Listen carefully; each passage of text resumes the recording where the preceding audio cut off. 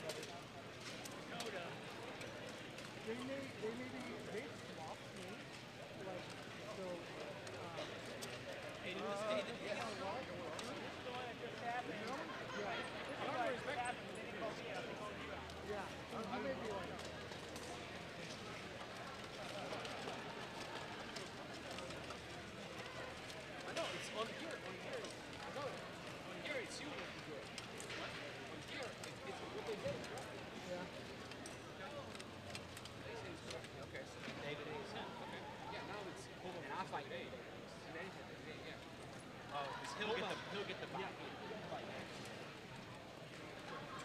What match was that? That was you right here? Just happened. This 7. Okay. Now Homa and David A.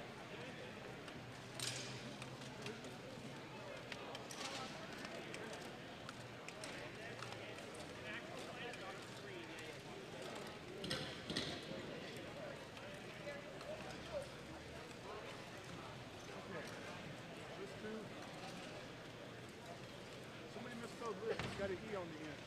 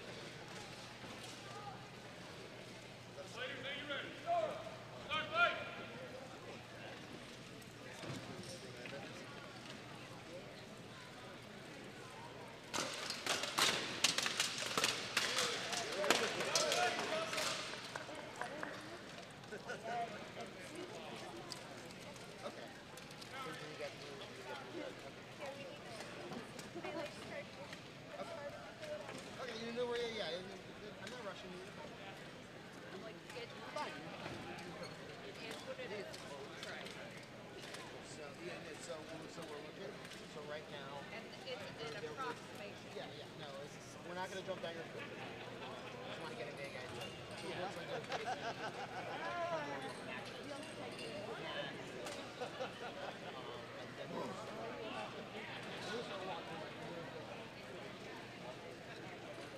Very good. I made this to be the most dangerous supplement here. A guy like this. Winner! Red corner! I was trying to prevent this. I was trying to prevent this.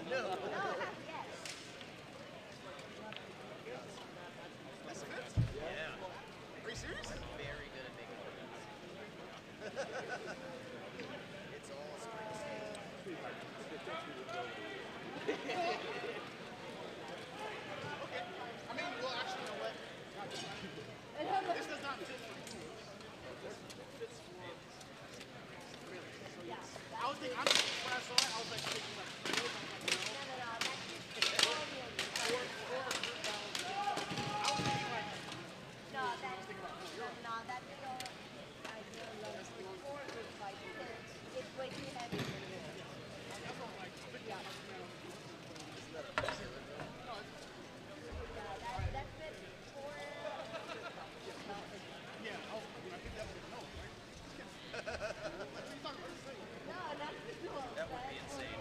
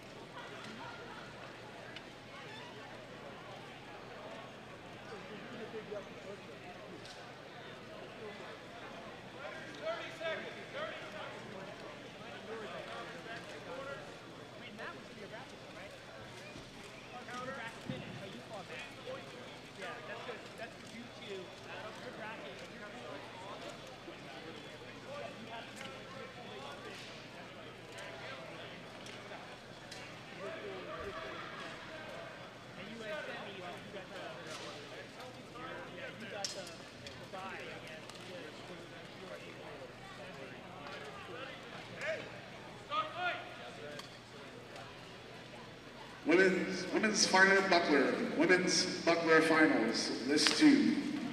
Women's buckler finals.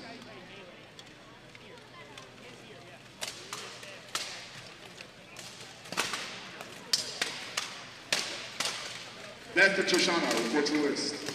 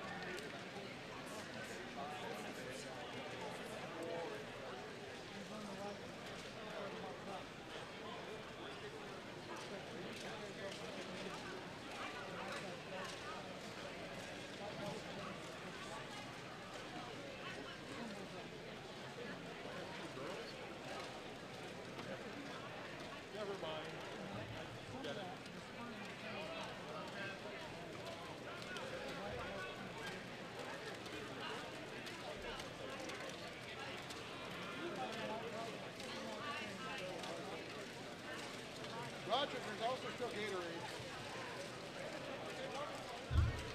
I like it. I thought there was a medical over here. Right here. I got a splinter. Do you have tweezers? No. Here, I got something. It's like a teeny tiny little one. But, you know, I'm like a punk baby. See that? Well, it's tiny. It's not but I can touch it. You can take it out. I don't think that would be hygienic. I don't think that would be hygienic. The horse arena, the bull arena, the livestock arena.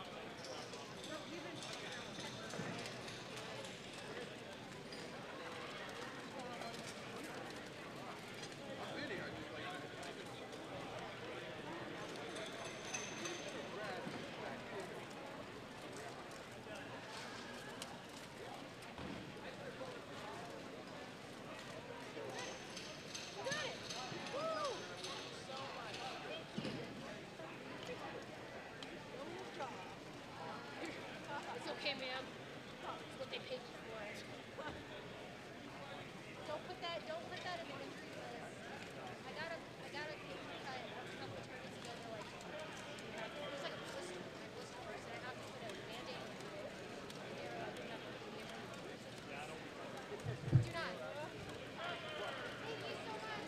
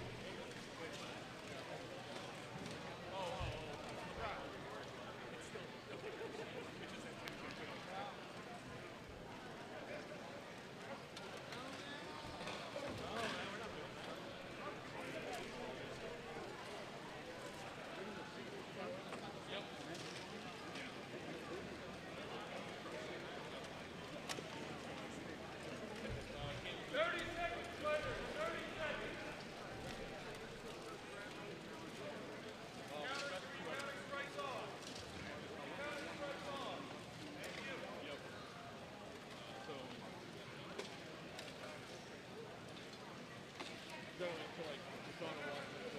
10 seconds to the center.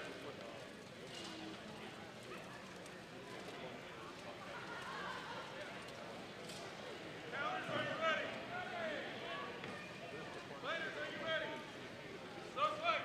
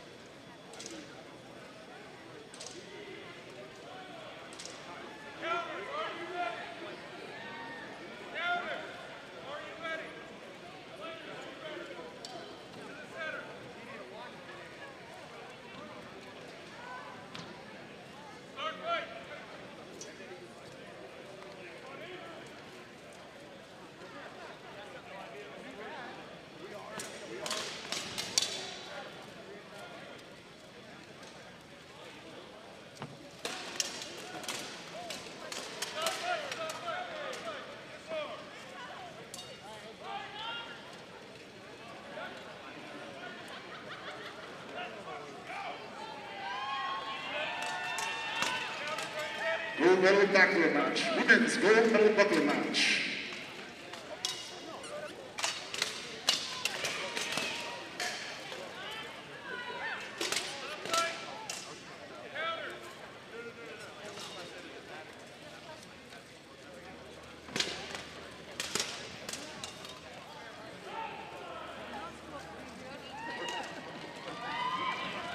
Yeah. The winner of this match will be the women's national champion. Women's national champion of this women's gold buckler match.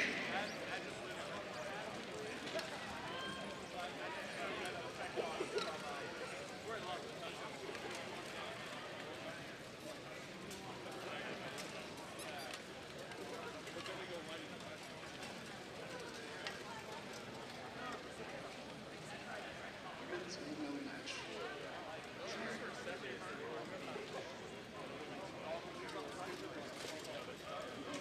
Women's gold medal match.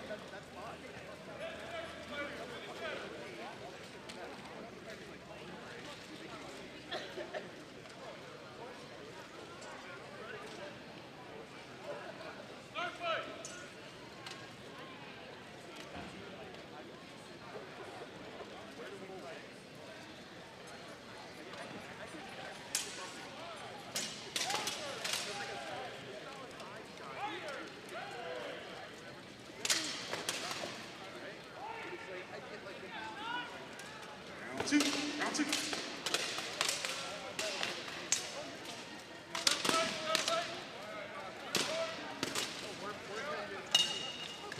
First to 5 strikes. Women's buckler. Oh.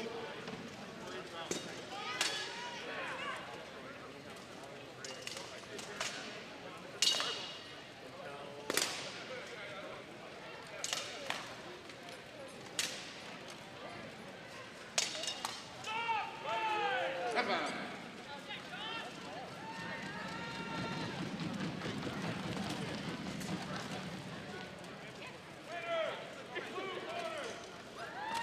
Winner blue.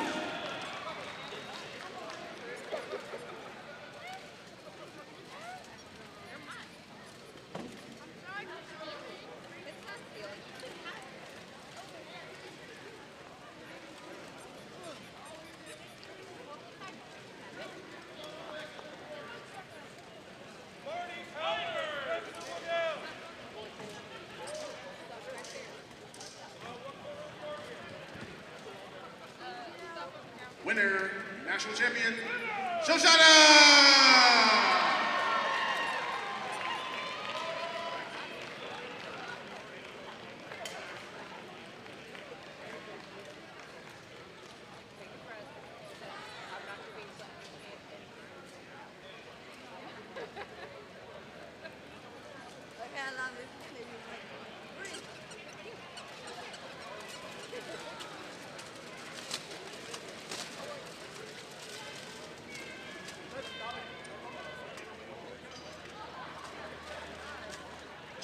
Jocelyn Wright, please report to the list. Jocelyn Wright, please report to the list.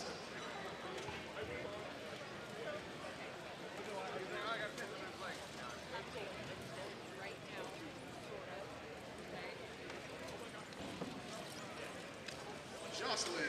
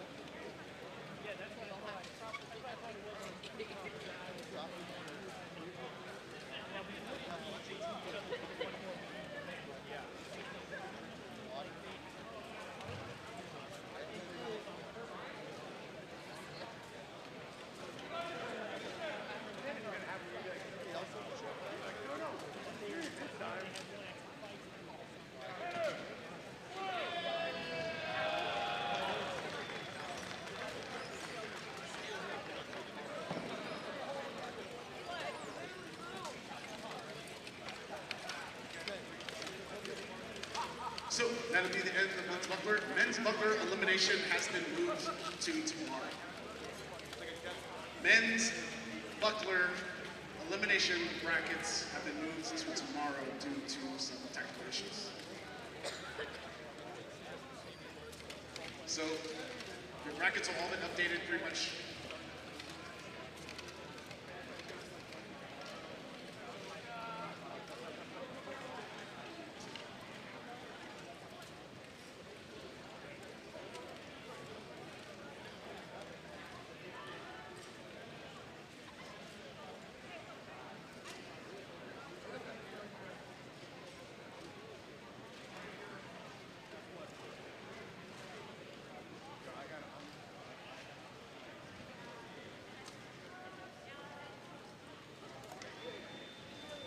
A 15-minute break, and we will return to do the opening ceremony for the melees.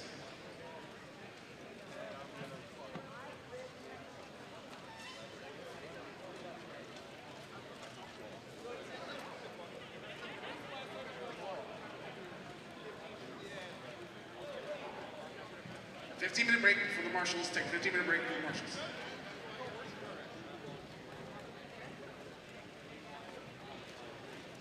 All marshals breaks. All marshals 15-minute break. Do the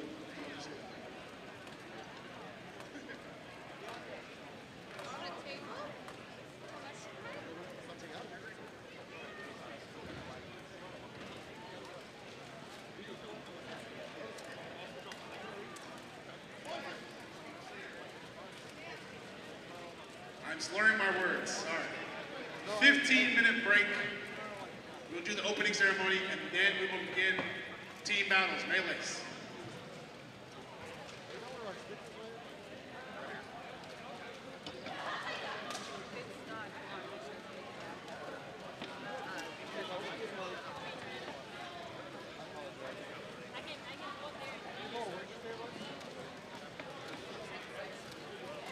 Melees in 15 minutes. Just martial break. Team battles in 15 minutes. Team battles in 15 minutes.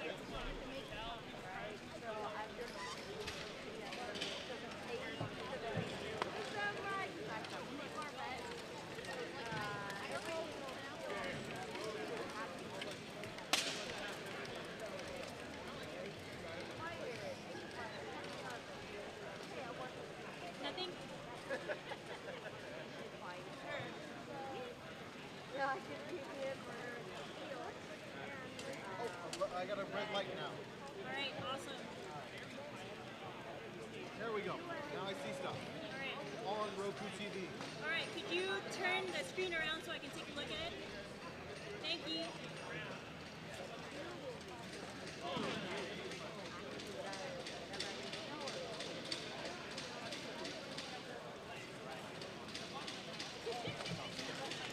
One second.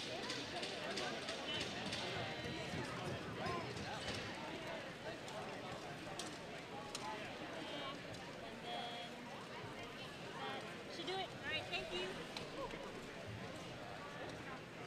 Thanks, Franklin.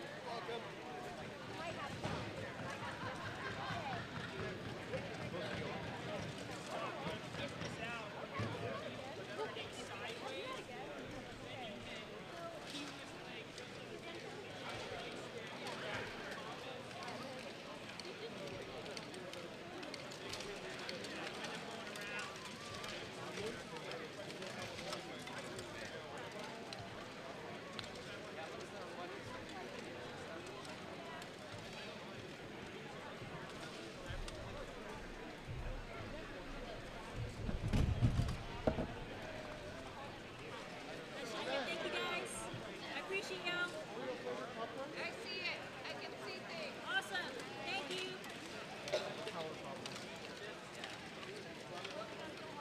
Somewhere there was a loose power cord. That little red light was not on.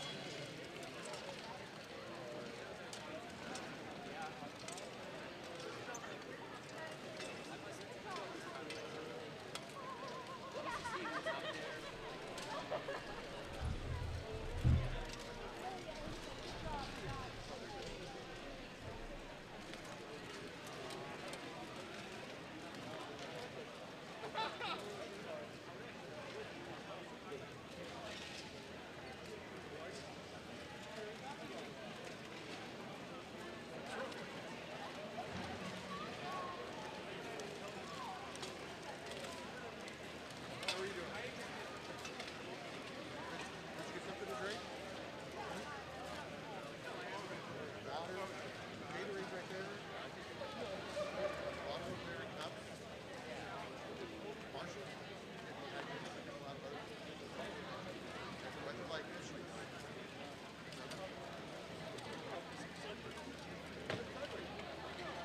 It is ugly. All yellow shirts are ugly.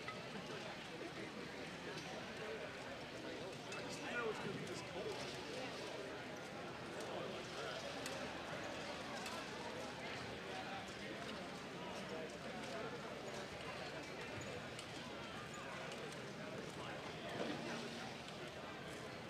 Yeah, I bought my son a couple of irons now.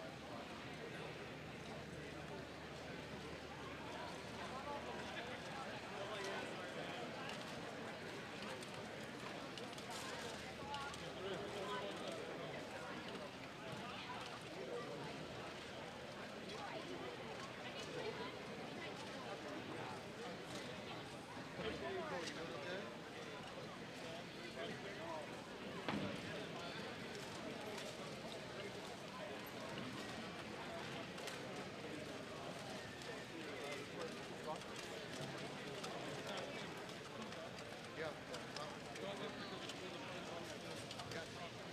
So if they don't have goggles, just set it on the list. And they were already told that they are not allowed to participate. Ladies and gentlemen, how are you doing today? All right, are you ready for some violence? Are you ready for some mayhem? Well, excellent. Before we get this started, we're going to introduce the mayor of Conroe, your very own city, and he's going to say some words. And then we'll get to some violence! Hey everybody, how you doing? Welcome to Conroe.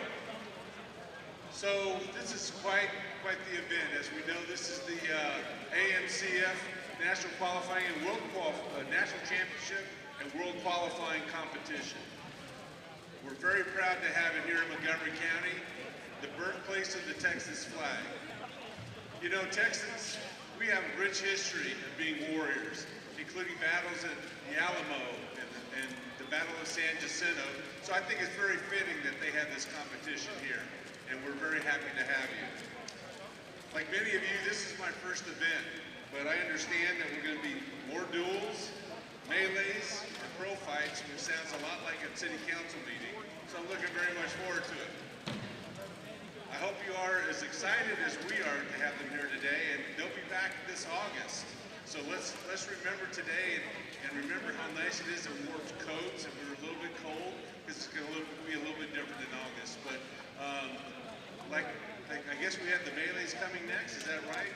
Well, in the immortal words of Mike Buffer, let's get ready to melee. Thank you all for coming out. All right. So what you're going to be seeing today, there'll be 5-on-5s, melees, where people are putting each other on the ground. This is non-choreographed fighting with actual metal swords. They're not sharp. However, we're wearing anywhere from 50 to 80 pounds of armor. So think about this. Anything you're moving, this is non-choreographed. They are fighting, they are drilling. This is where we're trying to find out the team who will be Team USA 1, Team USA 2, and Team USA 3. Along with other duelists that will be representing the United States of America. So it's basically like the Sword Olympics. As you can see, we have Dallas Mythics, the ladies team, they're doing some warm-ups. You don't want to go into this cold. So without further ado, we're gonna get some stuff started. If you guys have any questions, please let us know. My name is Spencer Waddell. I'm one of the other board members, so if you love it, let me know. If not, then Cyrus, the guy in the American flag shirt, is his fault. So we'll do some more, and please, talk to the people. If you have any questions, we are here for you, and we are here to represent the United States. Thank you very much.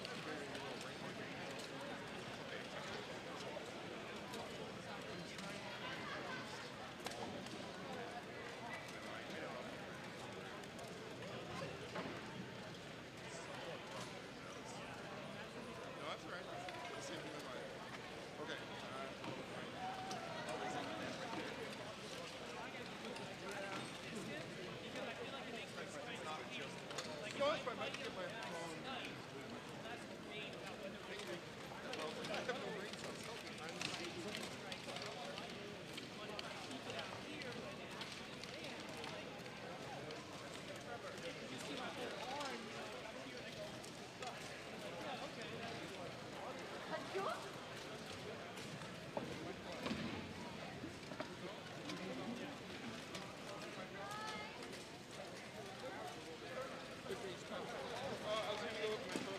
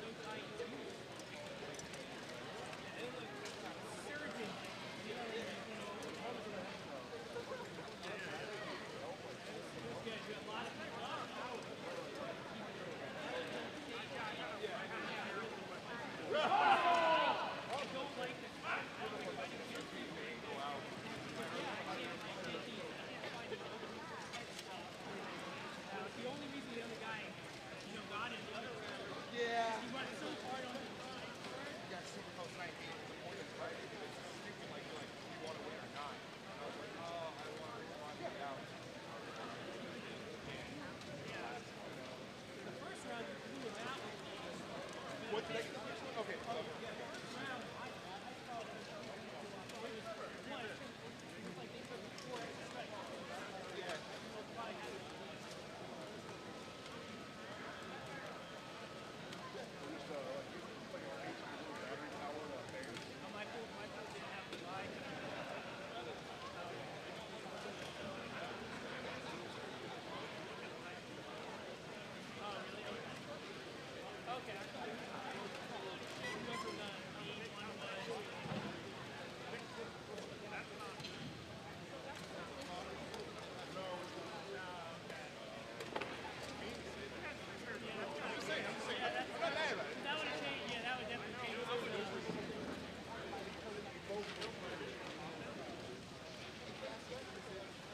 This is not me being mad. It's like, Yeah, because I was kind of playing in like Viking rotation. I understand that for Darth Vader and it's like, that's okay.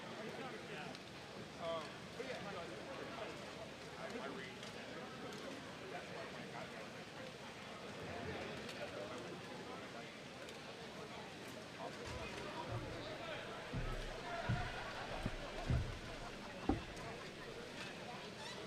Very solid.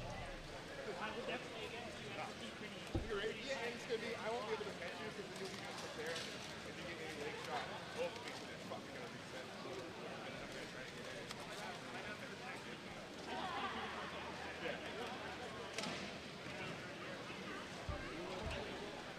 Fuck, where exactly? No, I don't have the late. We can't kick. That's why if we were like in long sword fight, I am gonna kick you because I'm too tired. But this one I can't get shot from the inside wall, so I have to either certain.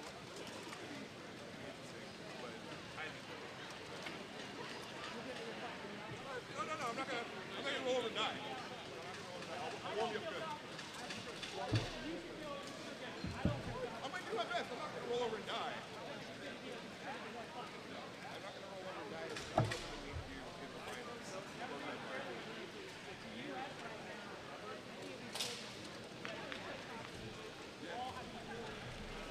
Yeah. Great world.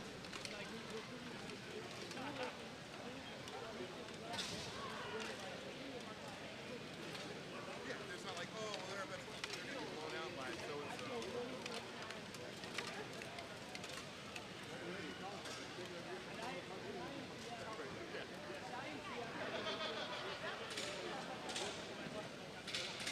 And that's why I was looking at stuff. I wasn't trying to rob anybody of anything. But when I saw it,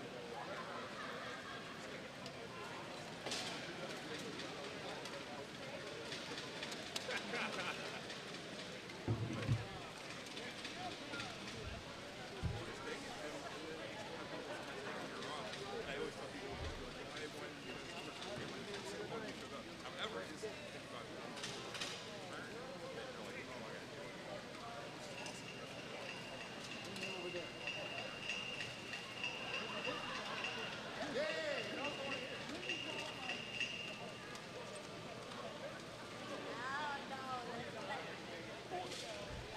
Yeah, 100% like, yeah, I want it.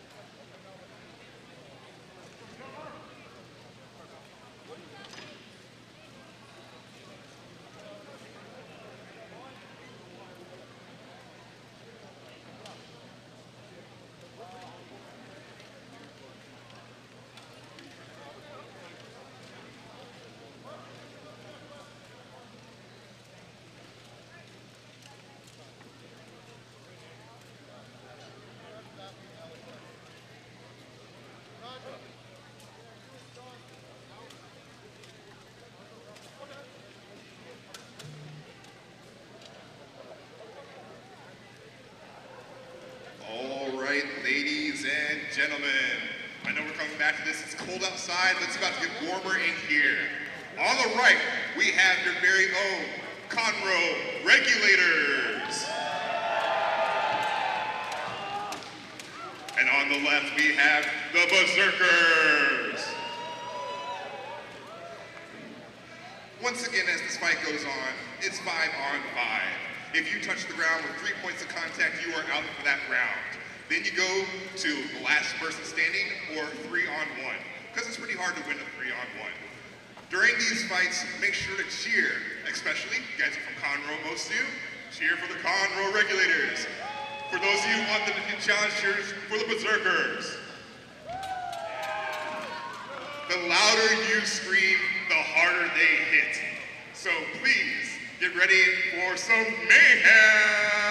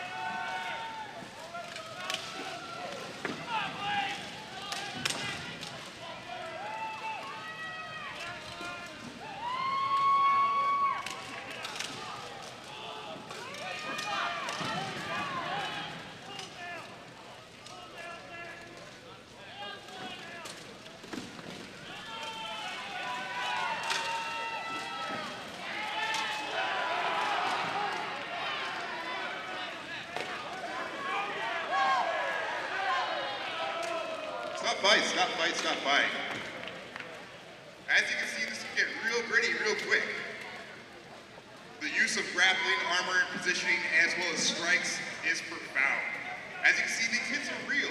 When you're falling down, you have to learn how to fall, you have to learn how to get back up. All these things are actually real techniques working on.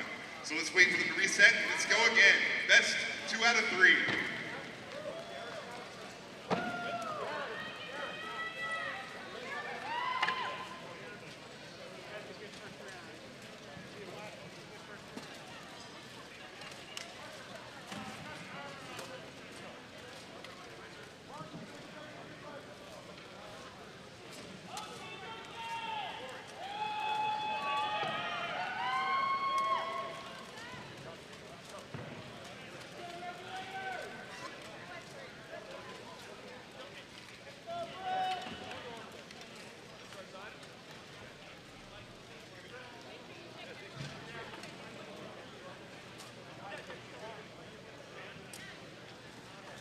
Making sure safety is first. We talk about having fun, safety is third. No, safety is first.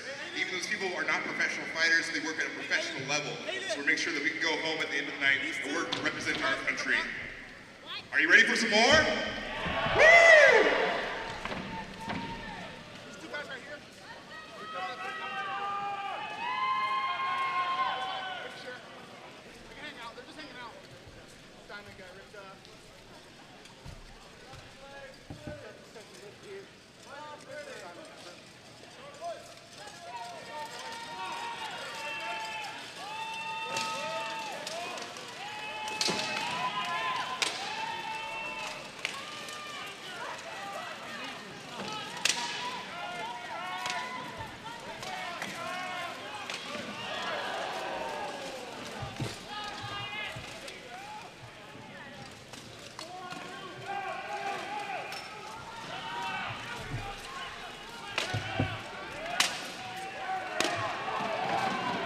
Stop by.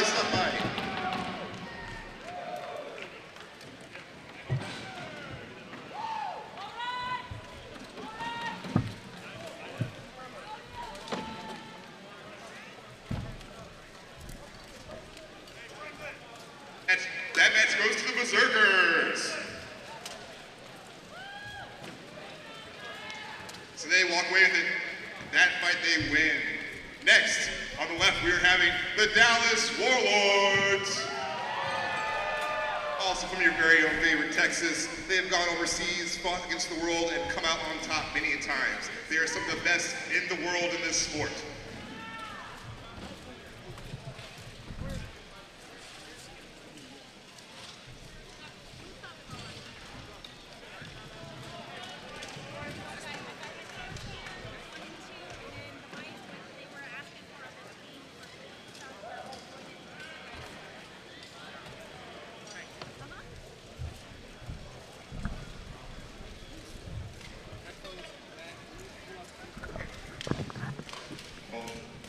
All right, and on the right, we have Tulsa Free.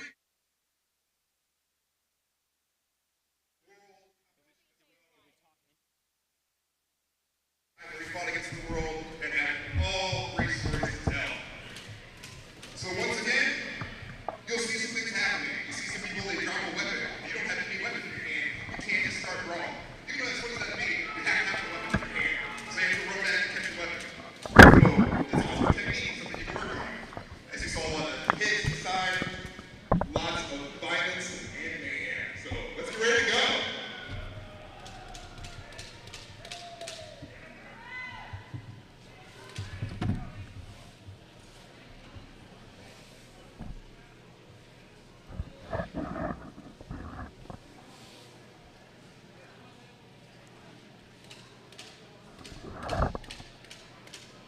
Hello, everyone out there. This is Dakota Walker with the Louisville Royals. We're going to run some commentary for you.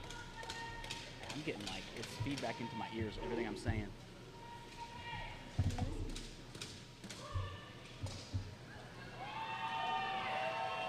We're going to get the list of teams now so that we can tell you exactly what's happening step by step.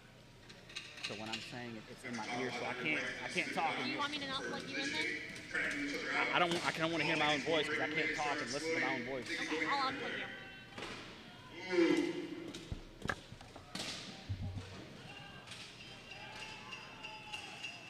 Ooh, that was a nice throw.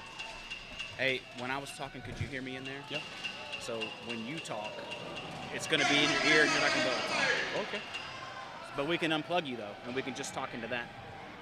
Yeah, that works. Is that better? Yeah. I think he wants to do the same thing. Unplug him. Oh, this feels better. That's a sight to see. So now you and I, we're just gonna talk. Okay. Do you have the list on Smooth Comp? I'm trying to pull it up. But it looks like it's going together pretty well. Once again, we want to make sure that we're explaining these if people aren't heard. If you think about wood splinters, they're thousands of pounds. If you want to think about the dimension, how much poundage of weight and steel they have right now. Absolutely outstanding. So while I'm putting this together, once again, we're the American Medieval Combat Federation. So please check us out on YouTube. If you have any questions, also if this is something you think you want to do or get started, please by all means. Yeah, we need people like you. Yes, we do. And once again, as you know, Dallas has some of the best teams in the country. Find it. And now all over the world, all over the nation, things are starting to pop up. So please check us out, give us a like, subscribe, see how things are, and ask us some questions. All right, I have Eduardo Maria Fusaro here as well, and we're going to run some commentary. Hello, everyone. This is a real interesting match. What you guys are seeing on the screen closer to you is the B team from the Dallas Warlords, local team who's organizing this tournament. Real good team, as you can see from the USA colors on their tabards. Part or most of their team represented the USA at the previous international competitions in Mexico in May of this year. And on the other side of the list, the far side from you, is Tulsa Free Company, a very well established and solid team, well known. Now, Warlord B took the first round. In case you guys are not familiar with the rules, the sport is called Behurt, or Armored Combat. And what you're seeing is a 5v5 melee. Now, the gist of it is real simple. Your team wins by taking down the opponents. As long as an opponent has 3 points of contact with the ground, they are considered downed. So either you win by throwing everyone down or by a 3 versus 1 superiority. Now there's apparently something happening in the list. I can't really tell. Warlords didn't win the round. Stop has been called apparently. while they are figuring something out. We can see that Tulsa is down a man. And let's see what's going on. I see some repairs being made to the list. I think that's what's going on. On the right side of the list, I see some emergency repairs. The sport is very heavy, both on the body, on the equipment, and as you can see on the list. The list is the rectangular wooden arena we fight in. All of the weapons and all of the armor are real steel or titanium in some cases. The edges are of course rebated. There's no sharp weapons here, and there's no thrusts allowed. But all the violence, all the hits, all the sparks you'll hopefully see are real. Nobody wishes for the opponents to get hurt, but it's a possibility. Now it looks like they are checking the list. They're still checking the list. For clarity, also the people dressed in yellow with the big flags in yellow as well, they're called marshals. They are the referees. And they got the most important job of keeping everyone safe, firstly, and then making sure nobody engages in illegal or less than legal activities.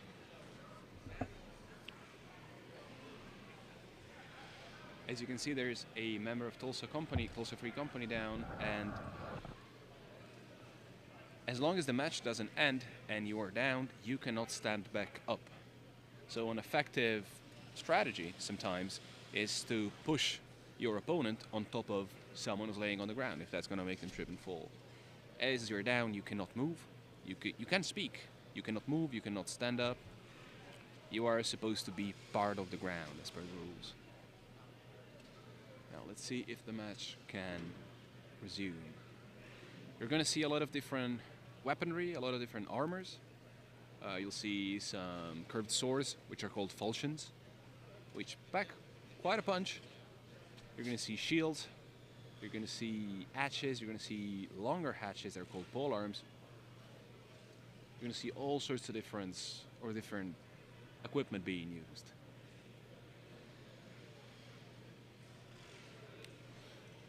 Now this is good for both teams because this pause is good for both teams because it's giving them both a chance to catch their breath, even though they had maybe half of a round. But it's still a welcome break. Tournaments are long. The more you win, the more you fight as soon as you get out of groups. So any chance for a break is more than welcome.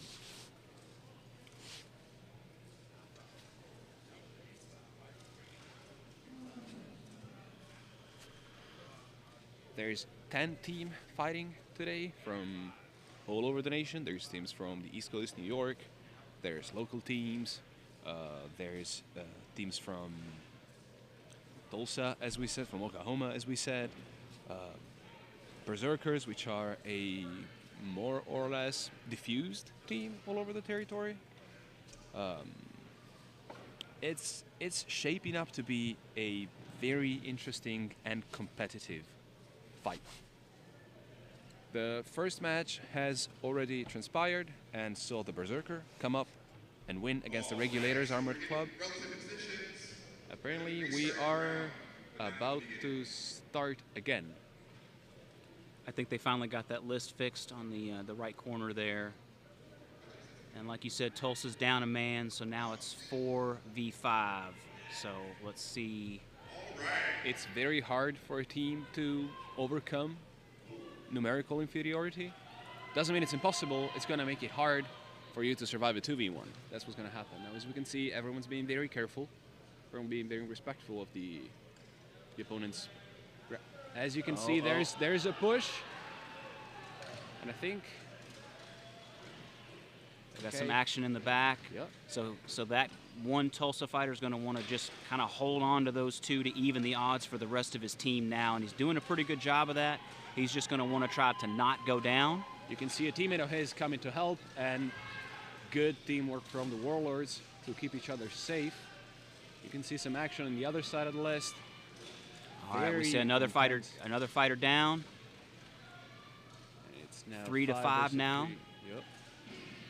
Good attempt. Good.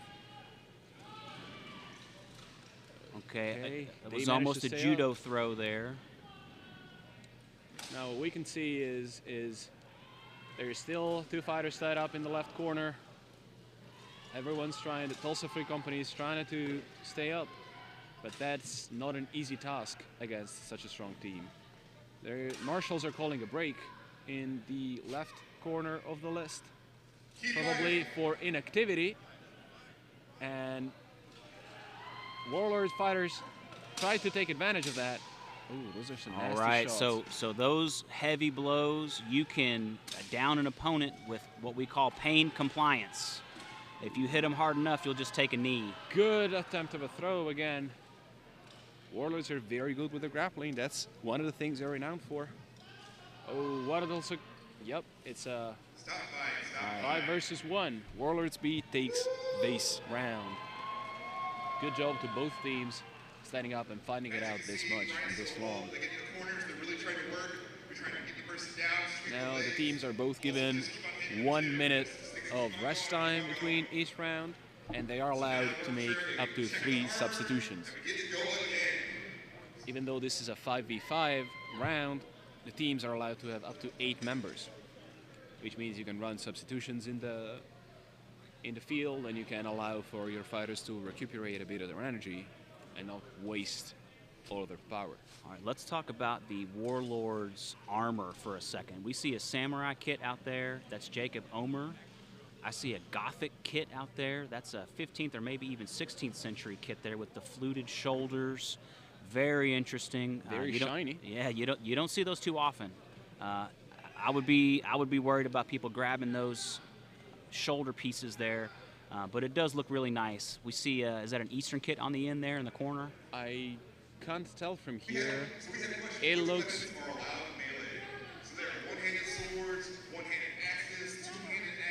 Camera's not facing the left, he says.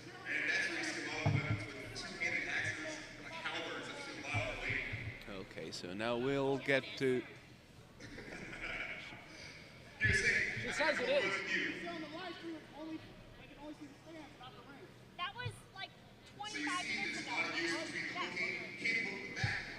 Okay, sorry about that. We had some camera issues that we were fixing there. We're taking care of that, making sure that everyone out there can see what we're seeing here.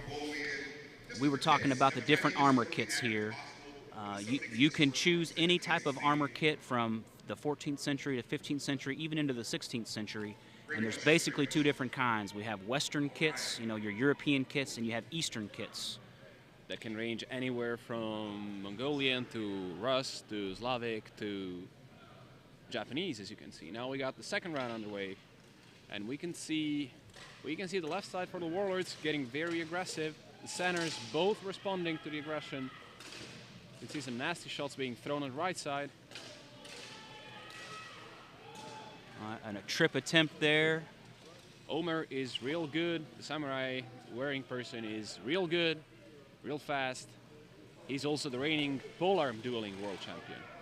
He is a force to be reckoned with. And as you can see, there's good attempt of a head rip that's negated. There's 2 fighters that went down on the right side, so it's 4v4, still equal, still fighting, still pushing. It's pretty even on the left side as well. You can see fighters attempting head rips to each other, trying to free your teammate from the grasps of your opponent. And it's 4v4, all on the same side. You can see that, ooh, that's a good throw. Good throw. All right, so someone is disarmed. Okay, if you're disarmed, you have to return to your side of the list and retrieve a new weapon. And you can't make any offensive moves. And that's what he was doing. He was trying to move back to the list to grab a new weapon, and he got taken down. And that's very nice. it. Good That's teamwork. Good teamwork. Good job to the second team from the Warlords. It was a amazing display of armored combat, teamwork, grappling skills, striking skills. This is one of the top teams in the world. So it's a beauty to be able to see them in action. Now we are, as you can see, the fighters They are being very friendly towards each other. The unofficial slogan of the sport is, you know, Bohurt is love. So as you can see, that being displayed by the camaraderie and the respect that the fighters display to each other. I'm gonna look at the comments. Kids to start fighting, but to learn the basics, just work on things, you can actually work on with stick fighting, work on pellet drills.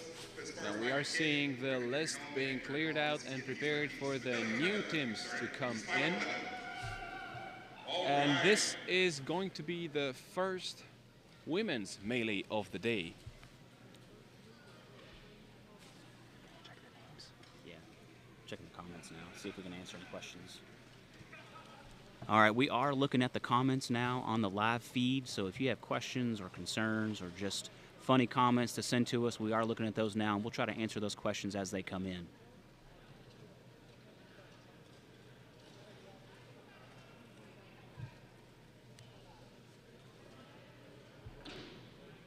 Again, you can see a lot of different helmets, a lot of different kits. Some shiny, some more dented, and some have seen more use, which just makes that fighter more dangerous to fight, because it means they have experience. Great, thanks.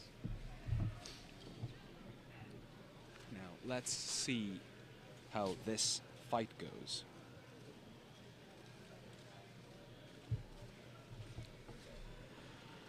Hey, by the way, just a side comment here. If you're watching today and you think you might want to try something like this, startfighting.info. If you go to that website, you'll see that we have teams all over the world. There might be one near your hometown, and you can reach out to them on social media and start training today.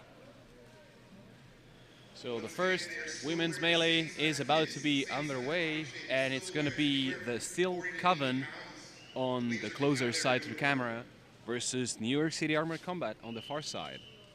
This is going to be a real interesting match. Both teams have very well experienced fighters, and it's nice to see the women's side of the sport flourish. So we got a comment in. The question is, are Volges or glaives ever allowed? Edward, I'll let you answer that question about polearms. Polearms are, most weapons are allowed if you can find a depiction in a manuscript or in an historical document. There's safety rules, especially for any weapon in the sport, but especially for polearm, that forbid essentially spear tips, because that could be potentially very dangerous. That's one of the cardinal rules of the sport: no thrusting, and no 90 degrees angle. Now we can see the melee start, and we can see Steel Coven hanging back and waiting for New York City to take on the offense. Now we can see the left side pushing in. We have a center. Yeah, center's making their move. Now it broke off in different 1v1s. You can see teamwork, and you can see a takedown. Good job. All right, center's doing work there, surveying the field, finding an opening to get that easy takedown. You can see the 1v1s on the left side of the list getting intense. You can see a 2v1 in the right bottom corner with some interesting and high volume striking and a possible takedown. Steel Coven is staying up, is resisting. They are doing a good job. They are trying to make it harder for the other team to take them down, and that's a suicide takedown. It's all right, yeah. Both fighters went down together, and it's a real bad situation now the Steel Coven fighter find herself in. Is that one person still staying up under the list and still staying up? Still standing up. All right, they pushed him outside of the list. That was an excellent takedown. And now you can see the teamwork coming in. And that's a wrap. That's a 5 versus 1. 4 versus 1, sorry. Good work to both teams. That was a fast round. What do you think? Yeah, I think the strategy there, so we do have plays in this sport, so the teams do practice certain strategies on whether they're going to push left or push right or where the center's going to go.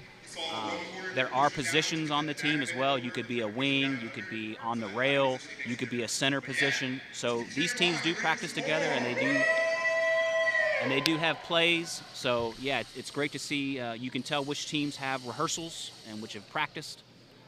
And you can see the coordination really weighing in on how teams can execute the strategy they want to execute. Now, of course, you can have all the strategy in the world.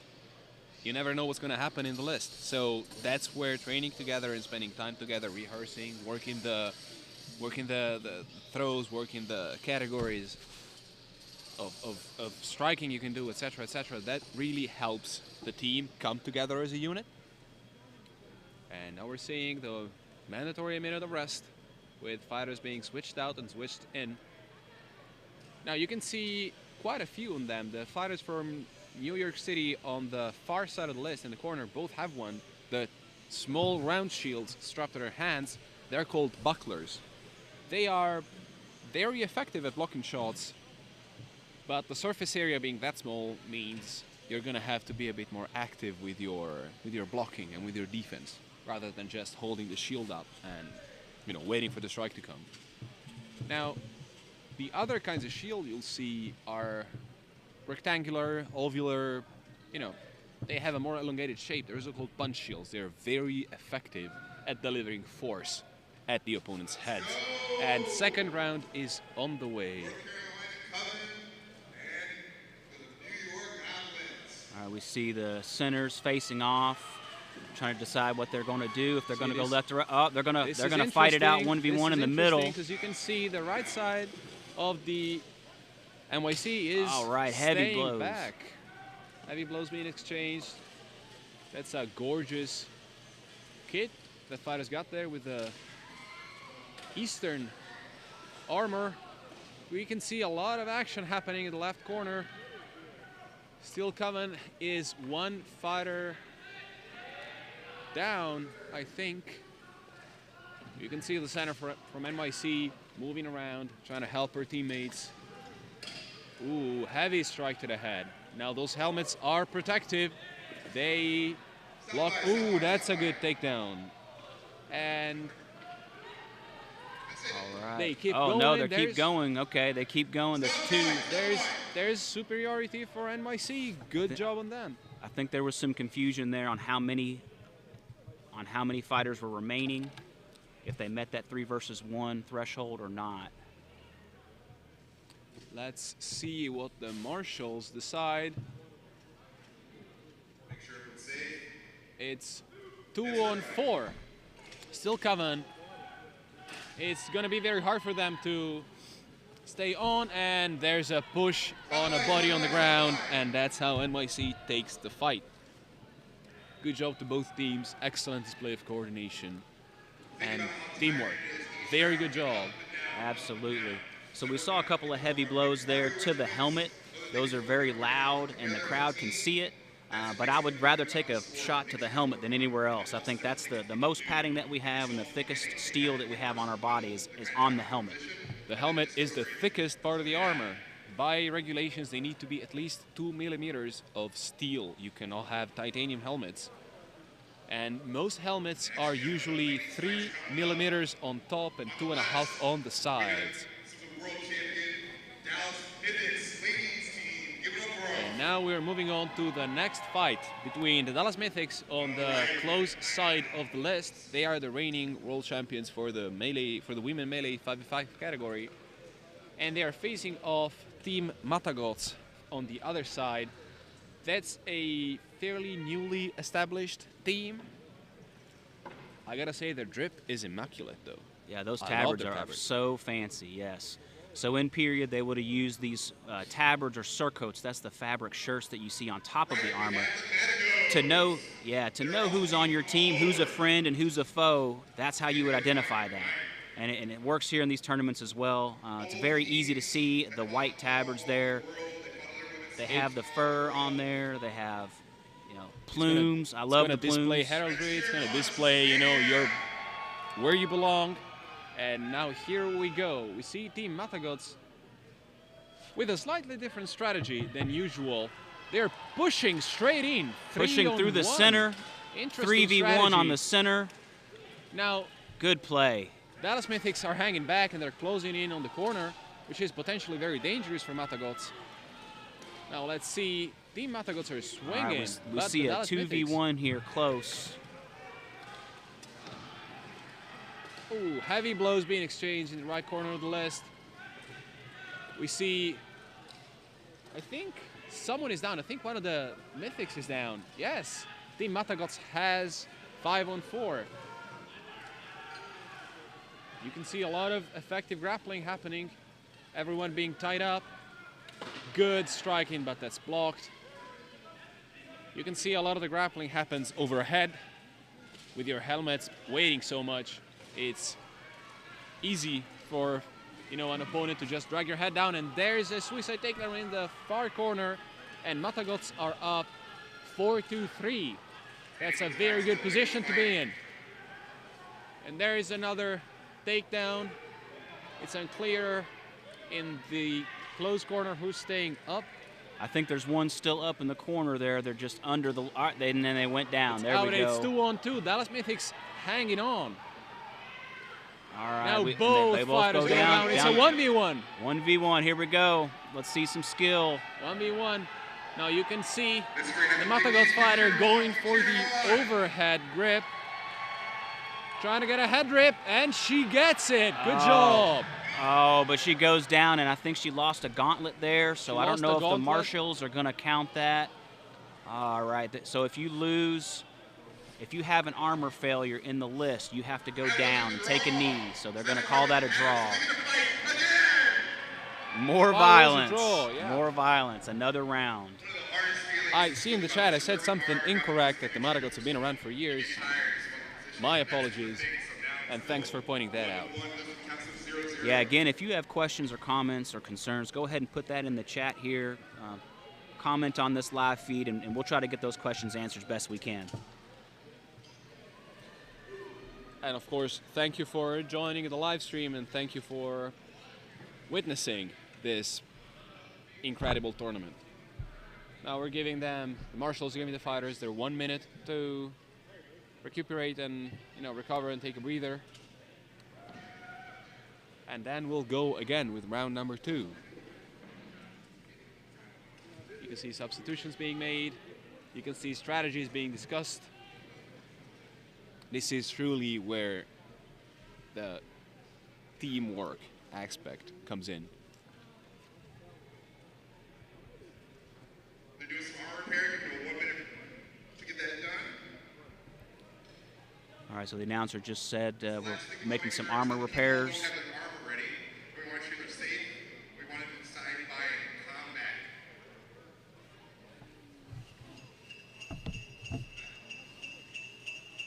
So they're asking some of the questions. What do we check during the safety check? There's certain armor places that you have to have covered. Make sure that your helmet's on right. Making sure that everything's fixated. Your straps as well. You can see the teams agreeing. You can see the team resting. You can see coaching happening in the close corner by the Warlords team to their sister team and the Mythics. Another interesting formation by Matagots that it worked out for them in the first round. Let's see what happens in this one. Yeah, let's see if they choose a different play or go with the same play. So now it looks like they're going to push on the right side now. Very strongly, leaving the right side behind in a 2v1. Yeah. They are putting a lot of faith into their fighter in staying up in a 2v1. That's a heavy shot to the back. Another one. Good job from her teammate to keep her covered. And she's trying to make a disarm, and she gets the disarm. She gets the disarm. She has to run back. She's running to her team to get her weapon. All right. And a fighter was down from the Mythics, probably because of something. May have been an armor failure, I think, probably. again. I'm seeing that it's a 4-on-2 for the Mythics. The Matagot that was trying to retrieve the weapon was not able to do so. She got taken down before she could retrieve that axe. Heavy shots, good strike. So now it looks by like Mythics. You can see they're talking to each other and they get the takedown. It's a 4v1 for Team Mythics. Good job. Very good display by both teams here.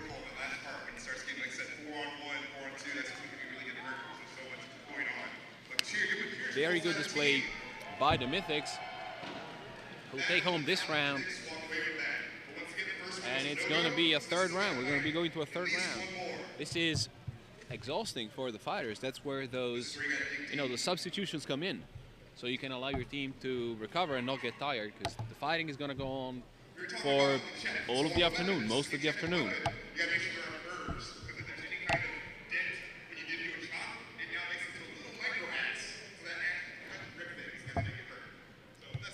All right, we see the request to adjust the camera angles, and I think we're taking care of that now.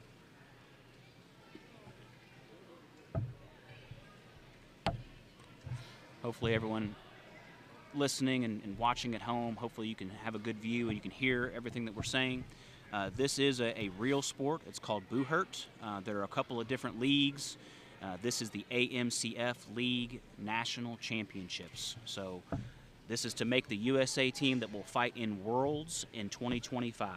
Which are going to happen stateside in Houston from August the 6th, from August the 10th. And we're on their way with the third round. Now let's see which team takes it home. Marigots, I love their strategies. They are unconventional. Again, they're pushing in one side through the center, and they are making it mayhem. There's a 2v2 on the left side, and there's a good takedown from the Mythics. Very good. On the right side. Now they're up one fighter. Let's see. Let's see. Oh, Matagots, that's a good one-on-one takedown on the left side. And it's two consecutive takedowns on the right side, and the Mythics takes it home. Good job to these fighters. They are holding up to the title of, world champions.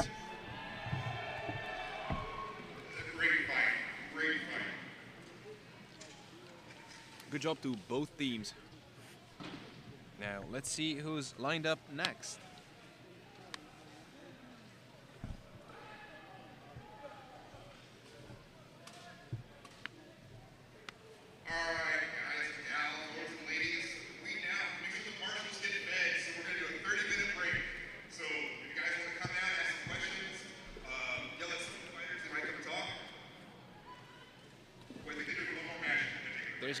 This is going to be the last match before a short 30-minute break between the Dallas Warlords, Team A on the close side of the list, and Detroit Fight Club on the far side.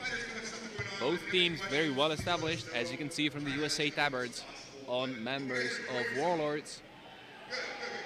They've represented the US in international competition.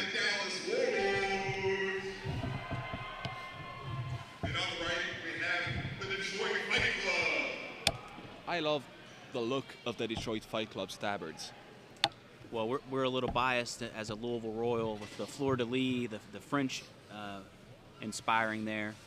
They've got green and gold, and then of course you have the Dallas Warlords wearing their USA tabards from their overseas ventures. So the USA team will wear the red, white, and blue of the United States of America when they fight teams from all over the world. And that's what we're here to determine today, who gets to make the USA team that fights all over the world. Every other year, I believe, they choose which hemisphere it's going to be in. Yes. So it's a last choice year, that lasts for 2 or 3 years, if I recall correctly. Right, that's correct. The last 2 or 3 years, I think it's been in Europe. And then this, in 2025, it's going to be in the United States. Now we can see the match is about to start. Let's see what these teams do. Marshals making sure everyone is ready and safe. And here we go. Match is underway. You can see the Warlords pushing in very strongly on both sides. Their centers. Good takedown on the left side. Real quick. They're working on another one and they get it as a 5v3. That's real hard impact. I wouldn't want to be that guy. Getting hit on real hard. Staying on. Strike to the back. One goes down. It's a 4v1. Real quick rounds. Warlords are one of the best teams in the world, and it's showing. Very tough fight. Very tough fight.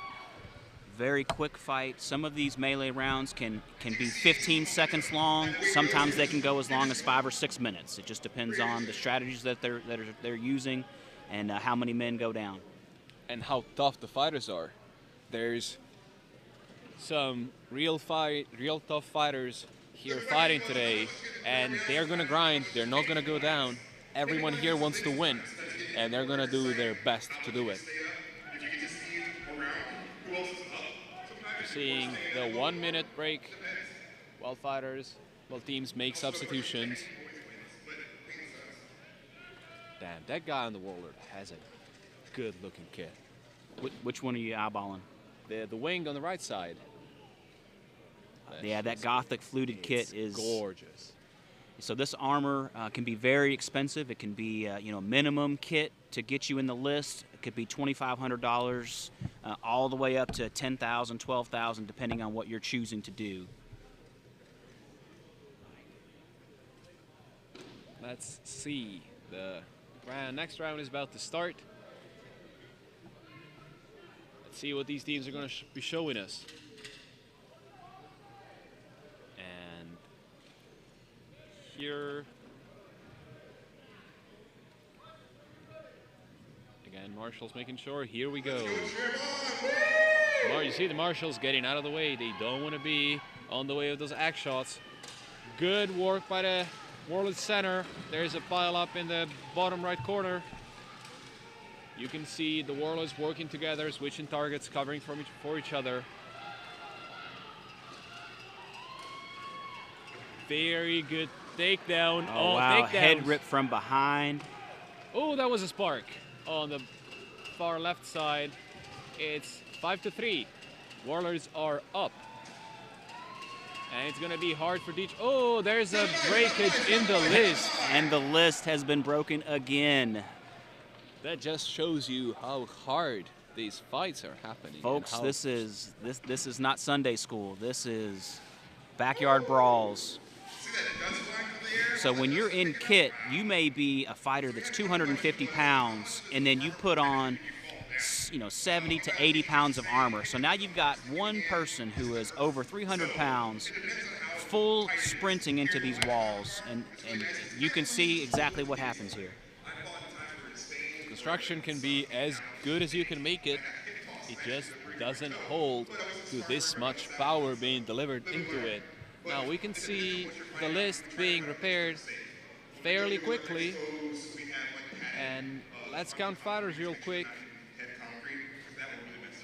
We've got 5 fighters for the Warlords still up and 3 for Detroit. This is a hard situation Detroit is in. Now let's see what they can do.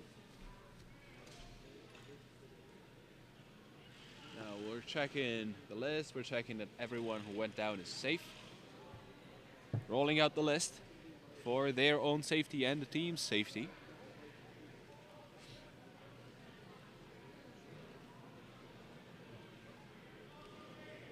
Marshall's doing their best to repair the list as quick as possible so that the fighting can resume.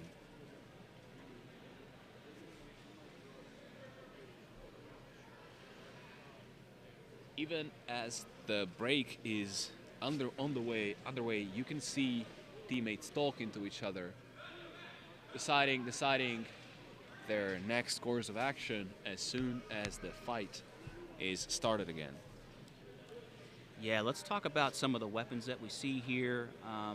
You can see that some of the knights have, some of the armored fighters have weapons on their belts. So those are secondary weapons in case you do lose your primary weapon that's in your hand. You can just reach down and retrieve the weapon that's on the belt that you have there. So that's a good strategy to have that on your person, just so you don't have to run all the way back to your side of the list and retrieve a new weapon. Because the reason for that is if you're not armed, all you can do is go get a weapon. You cannot defend yourself, you cannot be offensive. So that losing a weapon puts you in a real dangerous position because you cannot do anything but run and go get another.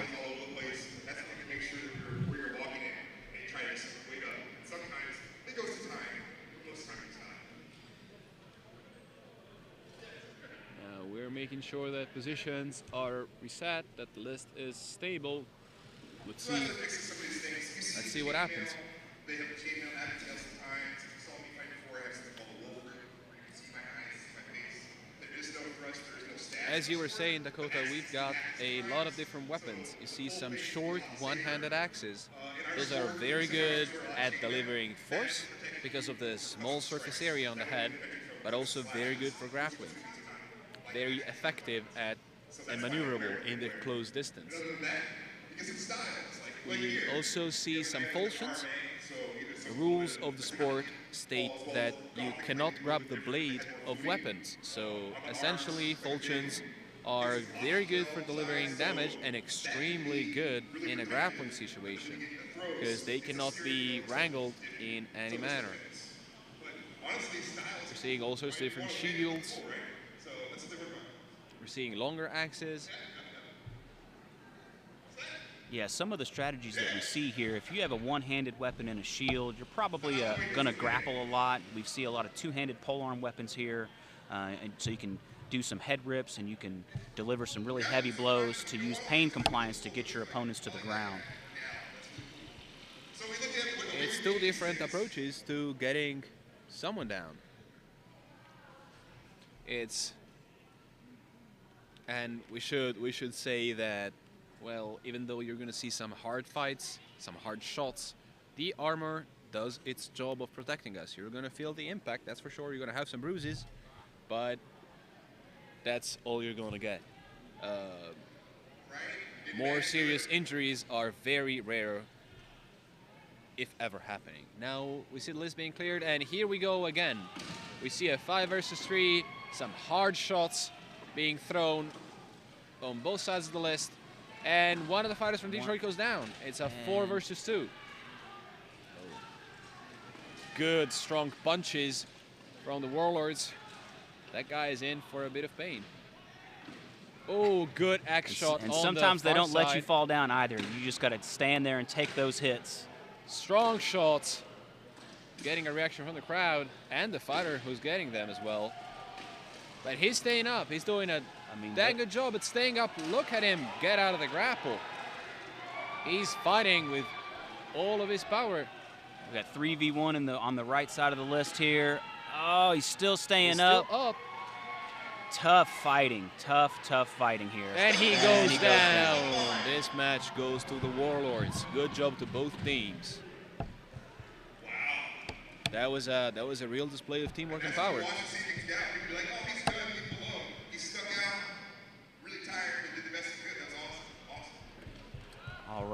All right. So I think now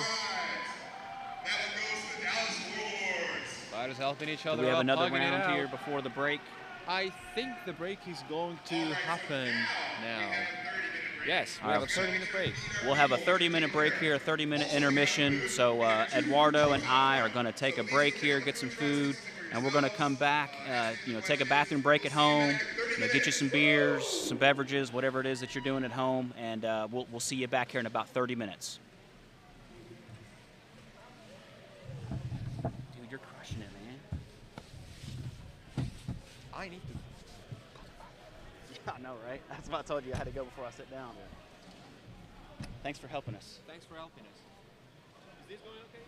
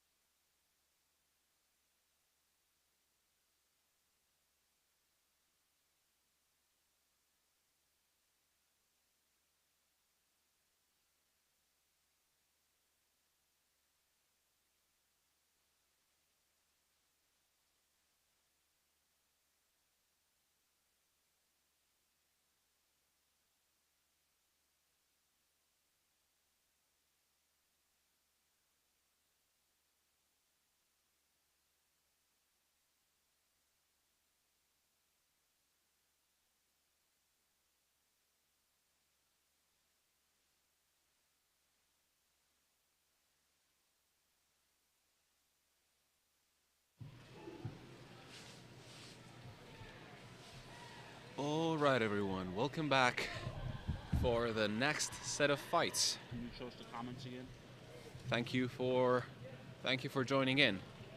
Now, this is going to be a match between, on the close side, the Regulators, and on the far side, Tulsa Free Company, who we've seen fight earlier in the day. Let's see how this fight goes. We're seeing the teams just being led in the list. The marshals checking if the equipment is safe. They're also checking the back of the helmets for a piece of safety equipment we call a Simon strap, which is a retention strap that connects the back of the helmet to your chest piece on your back, so that if someone is pulling or trying to take a head rip or something that makes it so that they're pulling your helmet away from your head, that stays there. Now, we see a lot of big guys on both teams. Now, this is going to be interesting to see how it goes. We are about to get started. And let's see.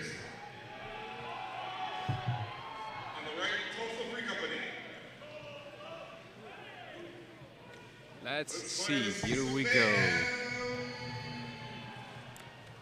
We see both teams meeting in the middle, very careful, very respectful of each other's pushing power. We see heavy strikes being exchanged on the right side, almost takedowns on the left side, both centers colliding on the left, and it's a 5v5 struggle.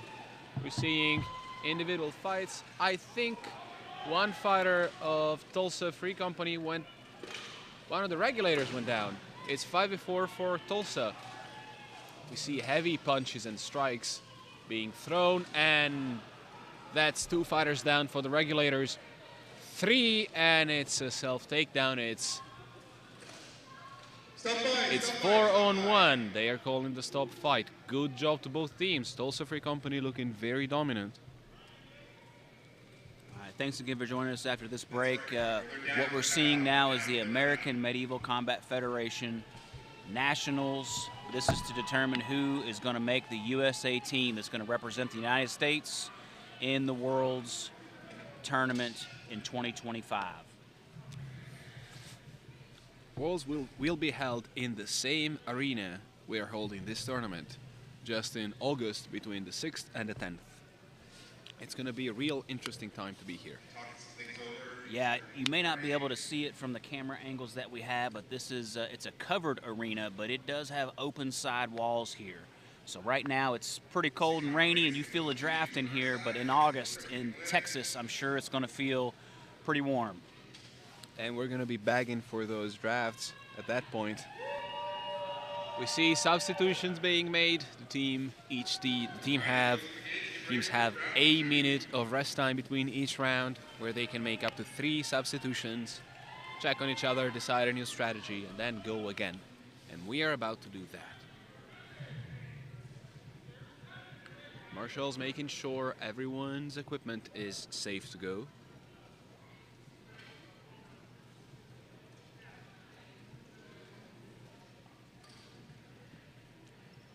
Hey, just a reminder to the audience out there, if you have questions, comments, or concerns, just drop those questions or comments or concerns onto the live stream here, and we have those pulled up. We can see them, and we'll try our best to answer your questions. We are getting ready. Teams are staring each other down, and we are about to start again for the second round. Both teams answering the call of the marshals. Here we go. Let's see what the teams do. Regulators pushing off aggressively on the right side and cutting across the right wing, tying up the enemy center. Everyone gets tied up in individual 1v1s, and that's... And did he step out of the list? They went down together, I think. Oh, that's a good takedown by Tulsa. Oh, heavy charge. Zach Golden is a big fighter. Yeah, sometimes you don't expect those big guys to move that fast, but sometimes they do. And he's working. Irregular. Oh, and they go down together. Very good work. How many we got left? 3 on 2, it looks like. It's 3 on 2 for Tulsa. 2 to 3. Let's see what's happening. The Tulsa fighter is getting his weapon. It's a 3 on 1 for Tulsa. That's the end of the fight. Good job to both teams. Tulsa takes his round home. That's all right. Look at him. Good fight. Everyone is being stood up. Marshall's making sure everyone is safe. Nobody got hurt. Yeah, what's interesting is we see fighters from all over the country here today. Tulsa, of course, from Oklahoma. I'm not quite sure where the regulators are from. I'm not sure either, but we've seen, of course, Dallas before, local. We've seen Detroit. We've seen, I think Matagots are from Colorado. I think they are a Colorado team as well. I know most of their fighters are. I'm not sure about that. We are seeing a very high-level competition between some of the best teams in the nation. Now, marshals are clearing the field. Everyone is being let out of a list. The job of the marshals is, again, to keep everyone safe and also to make sure no violations are happening as the fights happen. And that's a very stressful job. It's not an easy one. And as you can see, there's quite a few of them. And they are all essential to the sport. Now we are seeing the next team let in, and I think we are seeing the Dallas Mythics women team on the close side of the camera, and on the other side we are seeing Steel Coven. Both teams won their previous rounds,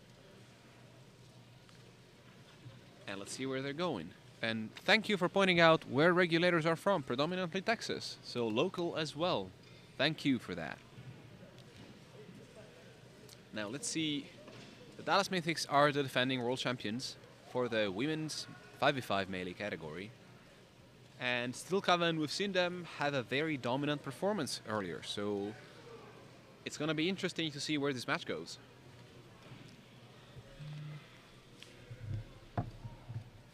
We see the 5 fighters for each team in the list staring each other down, settling down in their positions. Now, if you're new to the sport, you're going to be quick to notice that usually teams run 2 fighters on each side of the list. That's the wooden arena we fight in, and 1 in the center. This allows for certain stability, but also flexibility in the tactics and strategies they can engage in. And there's, of course, different jobs that each role has to take on.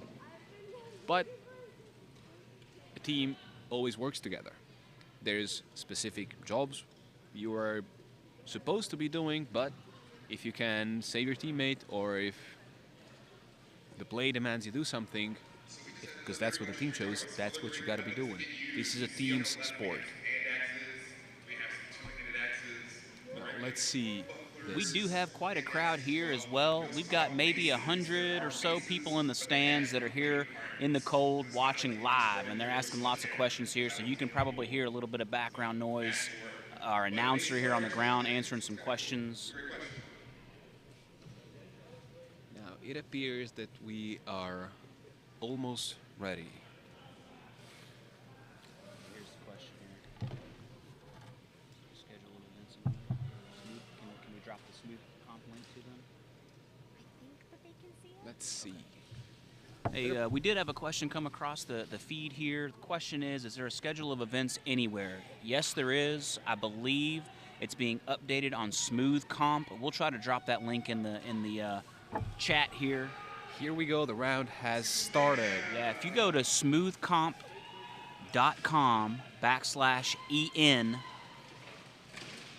and you type in our event name, you're going to be able to see and watch the fights, and you'll see the results of each fight in the brackets. So that'll be the schedule of events there. In the meantime, we're seeing some heavy shots and heavy scrambles happening in the field. Both teams are down a fighter. The Mythics are holding onto the right side of the field, and Steel Common is being pushed way back on the left and back. It looks pretty balanced right now. We're seeing essentially 4 1v1s. And that's a very good takedown by the Dallas Mythics. Now they are 4 versus 3. That's very advantageous for them. And it's another takedown. 4 versus 2.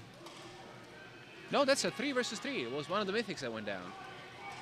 Oh, all right, another big push. takedown. And that's 4 versus 1 on the Mythics. I stand corrected. Stop by. Mythics showing a very dominant performance. very, very good fights. It's important to get a takedown as quick as you can, because as soon as you take down one person on the other team, now you have a distinct advantage, a numerical advantage, and that just makes it that much easier to take the rest of the team down. We're speaking from experience here. Getting out of a 2 versus 1 in a melee scenario is not easy, especially if the 2 fighters you're facing are working together and communicating. One thing that you can't see from the live is that, well, these fighters are always talking to each other. They're always communicating on the go, deciding what to do, sharing information, deciding the play or the takedown they're attempting on their opponents. This sport requires teamwork to the utmost degree. Hey, I believe we got the link for the schedule of events dropped into the comments section of this live feed. So if you go to that link there, it should be posted, and you can see all the previous fights that have been finished, who won them. I think we got a bit of a delay on our end to see it, but it should be in there. All right, the minute break is about to end. We've seen some substitutions. We've seen the teams reassemble themselves, deciding on a new strategy. Let's see what happens in the next round. Marshall's getting ready to start, and here we go. Both teams now being a bit more careful, respecting each other. Strong engagement on the left side. Both centers converging on the right side, making it a 3 versus 3 on there. Big hit on the helmet from the Mythics on that side, and very good head rip, and they go down together. Yeah, the key here is you want to take them down and not also go down yourself. On the right side, there's been some takedowns as well. I think the Mythics are up 1 fighter. It's a 3 versus 2. And that's it. Strong push from the Mythics. They get the win. Congratulations. They are the defending world champs, and it shows.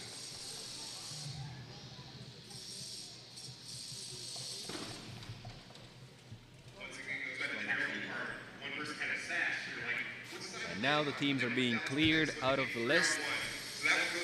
And we are about to see a new set of teams enter the arena.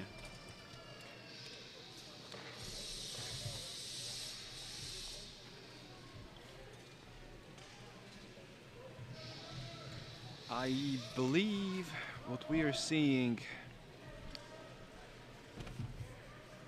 is the Berserkers on the close side.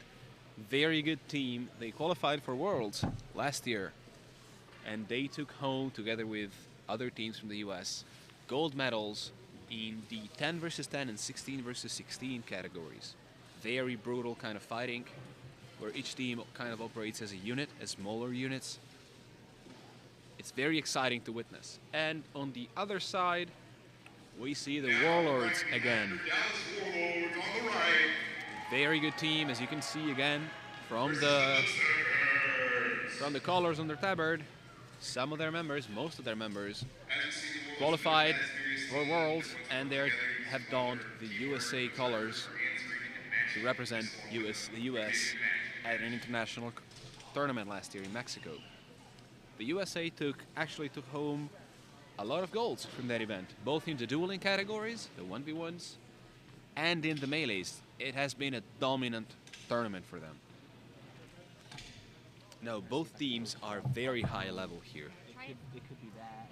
I've also tried on my phone. They faced each other multiple times, Maybe it's YouTube, but give it a shot. Yeah, I mean, and it's going to be a great fight. I'm just not seeing anything.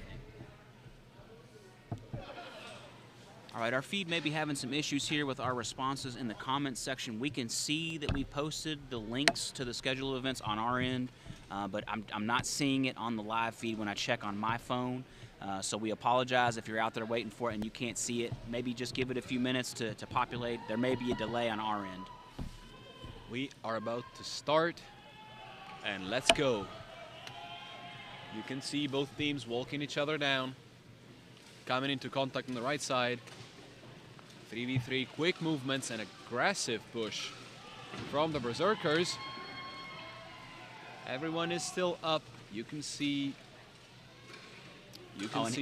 Those centers there, he's got a reverse grip on that mace, so he's holding it with the mace tip down so that he can have a better time at grappling. That's an interesting technique. We're seeing they are grappling pretty strongly. Good takedown from the Warlords. This puts them at a significant advantage. It's 5 versus 4. Let's see what happens. Attempt at a takedown in 2v1 on the far side of the list. Ooh, heavy kicks, heavy strikes to the shin. To the greave, yeah. So the greave is one of the thinnest pieces of armor that we have on the body. So those heavy shots are gonna hurt. In the meantime, the fight in the far corner of the list has subsided. Both fighters from both teams have gone down. That one fighter from the Berserkers is hanging on and is brought down in the end. We are now seeing a 4 versus 2. That's a bad spot to be in for the Berserkers. And you'll notice a lot of these fighters, they're keeping their backs to the list, meaning they're keeping their back towards the wooden part of the list, and they're surveying the field. You don't want to get any of those checks that you don't see coming. Very nice takedown. As you can see, the teamwork we were talking about earlier, very effective.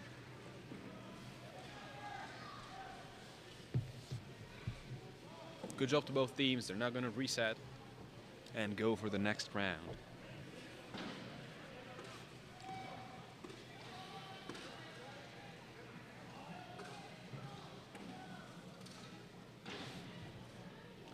We're seeing subs coming in, being checked by the marshals. You know, safety comes first, and safety comes second and third. We don't want anyone getting hurt.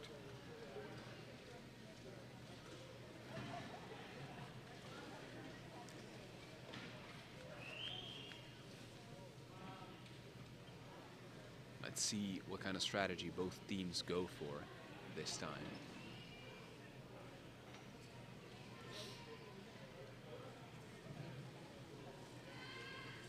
Subbing your fighters, switching out is pivotal to saving energy and making sure your team gets to the end of the tournament with enough power and enough push to fight the finals.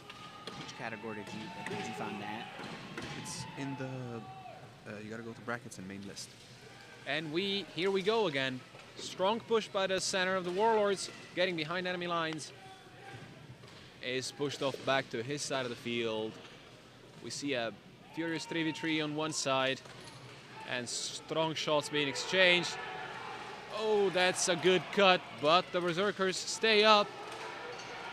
Good catch from the Berserkers.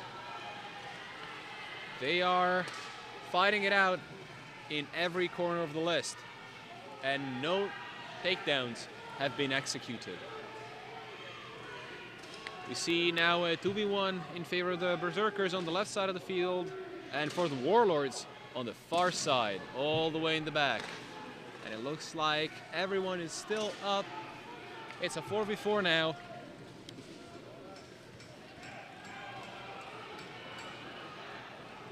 Warlords are fighting it out, and they're winning. The Berserkers are down a man. And that's a incredible head rip.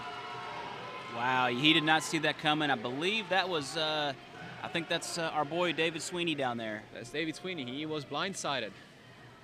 It's 3 versus 2. They're still going. Brilliant takedown by the Berserkers to even out the fighters on the field. Now this could go anyone's way. What a match. What a match we have going. 2 versus 2. They evened out the odds. They're squaring off. And 2 versus 1 goes down. 2 versus 1. Let's see what the Berserker will do. This is some of the highest level sport you can see. Ah, that was a shot Heavy to the, shots to the to head. the thigh. He's going to have to try to stay up, or he's going to have to try to take one down at a time. And that's a wrap for the Berserkers. They even out the match. This is exciting. Very well done fight. Very well done. All right, hey, real quick for the audience out there, someone was asking for a schedule of events. I was able to get that link uploaded. The Smooth Comp link is uploaded now. If you want to see the results of the previous matches, as well as see the upcoming matches in order, that is the list that we're following now. So you can jump in there and see that. Now we're going into the 3rd round, and this is a do or die kind of situation for both teams. They are given a minute again to recollect themselves, sub some fighters in, decide on a strategy. As you can see, upsets in a round can happen. They were down a man and then they won it. It's very tough fighters, the Berserkers. You can see some subs on the side of the Warlords as well. And as you can see, there's a samurai armor at the center of the field. That is Jacob Omer, reigning world champion for polearm dueling. Very quick, very tough fighter. Let's see, this is a very nervous stare down for both teams. And the marshals are giving the go signal. Let's see what happens. Both teams walking forward very aggressively. Let's see what's going on. Left side being worked a bit more.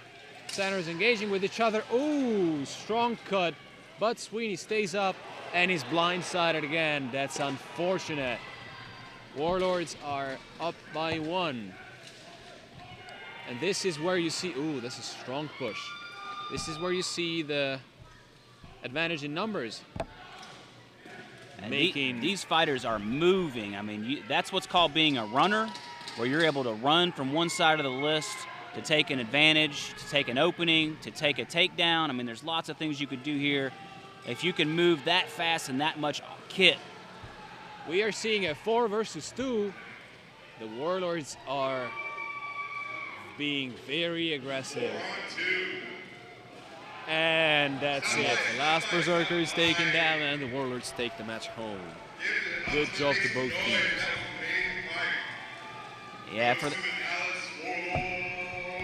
for the audience out there watching the live feed, I don't know if you can hear, but our crowd is getting into these fights. They are loving it.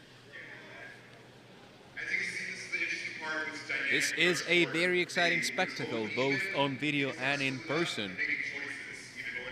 The strength of the impact, you can feel it throughout the arena, even in the stands. We are seeing the list being cleared out now.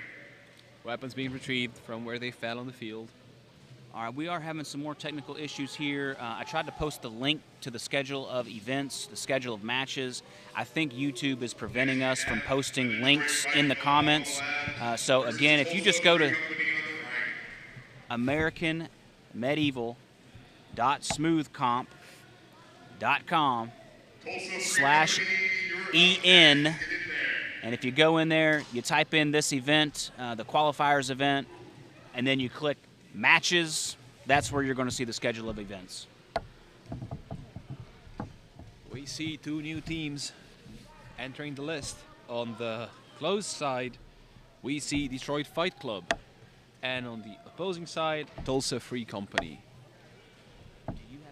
Both teams very experienced. Both teams full of tough fighters. You see the marshals making sure everyone's equipment is safe and closing the gates behind them.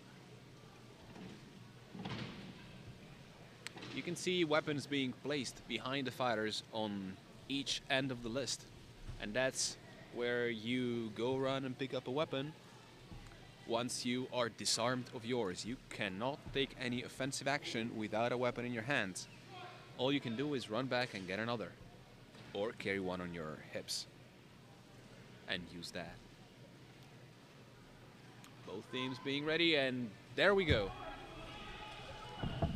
Tulsa being a bit more careful. You see some pretty imposing heavy weapons, and that's an amazing takedown from Tulsa. Strong push, strong strike that results in a strong push, and now they got the advantage. 5 versus 4. Strong strikes on the right side, left side being an all-out war, and good takedown again from Tulsa on the left side. And another one. Tulsa is going hard. Let's see what Detroit can do. They're down 3-man to 0. See the teamwork now. Both fighters from Detroit are in a safe position in the corner. That doesn't mean they are impervious. Let's see how they're going to handle. Strong hits in the close corner.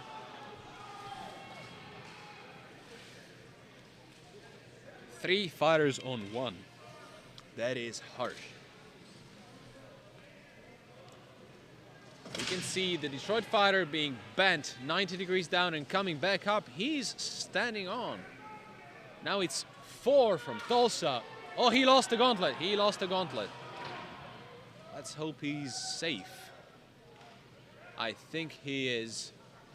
He lost the gauntlet. That counts as an equipment or armor failure. And that means that fighter has to take a knee for the round. That was almost scary. Hopefully he didn't get hurt. Tulsa takes this round home in a dominant fashion.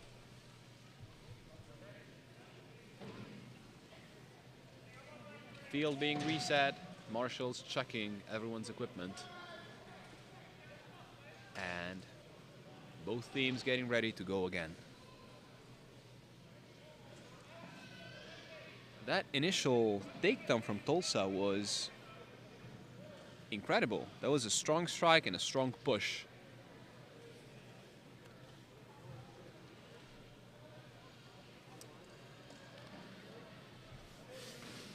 See, now substitutions being made.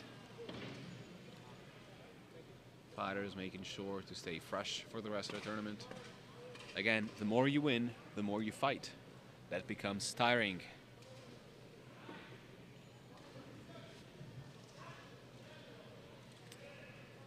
Let's see, what do you think? How do you think this next round is going to go? Yeah, we've seen some wins from both of these teams today so far. We know both teams are tough. Tulsa's been looking really good today. But the Detroit Fight Club, I mean, they're always a tough team. And they, earlier in the match today, we saw they just would not go down. I think they came back and won a couple of matches. So this is going to be a really good matchup. It's going to be some real high-level armored combat, that's for sure. So Tulsa walks away with that one. Let's see if Detroit can answer. Let's go Detroit! Detroit fighters making sure, being led into the list by the marshals, who are making sure that their equipment is safe, that their retention or Simon strap is safely attached to their helmet and to their back. Tulsa looking very good in the last round. Once again, they have different time, everything's there. Make sure they don't go overtime. Sometimes our strategy. There's a time limit on the break in the middle, and there could be sanctions for teams that do not answer at the end of the regular minute of time they're given.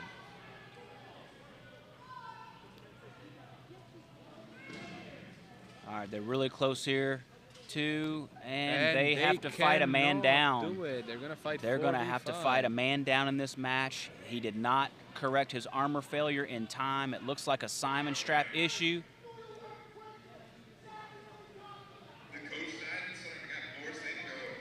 All right, that is a penalty that is going to be very tough to recover from. So Detroit's going to have to fight a man down in this match. That's a very dangerous position to be in. Let us see how they do. I can see the coach for Detroit getting angry, rightfully so. And it's an all-out brawl. Oh, strong strike to the body. That looked like that was to the ribs, and he is down. He might actually be injured. I don't know. That was a pretty tough. And it's quick. This round is quick on the other side as well. All right, he is slow to get up. That could have been a rib shot with a two-handed axe. Hopefully he's able to recover from that and continue fighting today. Hopefully he can get up and be okay. Yeah, so again, yeah, typically, you know, there's basically 2 ways to take someone down. You can do a throw, or you can use pain compliance with a really heavy blow like that. And I think he's up on a knee now, I think. See if he's standing up. A teammate is going to check, a Tulsa member is going to check on him. Taps his helmet. I think that was the guy that delivered the strike. So I know Eduardo said it earlier, but Buhert is love. And he's up. Did you hotspot your phone, or you want to turn the router on? Okay. I just let him know that we'll be back online. Yeah, it'll just take a minute to reboot. Yep.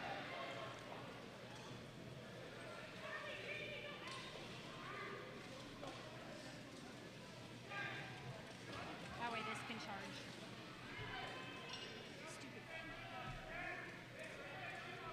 Let me know when it's back on, okay? Yep. All right, so they said it's back. All right, we are back.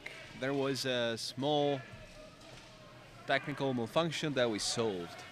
All right, let's catch everybody up. It looks like this match just ended, and I think the Matagos just took it home. I think the Matagos just won that round. That was a very good performance by the Matagos. They looked very aggressive, but also they started out collected. They executed a very good strategy. And now the teams are being reset.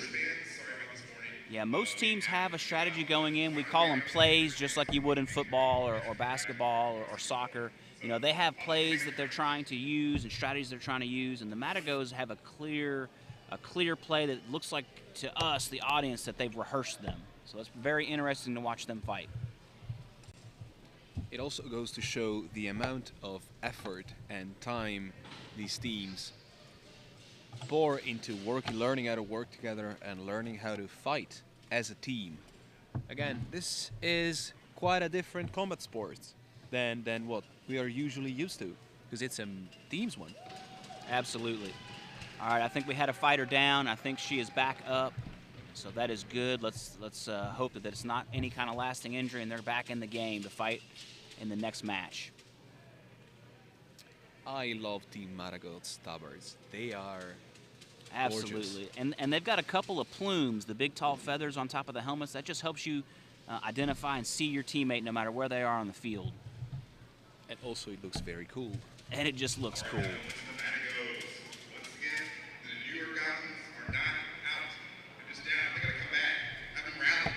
Let's see what both teams decide to do. We've seen some subs being let in, being put into the field.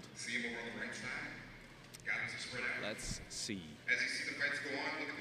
Team Matagos showed us earlier some unconventional openings, I would say. I would love for them to do something as exciting as that. It's been a pleasure to behold so far. Absolutely. You can see even the starting lineup that they have right now. They're not typical in the 2 fighters on each wing and 1 in the center. They're all kind of on one side of the field. So let's see what they got planned here. Let's see. Teams being checked, and here we go. Team Matagos all on one side. That's an interesting strategy. They're going and they're rushing behind the lines. All right, that's a flanking movement. They're running behind the fighters to get that head rip. And they get it. And beautiful. They are down one fighter. They're up one fighter. All right, they're Maragots still... are 3-on-2. Ooh, heavy Awesome. striking by the Maragots. Uh-oh, some of them got free. Some of them got free, but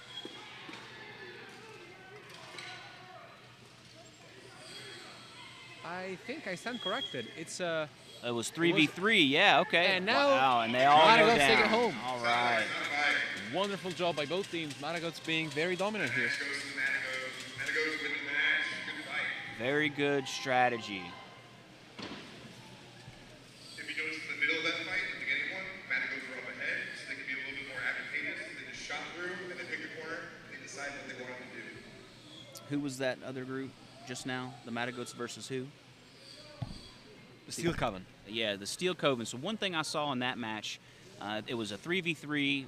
One of the Steel Coven got out of the off the list, and she had an opening, but she returned back to the list to help her teammates. That was an interesting move. That's the teamwork coming in. You got to protect your teammates, and sometimes it means putting yourself in a not so advantageous position. Now we're seeing the next teams being led in the list. On the close side, we can see NYC Armored Combats with the white and blue tabard with the split tower in the middle. New York with the pin inside the Sentinels. All right, Eduardo, we see another set of your favorite armor you've been talking about. If you look at the armor just on the list on our side, this close side here, look at the shoulders there. That's another Gothic fluted kit there, and he's got a hound skull helmet on with a beak on the front. That is gorgeous. NYC has some really swanky helmets on, as you can see on their fighter on the left side of the field. That's a late, I would say 15th, almost early 16th century helmet. Absolutely, yeah. You can see it's got it's got the bars on the front, but it's also comes out from the face just to give you a little bit more room to breathe, a little bit more room to see, and also the curvature of the helmets helps blows glance off rather than just hit you.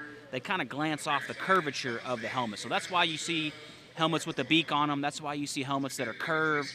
That's why the helmet slopes from the peak down to the side of the shoulders. That's true. And we see on the other side, all the way from Orlando, Florida, the Rogue Knights, wearing the checkered orange and black. All right, this is going to be a good fight here. You know, I see a lot of maces today. I haven't seen a lot of maces used in melees recently, but the advantage is you've got a small surface area, so you can really deliver a really heavy blow with it, and it's a wooden haft, so you can also grab the haft in a grapple. That's true. We're seeing a bit of an unconventional start from the Sentinels from New York. They are their left side is kind of huddling together, as you can see. NYC versus Matagots had 2 rounds. The first one we couldn't transmit it because of a small technical issue. And here we go with this new fight. New York pushing in, very aggressive. Their centers are tied up on the far side of the list. Right side and left side, they've all split up, and there's a double takedown. Double takedown. And Orlando is up 1 man. Looks like it's, no, it's a 3v3 it looks like. 3v3, and 1 goes down. And now it's a 3v2. Orlando is being very good with their teamwork in this fight. It's a 3-on-1. Very quick round. Excellent teamwork. Excellent teamwork on the Rogue Knights.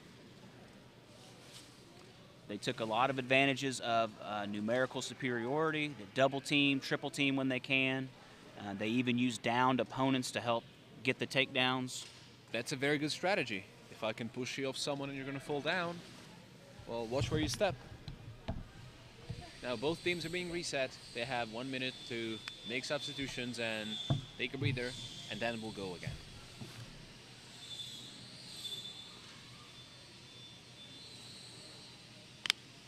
Let's see what the two teams are going to show us this round. That was a very exciting first round. Absolutely. Very, very fast, very, a lot of aggression on both sides. Let's see, marshals, as you can see, the yellow-clad referees with the flags. Very visible.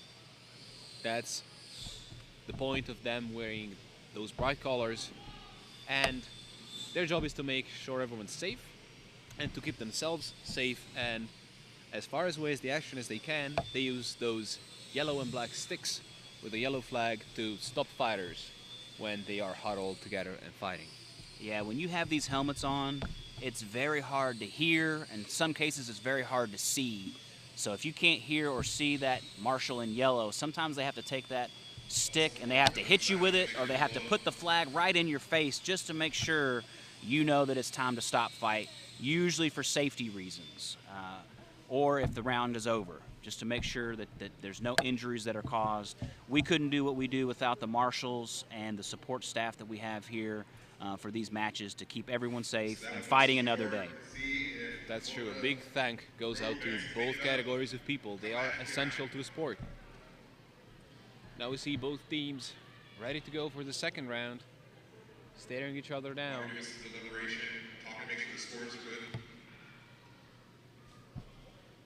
We see the marshals discussing on the side of the list. Let's see. Oh, I think we have another list repair. This list has been battered today. Yeah, this is it's a national qualifiers event. You're getting some of the best teams around the country to fight here, and they are giving it 110%. I mean, nobody wants to lose here. Everybody wants to win. So we're seeing a lot of aggression, a lot of damage on this list today. And the list is taking the full brunt of that damage. This is the third or fourth repair break we've seen. Now, I'm sure for both teams, this is a welcome addition to their break, so they can catch their breath. Let's see if they can get it fixed quickly.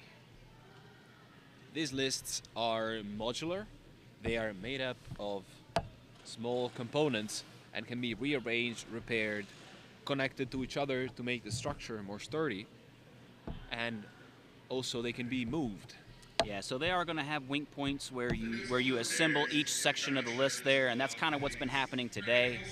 But again, when you have thousands of pounds of armored combat fighters slamming into these lists, I mean, they're taking a beating. Now, some of these fights, you know, what we're seeing today are 5 versus 5, but some of these fights can go up to 12 versus 12, 10 versus 10, 16 versus 16. How large are some of these melees can they get? I think I've seen regular categories for 30 versus 30. And I know at some events overseas in Europe back in the day, at some point they need 150 versus 150. Yeah, I think that was Battle of the Nations. So if everybody watching or watching at home, if you want to just quickly Google or YouTube Battle of the Nations, you're going to see some insane boo-hurt competitions that were fought overseas, with hundreds of combatants on each side. I mean, it was pandemonium. And we are almost ready to go. Both teams now walking down to face each other again. Rogue Knights staying strong on the right side, holding on, working together. The left side is an all versus all brawl for the two teams. Yeah, a lot of the fighters on the edge of the list there. It's a good strategy to stay next to the list because you can lean into it, and if you put your back to the list, you can't get hit from behind. Sentinels are up by 1 after a good takedown on the far side of the list. They are get another good takedown. Now it's 4 versus 2. And here comes the cavalry running in to see if they can get those last takedowns needed. The Rogue Knights are not giving up. And they get taken down. 1 versus 1, 1-1. This is going to go to the third round. real good display from both teams. All right, yes. Welcome to the American Medieval Combat Federation live stream here. Dakota Walker and Eduardo Fusaro from Louisville Royals here giving you some commentary. I see we've got 93 people on the feed right now, so welcome. You're welcome to put questions, comments, concerns in the chat here or in the comments section of this live feed, and we'll try to get those questions answered. We just watched the second match of the Rogue Knights and the Sentinels. Is it tied up now, 1-1? That's 1-1. They're going to go to the third round. All right. Which is exhausting. This will be the tiebreaker here. They're getting some substitutions in, and we don't know which way this is going to go. We've seen excellent matches so far. Let's see now. There's the Sentinels talking to each other to figure out who's staying in, who's going out. You can only have a maximum of 5 people in the field, but a total of 8 in the team, so you can do substitutions and keep the fighters fresh across the tournament. Yeah, and since this is a national qualifiers event, the marshals are being very strict on the 1-minute breaks in between. We saw in the first round, that was the previous match, but in the previous match, the Detroit wasn't able to get one of their fighters ready by that 1-minute break, and they had to start the match 4-5, and that was a severe disadvantage to start with. Now let's see, they're getting ready for the last round of the match. Let's see where this goes. This has been a very exciting fight so far. Let's make some noise. See what happens.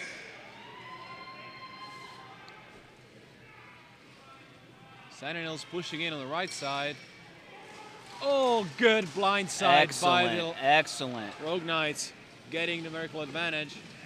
And I think that was one of the wing guys. That wasn't even the center. I think he got separated, and he is. That's a position that he's not going. And he's down. He got 3 points of contact, and he is down. 4 versus 4. Let's see where this goes. This could go swing anyway. Let's see. There's a 1v1 on the right side of the list, and a 2v2. There's 3 separate 1v1s across the list. All right. So right now it's individual skill here. Who can get a takedown? And they're trying to break away and double team where they can. And the Rogue Knights get 1. All right, Rogue Knights have an advantage now. Let's see if they can capitalize on that advantage. Strong kick by the Knights. Yeah, when you're being grappled on the list like that, you can't really, there's not a lot of movement you can do, and your opponent can just choose how they want to come and approach and attack you. That Orlando Knight on the far side of the list, got to be careful because he's got a fallen teammate on his back foot, and if he gets pushed over him, yeah, he that could sentinel, go down. Yeah, that sentinel in the corner might want to take advantage of that and just simply push him down over his own teammate. Let's see what he does.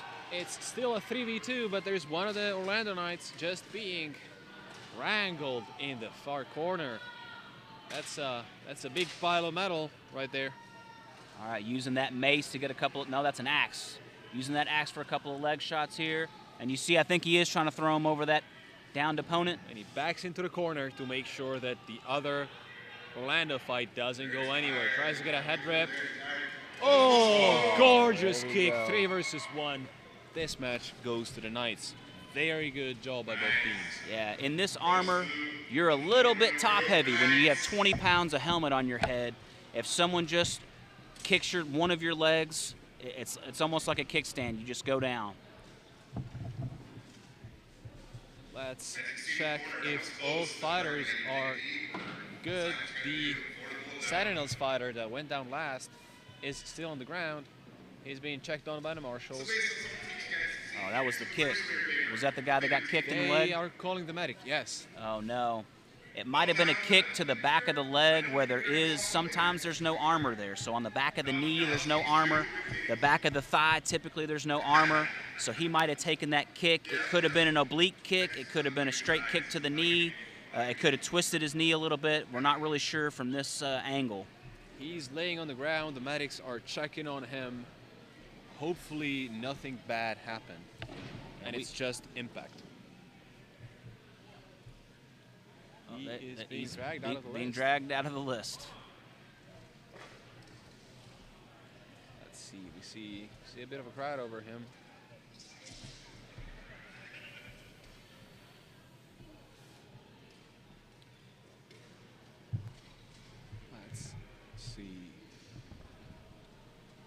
as much as we like to hit on each other and smash each other with metal weapons, we don't want to hurt each other. As we were saying earlier, the unofficial slogan of the sport is "Buhurt is love," and really, Absolutely. Accidents do happen. You know, when you're trying to grapple and throw someone who's 300 pounds in kit, you can twist joints. That's probably the most common injury that we have. There's not a whole lot of concussions anymore that I'm aware of. I mean, it happens sometimes, but we've gotten really good at the padding that we have inside the helmets. The helmets themselves are very well crafted, you know, by professional armorers, and that's their sole purpose in life is to make these helmets. So the helmet is the most protective gear that we have. Helmet and hands, we usually say, because you got to remember, all the fighters that you see here, none of these fighters are professional fighters. This is not what they do for a living. You know, they have to go back, as I like to say, I got to work on Monday. So we try to protect our head and our hands, and we try to not get injured. fighter from the Sentinels is being checked on. I see they're trying to move some of the armor on his leg. Yeah, so it definitely looks like it's a lower body injury, probably that leg or that knee, maybe even an ankle could have got twisted in that scuffle. Possible. The kick he received was very strong. It wouldn't surprise me that either he fell weird or something got twisted. As you were saying, that's a very common injury. Sometimes it can be with heavier consequences. Other times it's just, you know, you're gonna be walking weird for a week, but then you're gonna be back to fighting it too. But of course, we hope that the fighter is fine and he can get up and keep fighting for the rest of the tournament. None of us, when we're fighting tournament with the team, want to quit. You always want to stand up and keep fighting. You don't want to let your team down. They ask us how many rounds typically in a 5v5. You want to take that? Yeah, so it's essentially 2 of 3, the best 2 of 3. So once you win a round, if you win the next round and you've won 2 simultaneously, back to back, then that match is over. What we've seen tonight, though, are several rounds that have gone 3, and I think there was even a 4-round match that we've seen today. I think so, yes. There's some special cases where it's going to take more than 2 or 3 total rounds, and that's if one of the rounds ends in a draw. Now, that can happen if, say, the last fighters go down together and you can't determine who's initiated the takedown, so you got to reset the round and it's a draw. Yes, there's lots of deliberation that goes on the marshals to make this a fair, competitive competition here. I believe we do, when we make our league membership fees that we pay, I believe there are some insurance that's included with that. Question was, will UHC cover this injury? I'm not sure what UHC is, but United Healthcare. Okay, I see the joke now. Yeah, I missed the joke. Went right over top of my head. But yes, there are some insurance that is included in membership fees that we pay. And I know this year was a slight change. Everyone who's here today are paid members. That you had to be a paid member to register now. I think that hasn't been the case in the past, but that is a recent change, and I think it's a change for the better. For examples like this. And our fighter is up now. The fighter is up. Very good. That's good. We're taking a sigh of relief. Hopefully, they're asking him to check his knee. His knee is moving. He appears to be mostly okay. We're very glad for that. Yep, he's able to put some weight on it, so that's good. That's a good sign. Maybe it's not a lasting injury. He may be done for the day. Crowd is applauding the fighter standing back up as he is being helped to his team's corner by the marshals. As you can see, he is using his axe as a kick. They are very tough.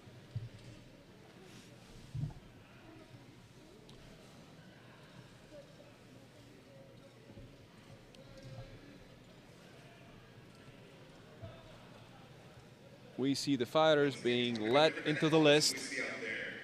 Marshals making sure, checking the armors, You see someone that have a lot of visibility at wolf race now.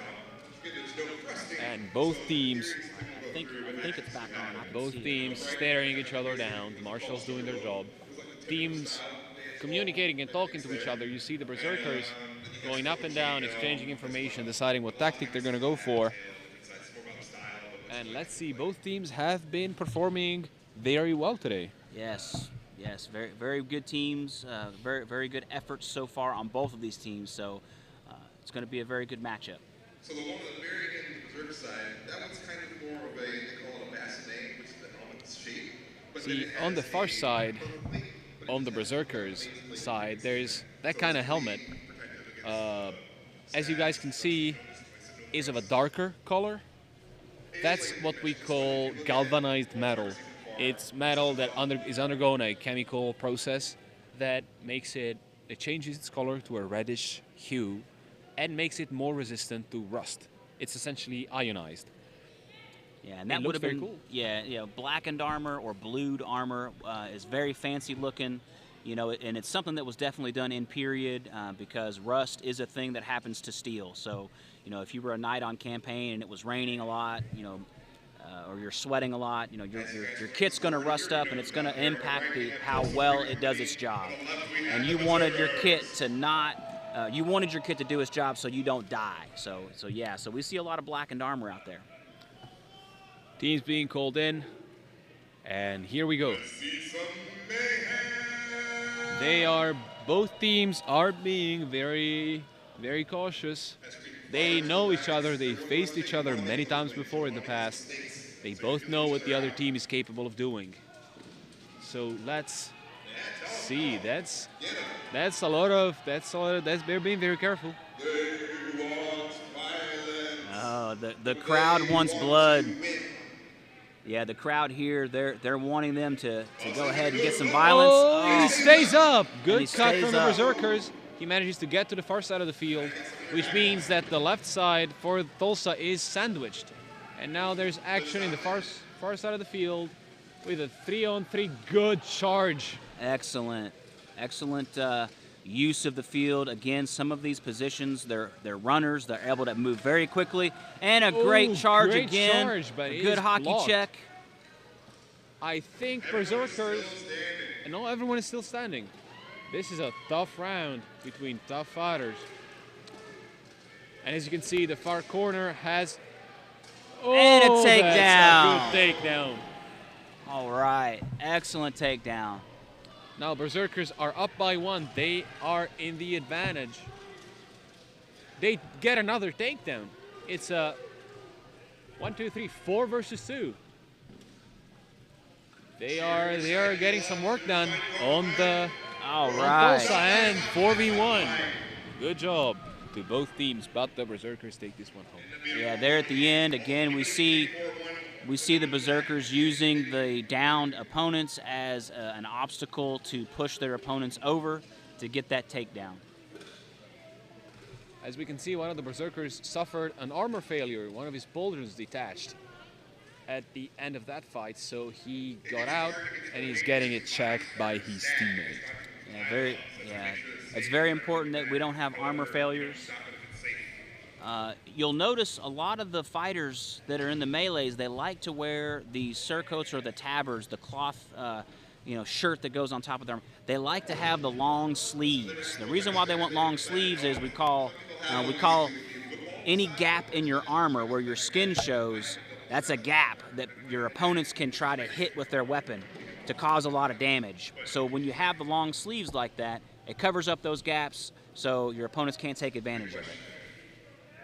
Also, but this is personal preference, they just look very cool. And they just look good. Yeah, I really like the Tulsa's tabards over there. They have the frills on the edge there. It just looks really good, even on the sleeves. Let's see now, both teams have been reset and they are ready to go again. Marshals standing at the center of the field, making sure that everyone is safe.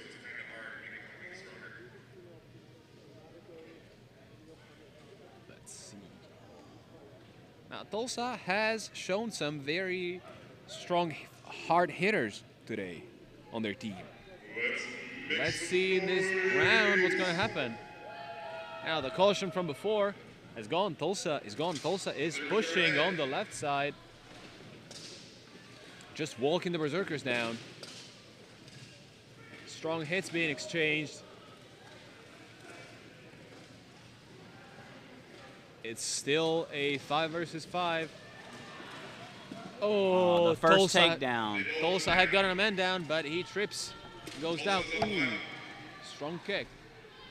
All right, we Tulsa's have up by 1. one Berserker getting double teamed on the right side of the list there. Taking some heavy axe blows. Some heavy kicks. You see the kicks. He's trying to sweep the leg there to make him fall over, and he's taken down. and in he's the taken end. down in the corner. It's 4 versus 2 for Tulsa, who's in a very All right, oh, Berserkers very just nice even the disengage. odds a little bit 4 versus with 3. the takedown. 4 versus 3. Wait, 3 versus 2. As I was. 3 versus 2 remaining. I'm not sure you can hear it, but the teams are shouting at each other. They're shouting instructions to each other to be effective in the grappling situations, and the Berserkers are bouncing back. We've seen them do that today. Yes, they've come back a couple of times today. Hard Good block, yeah. See what they got here. What's the strategy going to be?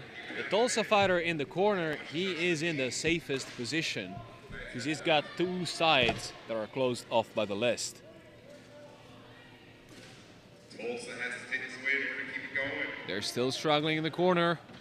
We see the Berserkers being tied up by one Tulsa fighter. Having a big little rally. And they reset back to similar positions. This is a very tough round.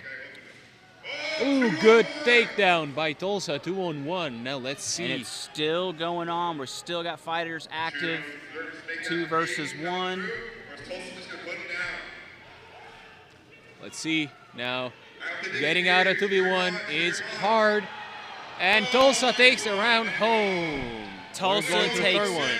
Tulsa takes it. Those last 2 fighters went down, and Tulsa takes the round. Is that the match? That's the match, right?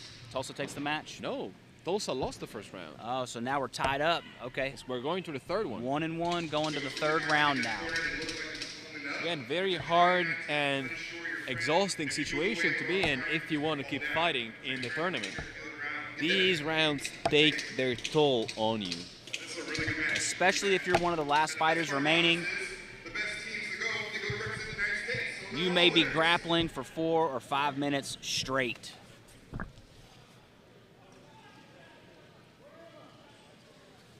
Last year in Worlds IMCF, it was held in Mexico for Team Now, as you're seeing, the teams are being reset, subs are being brought in.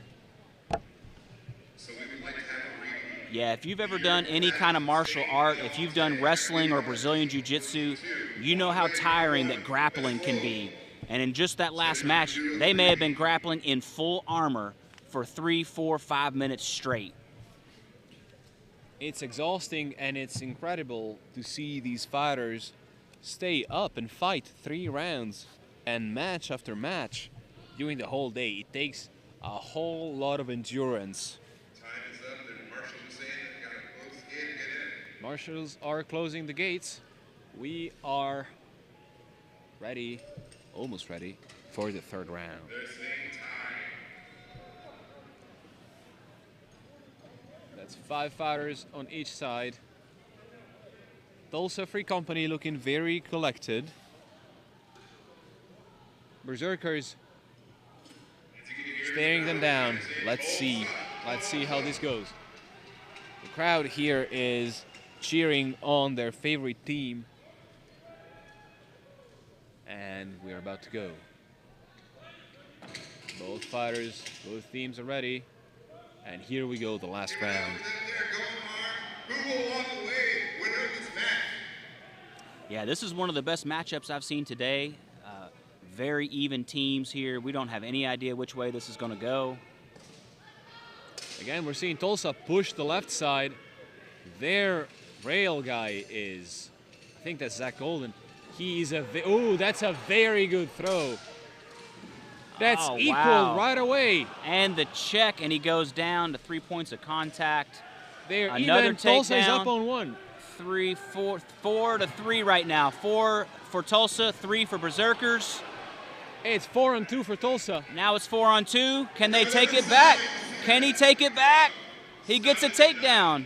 It's 2 on 2. 2 on 3, I think. 2. Oh, there is one under the list there. There's one still under the list. We have 3 Tulsa fighters and 2 Berserkers. And it's now 2 versus 1 Now for Tulsa. it's 2 versus 1. It's our boy David Sweeney all by himself. All right, let's see what we can do. He's a good grappler, but let's see what he can do in this situation. Yes, he is an excellent fighter, very experienced. Let's see if he can overcome these odds. They're trying to sweep the feet off from him. Yeah, so you can see, you'll watch the teamwork here. They're both attacking the legs. They're both trying to help each other get the takedown. He is still up. He's defending himself. He got in a safe position. Oh, and you see there the chop on the tabletop. He's trying to use pain compliance, hitting the arm and the hand. Trying to get the feet off of him again. Again, being in the corner is a safe position. There must have been an armor failure. It may be something on the other side of the field that they're discussing. I think they're discussing something on one of the other takedowns. The one person on Tulsa Free Company didn't have a weapon, yet they still kept on fighting. They took someone down, which you're not supposed to. So now they're giving one of the Berserkers up. Oh, one of the Berserkers is being let up. All right, because apparently... Tulsa put someone down without a weapon. Oh, one of the Tulsa fighters executed a takedown without holding a weapon, and that is not allowed. So now the fighter, the Berserker fighter, who was taken down illegally... Oh, but he trips!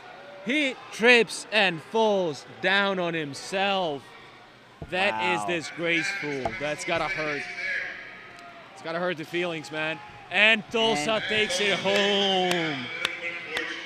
That is very unfortunate. Wow, what a turn of events we saw here.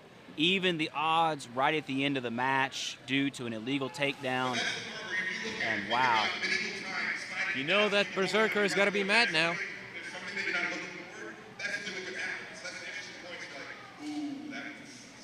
And again, if you fall, you're down.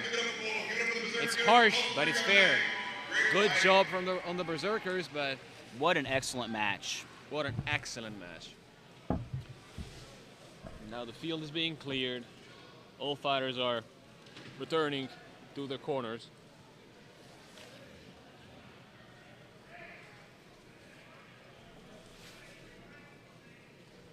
And we are ready to welcome 2 new teams to the list.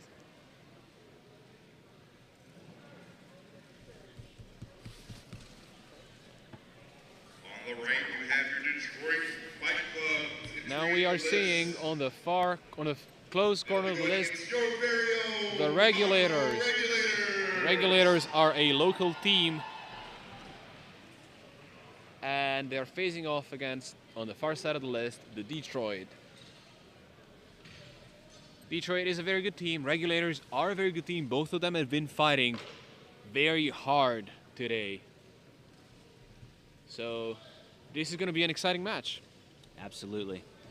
Yeah, let's look at these weapons loadouts they got here. I see on the Detroit side a lot of one-handers and shields. I don't see any pole arms on that side, so they have a different strategy than the Regulators. Than the got Regulators. 3 yeah. hefted weapons. No, 4. Yeah, 4. I think all of their fighters except for one has a two-handed weapon. So Which this tells us they are probably going to be swinging. Absolutely. So this will be another exciting match here. List being closed. Strategies being discussed by the teams. They are staring each other down.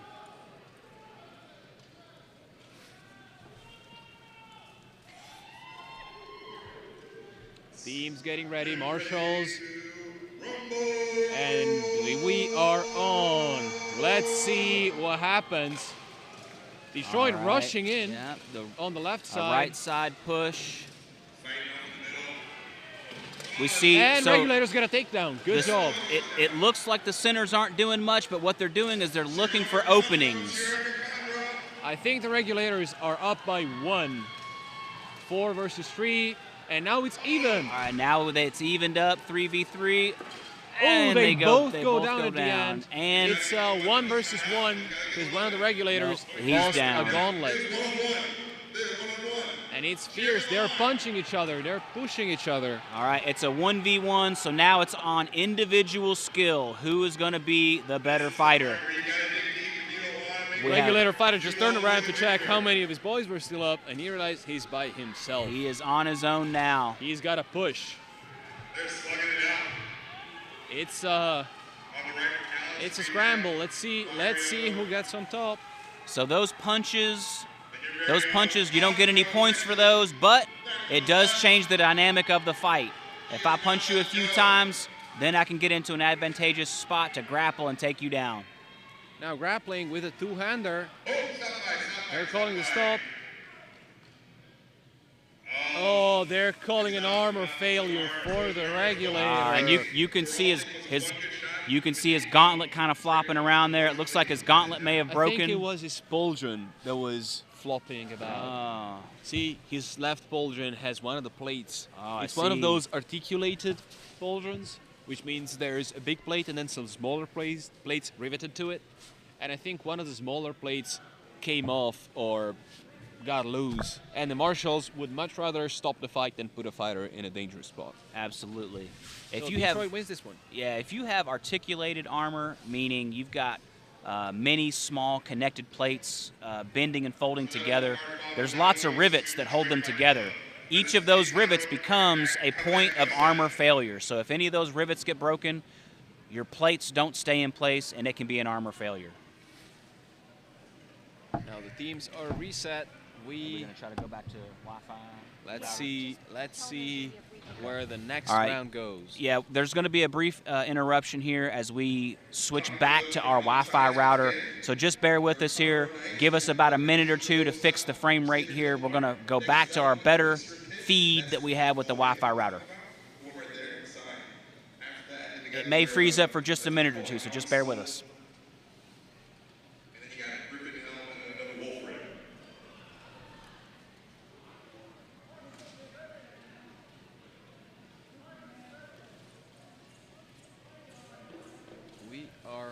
About to start the last round. All right, we'll keep talking you through until we lose the feed. Good cut from the Regulators. And Detroit gets a takedown. Now they're up a man. And Regulators get another one. All right, now that's a great example there. He lost his weapon, but he's got a sidearm on his belt. He's got that mace. He just pulled the mace out, and he's able to continue fighting. But he's got to stay up, because if he goes down, they lose this. And it's 3-on-1. 3-on-1. Detroit takes it home. All right, Detroit takes the round. Made a call to sit one of the fighters, so now it's a 2v1. Detroit has the 2v1. Detroit has the advantage. They're in the corner. See how he's struggling. And they both go down. Detroit takes it home. But he lost the draw. It's a draw. It's a draw.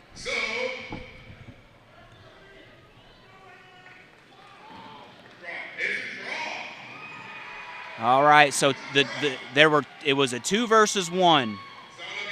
The Detroit Fight Club and the Regulator went down, but when they went down, the Detroit Fight Club fighter that did not go down lost his gauntlet. When he lost the gauntlet, that means he also goes down. So they're going to call that round a draw, and we're going to have another matchup here. Are we back up? Better with the Wi-Fi now? Okay.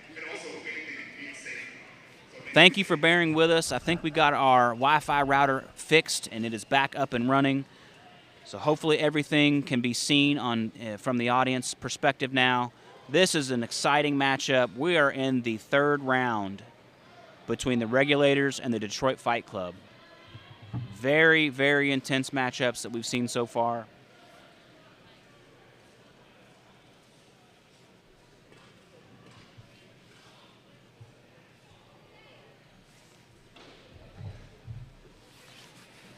see a couple of questions here in the comments. Scallop armor versus Space Marine pauldron. So scallop armor, I'm assuming you're talking about the scale aventail on some of the helmets. I think it looks really neat. It doesn't really do as much protection as it doesn't do any more protection than a plate on the aventail. Here we go, back into this match. Very even so far. The centers are waiting to see how they can capitalize on what's going on the edge of the list. And the centers make their move. No one's gone down just yet. A lot of 1v1s here. A lot of individual clinches.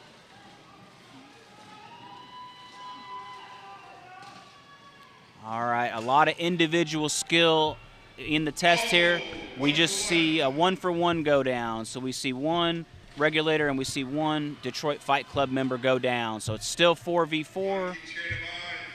And you can see the pile in the back corner, and it's another 1-for-1. So now we're down to 3 versus 3. This is such an even matchup here. This match has been one of the most exciting by far today. I want to see where this ends up. This could go either way. Another regulator down. So now we have 3 Detroit Fight Clubs and 2 regulators remaining. This is a tough fight. The 2 fighters in the close corner, I think they are being separated, or there is something going on there with the marshals. Yeah, marshals are deliberating on the left-hand side. I think they broke up the clinch because of inactivity. Yeah, inactive clinch. You got to continue to make a continuous effort for a throw or a strike, or the marshals will break you up. You can see that regulator in the corner being hit by the short axe of the Wyverns, the Detroit fighters, and he's still up, he's resisting. A falchion. He just pulled his falchion out. Oh, heavy blow. I actually think he hit his teammate, though. I think he hit his teammate in the arm. That's going to happen sometimes, especially in that situation. He's chopping on him. But the regulator is still standing strong. He is holding on to one fighter with his arm and trying to defend himself with his other arm, with the pole arm. And again, he's got the. I think that was a harsh kick. I think he. Right, I think that last regulator, I think it was a pain compliance with that falchion. I think he dropped his axe and took a knee. That was a very exciting round. Good job to Detroit for taking it home.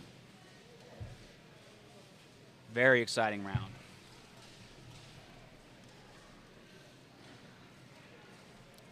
All right, back to our discussion on the scallop armor versus Space Marine pauldron. There's a lot of these Space Marine pauldrons out there. Pauldron is the shoulder armor that we see there. If you look at the regulators coming out of the list, they're kind of wearing those.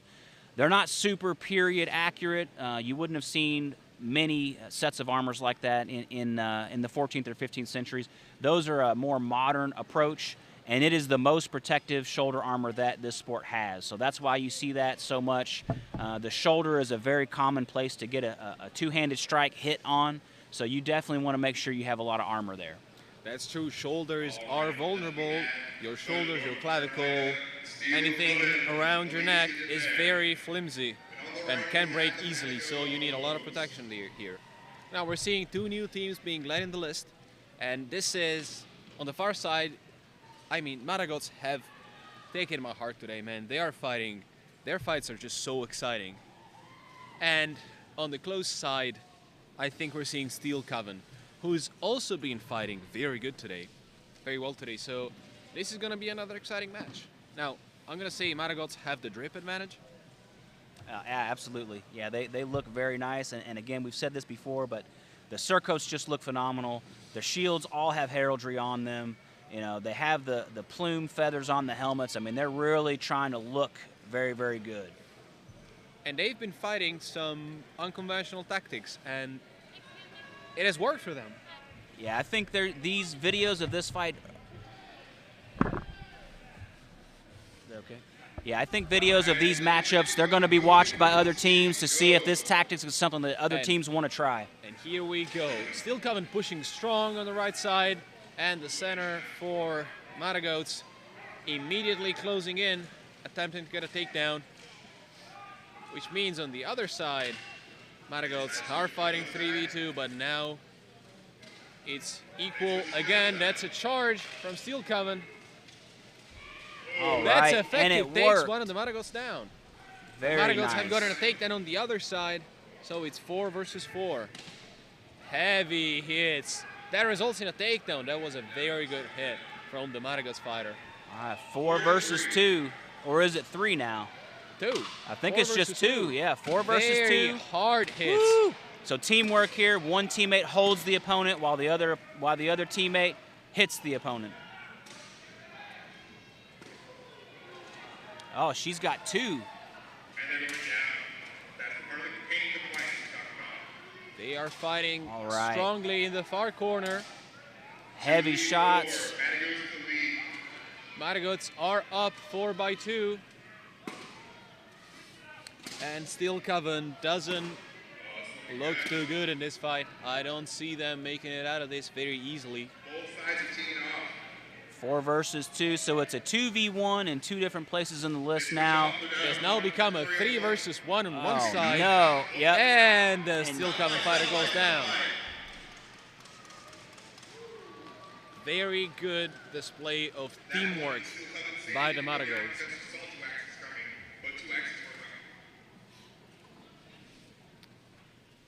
Now the field is being cleared, everyone's being let up, and we're going to be seeing another round of this.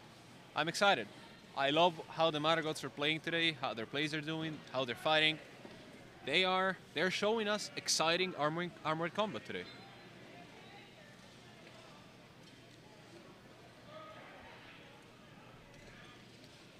Now let's see what kind of strategy both teams are going to be doing, executing this second round. We see some substitutions.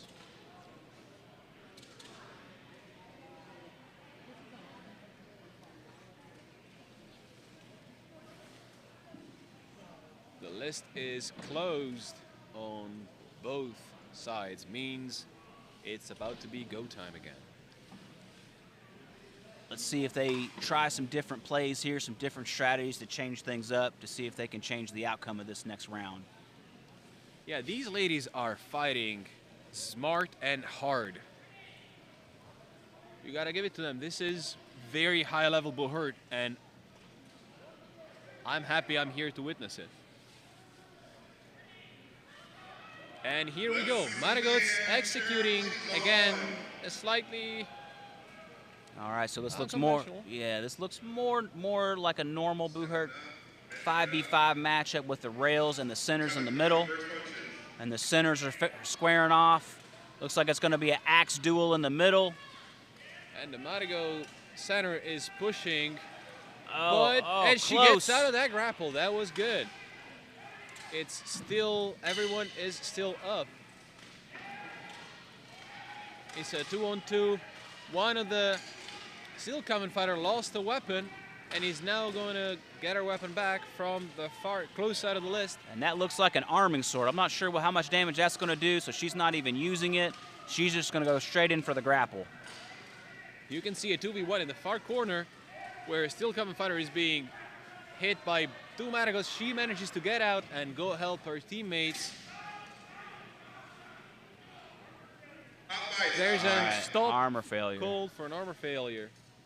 I heard the stop, but again, we're hearing lots of shouts and yelling, and we're not sure. Here we go. The fighters weren't sure what was going on either, but now everyone knows with the flags that we have an armor failure on the field. So we want to get that fixed or take that fighter out of the list. Again, this is a safety issue. The armor does its job of protecting us if it's there. If it gets detached or if it breaks, okay, it's dangerous. Maybe it wasn't an armor failure. I think maybe they thought there was an armor failure and they just wanted to make sure they checked. Oh, and there's a one-on-one takedown on the close side of the list. It's still tied. Now we're calling Okay, yes, it seems to be a pauldron. For the Matagoats. Yes, a pauldron shifted, and it did expose the upper arm and shoulder of that fighter, so that fighter has to take a knee. Matagoats, they are swinging. But they're down a fighter, I think. Yes, it's a 4 versus 3 for the Steel Coven. You can see strong punches being exchanged on the left side. Yeah, I think she's trying to take that axe out of her hand. She's trying to disarm her opponent, and it's going to force her to have to run back to the side of her list. And she got check her. She got it. Oh, she missed it. She got disarmed in the process of trying to disarm the axe. We can see a strong grapple going on the far side of the field, where none of the Matagoats have gone down yet. You can see the Matagoats with the red and black plume on her helmet, staying up. Good push, good charge, but they are down 4 versus 2 now. That is a hard situation to get out of. Let's see what the Matagoats do, and if the Steel Coven can take it home. One of the Matagoats got free. Now she's free to maneuver. Let's see where this is gonna go. Good hit. Oh wow! Strong axe shot. One of the best axe hits we've seen. Even saw sparks on that one. And the Matagoats, oh, they go down. And it's 4 versus 1. We're going to the third round. Good job. Steel Coven coming out strong this round. That one goes to the Steel Coven. And as you can see, fighters are hugging and complimenting each other in a spirit of camaraderie and love.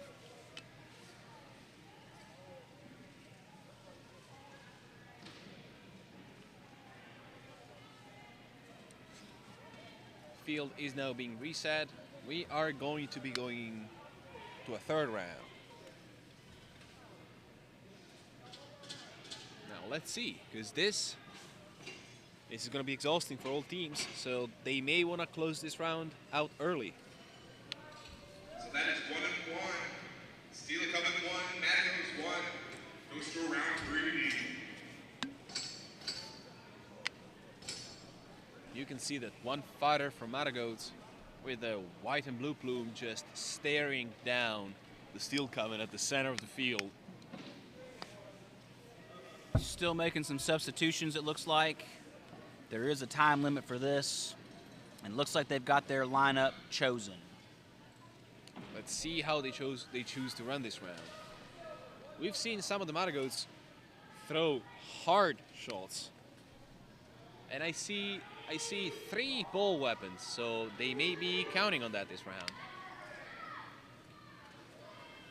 I see Steel Coven with more grappling-oriented setups. Let's see how it goes. Strong engagement on the right side. Ooh, good hit on the hip from the Matagoats. And one of the Steel Coven goes down. Excellent takedown from the Matagoats. Another Steel Coven down.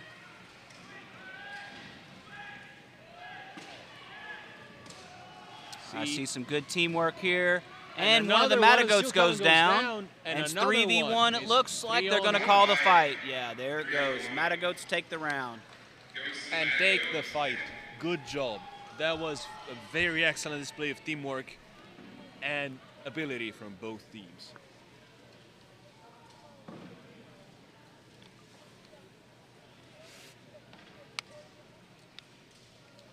All right, just a reminder for those just now joining us, this is the American Medieval Combat Federation qualifiers. This is to choose the teams that are going to represent the United States in the World Finals that will be held here in Houston, Texas in 2025 in August. And so far the day has been full of very exciting fights. We've seen some of the duels, the one-on-ones in the morning with the men and women's buckler. And now we have seen for the past 4 hours an excellent display of team fighting by both male and female teams. We are now seeing another female match with the Dallas Mythics, the defending world champions, on the far side of the list, and NYC Armored Combat on the close side of the list. The Mythics have won, I think, every fight today. I believe so, yeah. And they have looked good. Now, let's see how this fight goes. There's favorites, but you never know what happens in the list. Absolutely. These fights can go either way. So one thing that we haven't talked about today is mercenaries or mercs. So these teams have typically they have their own base of members, but any fighter can choose to be a mercenary for another team. So sometimes you may have some really good fighters on your team that you don't normally have. Now let's see. Now NYC has 4 fighters on the left side, and they lost one on the right side. Now they lost 2. They're down 2 fighters to 0. The Mythics are going on them. And another takedown. It's 3-0. Excellent job on that takedown, and 5-1. Dominant display by the Mythics. Yeah, a lot of teamwork there, a lot of double teamwork to get those takedowns, and that's what you're going to have to do in these 5v5 matches. Any opportunity that you can to fight someone with an advantage. Defending in a 2-on-1 situation, that's right, Dakota. Defending on a 2-on-1 situation is hard. You are getting 2 people attacking you at the same time from 2 different sides. If they're talking to each other and communicating, it is almost impossible, no matter how good you are, to get out of there. We are now seeing substitutions, teams talking about the strategy that they're going to be implementing this round. And let's see if NYC can snag this round from the world champions.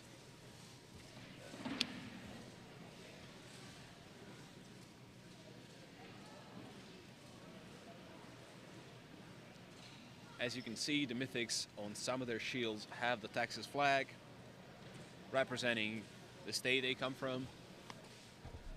Yeah, that helps us as announcers to be able to just tell which team are which.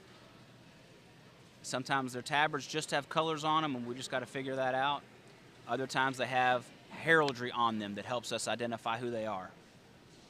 I think this is going to be the last fight of the day for the women's pools. So this is... We don't know yet if there's going to be finals held later today or if they're going to push those till tomorrow. I think the schedule's supposed to be all the melee fights are today. Let's see this match. Oh, the center from the Mythics can just... Gets a good flanking maneuver. And it's a 3-on-3 on one side and a 2-on-2 on the other side. And it's a 2-on-1 advantage for the Mythics on the left side, which means they're up a fighter. They are 3 versus 2. The NYC have got to stay up. Otherwise, if either fighter goes down, they lose the round. And these girls, they're fighting. They're fighting hard. All right, we see one running across the list to get the advantage. Good chop from the teammate, and NYC goes 3 versus down. 1. The Mythics take the match home.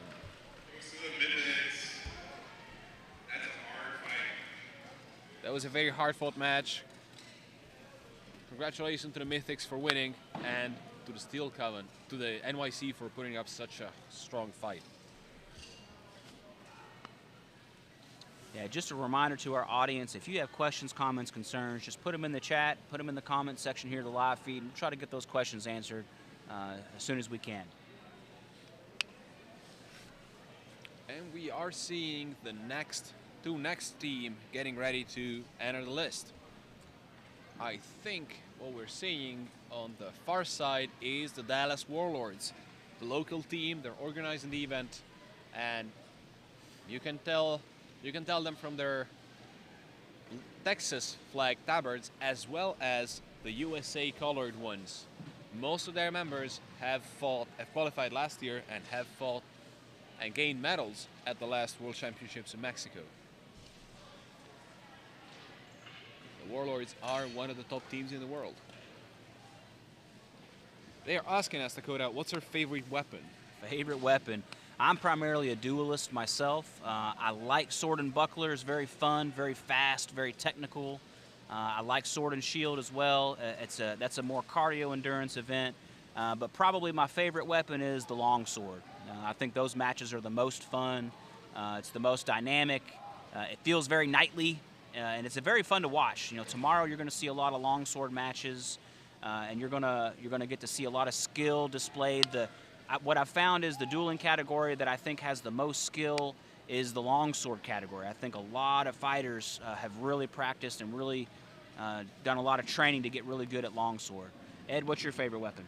I agree with what you're saying. Longsword is amazing, but I'm biased. I'm a polearm guy. That's what I do. That's my dueling category, and that's what I mainly use when I'm fighting melees. You can't beat the bonk. That's what I always say. Well, there's also another saying that nobody wins in polearm because both of us go home concussed. Absolutely. You win some, you lose some. You know what I'm saying? Yeah. It's a common saying that we have where we say nobody wins in polearm because even if you win, you still lose. So that's a very exciting category to watch as well. You know, the audience likes the big hits with the polearm, so there's a lot of skill in that category as well. And it's very easy to do the counting, to know who's winning and follow it, because the swings are so hard and they hit so hard and they throw sparks. I mean, it's just a very good category to watch. And now we're seeing a Texas versus Texas match with the Warlords facing off against the Regulators. This is going to be an exciting match. Ed, what were you telling me the other day about the size of Texas? You're from Italy yourself, so how did you measure the size of Texas? Texas is 3 times the surface of France. Yeah, so my European mind cannot comprehend this. Absolutely, yeah. So that's how you're seeing so many teams from Texas down here. You know, they're from the same state, but they could be from hours apart. And here we go. The Regulators are rushing in. They're just making mayhem, scattering across the field, and they get taken down from behind. Wow, that was a great check from behind.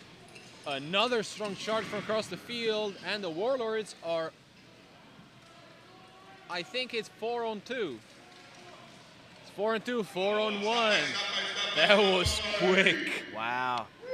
I did not think it was going to end that quickly. It looked like the Regulators had some early leads in the beginning with that first takedown, but the Warlords just absolutely came back and took the round. They show why one of the best teams in the world. They have some of the most renowned grapplers and strikers in the sport, and also their training facility is gorgeous. Yeah, what we're seeing now, you know, this sport is you know, it's been around for about 10 years or so in the United States. It began overseas in Europe and Russia and Ukraine, but it's been here for about 10 years. And what we're seeing now in recent years is some teams are getting their own armored combat training facilities, and it's primarily just for armored combat. You know, it's an armored combat gym. And what we're seeing is these teams that have these facilities, they're the ones that are able to really get the good training time in, and they're able to come out and really dominate. And it really shows when you get in the list. That's true. Now let's see how this round goes. We are seeing substitutions being made on both teams. They're letting the swanky kits in on the Warlords side. You can see Jacob Ullman with his samurai kit and the Maximilian kit next to him. Yeah, we were able to talk to those guys during the break, and that Maximilian kit, very expensive, but you know, we get a lot of questions about, are people going to grab the fan on the shoulders? And he says, well, you know, I get asked that a lot, but really it doesn't happen too much. In fact, what he uses that fan for is if you try to get an overhook to his head, he's able to push you away with that guard. Here we go. Let's see what's going to happen. We see left side being pushed on. Right side hanging tight. A cut from the center of the Warlords. They manage to keep the situation almost even thus far. Warlords All right, cutting. They're holding on. No distinct advantages yet. And our one-on-one first two, takedown going down. Our first two go down. It's 4-on-4. All right. Actually, I think Oh. the regulators are up right now. I think they're up by 1. The Warlords, I think it's, is it 3-3 or 3-4 right now? Regulators, they go down together 1-on-1. It's a 2-on-2 situation. 2 versus 2. A much closer match this time. You can see the Warlords working together on the same guy. And they get him down. Now for that regulator, standing up is going to be a hard task. Let's see if he manages to do that. Oh, just as I say that, he is taken down and the Warlords win the match.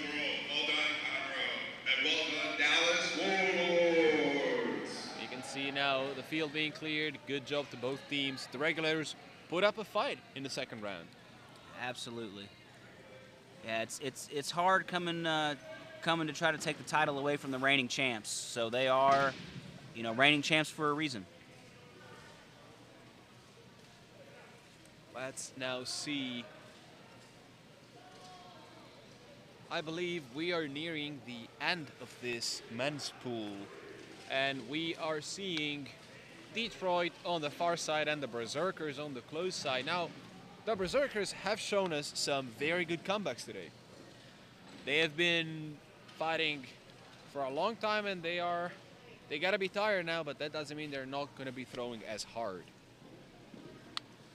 Absolutely. Detroit also has had some very good rounds. Yeah, they've had some rounds that they've come back from, where they had odds stacked against them, and they've really pulled it out. Now, hopefully, Detroit can get all 5 of their members after the break. I would hate to see them fight a member down just because they couldn't get a buckle strapped in again. Absolutely. That was unfortunate earlier. Yeah, I think that was a good learning point for the other teams to make sure that they know the marshals aren't playing around with these time limits. We see teams exchanging tactics. We see the list being closed. On the right side, we have the Detroit Fight Club versus the Berserkers. Let's see where this match goes. And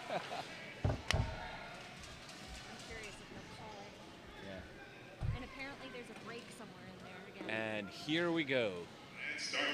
First round, Berserkers walking forward. Getting good engagements on both sides. Oh, and the Detroit center is taken down immediately by a good hockey check, which gives Berserkers a good superiority. Oh, wow. On the right side of the list, that Detroit Fight Club member is not going down. And the Berserkers get a takedown on the left side. They are now up by quite a few members. Good couple takedown there. Yeah, that was using the momentum of that charge against them. It's a 4v1, and that was quick. Good job to the Berserkers. Excellent work from the Berserkers there. We have seen very good teamwork from them today.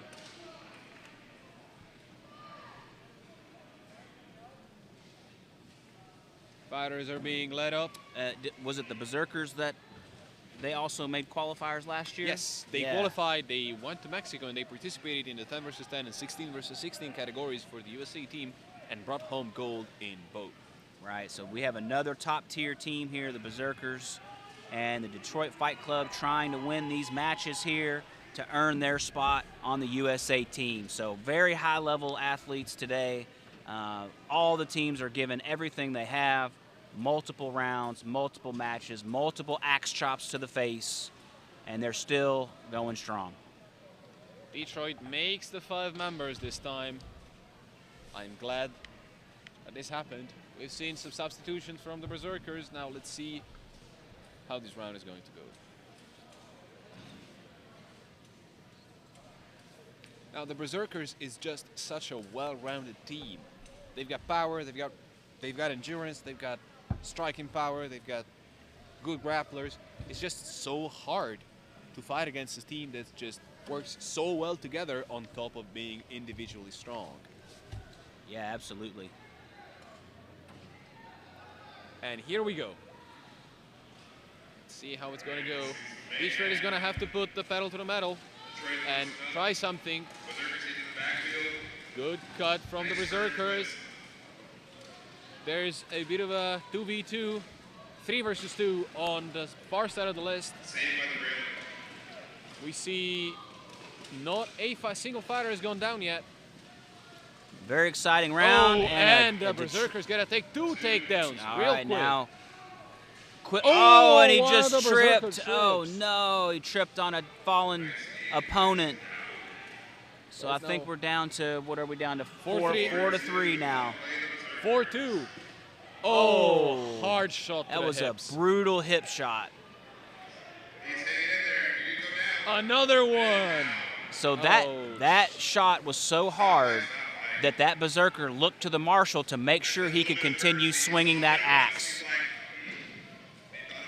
Detroit go down. I'm glad to see that the the Berserker take the round and the match, and I'm glad to see that the Detroit fighter who was hit that hard is just standing up again.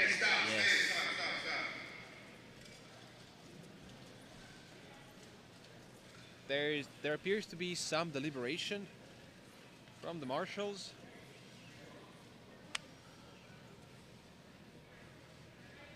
They stand everyone up. And I think the Berserkers have taken the match. Yeah, those chops might make the highlight reel. Those were some hard hits. Yeah, after the first hit, he had to check with the Marshal to make sure he could continue.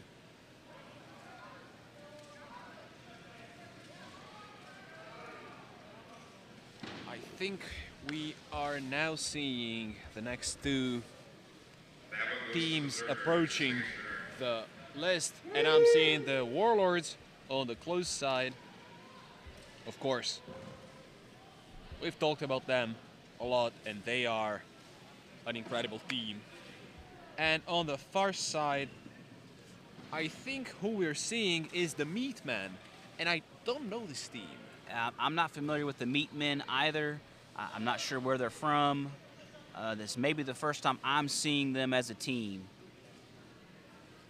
You gotta give them points for the name. Yeah, absolutely. Yeah, I've seen some very interesting Boo Her team names, that's for sure.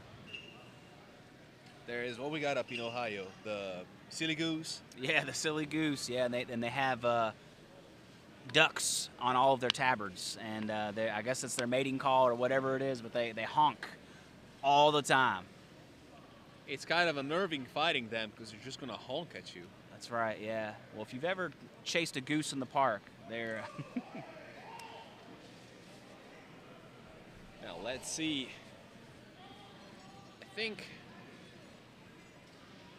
this match is going to be an exciting one. It's always exciting to see the Warlords fighting. And I see some long axes, which are a favorite of mine in there. Yeah, I think the crowd tends to like those, the polearm weapons and the big axe bonks. Always fun to see. And another Dallas Warlord team, they have 2 teams on the left. And Now on the let's right, see we how have this the goes. Meat Men. I don't know if someone in the comments could tell us where the Meat Men are from. It might just help us. All right, it looks like they're the Meat Men are a random collection of big guys, primarily from Maine. So these are New Englanders coming all the way down to Texas to be here with us. Oh, and they are surprisingly looking 2 takedowns. Meat Men coming out of nowhere with the bonks, with the takedowns.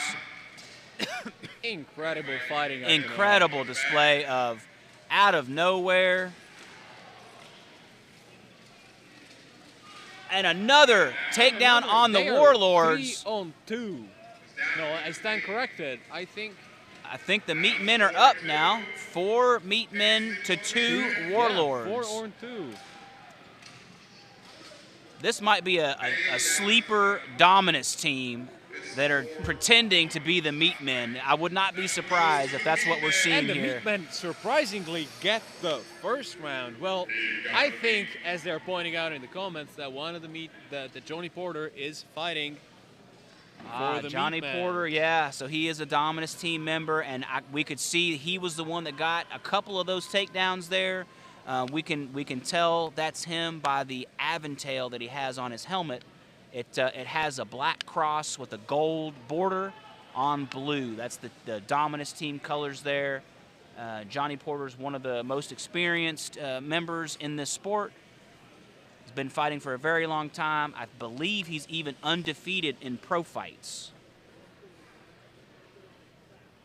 Yeah, so the meat men coming out of nowhere. That might be the first Warlord loss we've seen today. The very first match loss we've seen today. Yeah, so, yeah, thanks, guys, in the comments and gals from the comments here, letting us know who some of these fighters are. We do appreciate that. Random assortment of and we talked about mercenaries before, so this may be a case where you got some very, very skilled fighters that are fighting as mercenaries on one team, and clearly it shows. This is exciting. Let's see how this round goes. Let's see it again. This is the Warlord 18. Okay, gotcha. Round 2. Seeing a bit disengaged. Engagement this time is a bit more collected. Strong hits, but nobody's going down yet. It's a 2-on-2 on the far side. Wow, I saw sparks on that. A spark hit the wooden list. Oh, one of the meat men just slips and goes down. That's unlucky. And it's a 4v4 now. 3-on-3 because there's a 1-on-1 takedown in the close corner of the list. One of the meat men is in a bad position on the far side.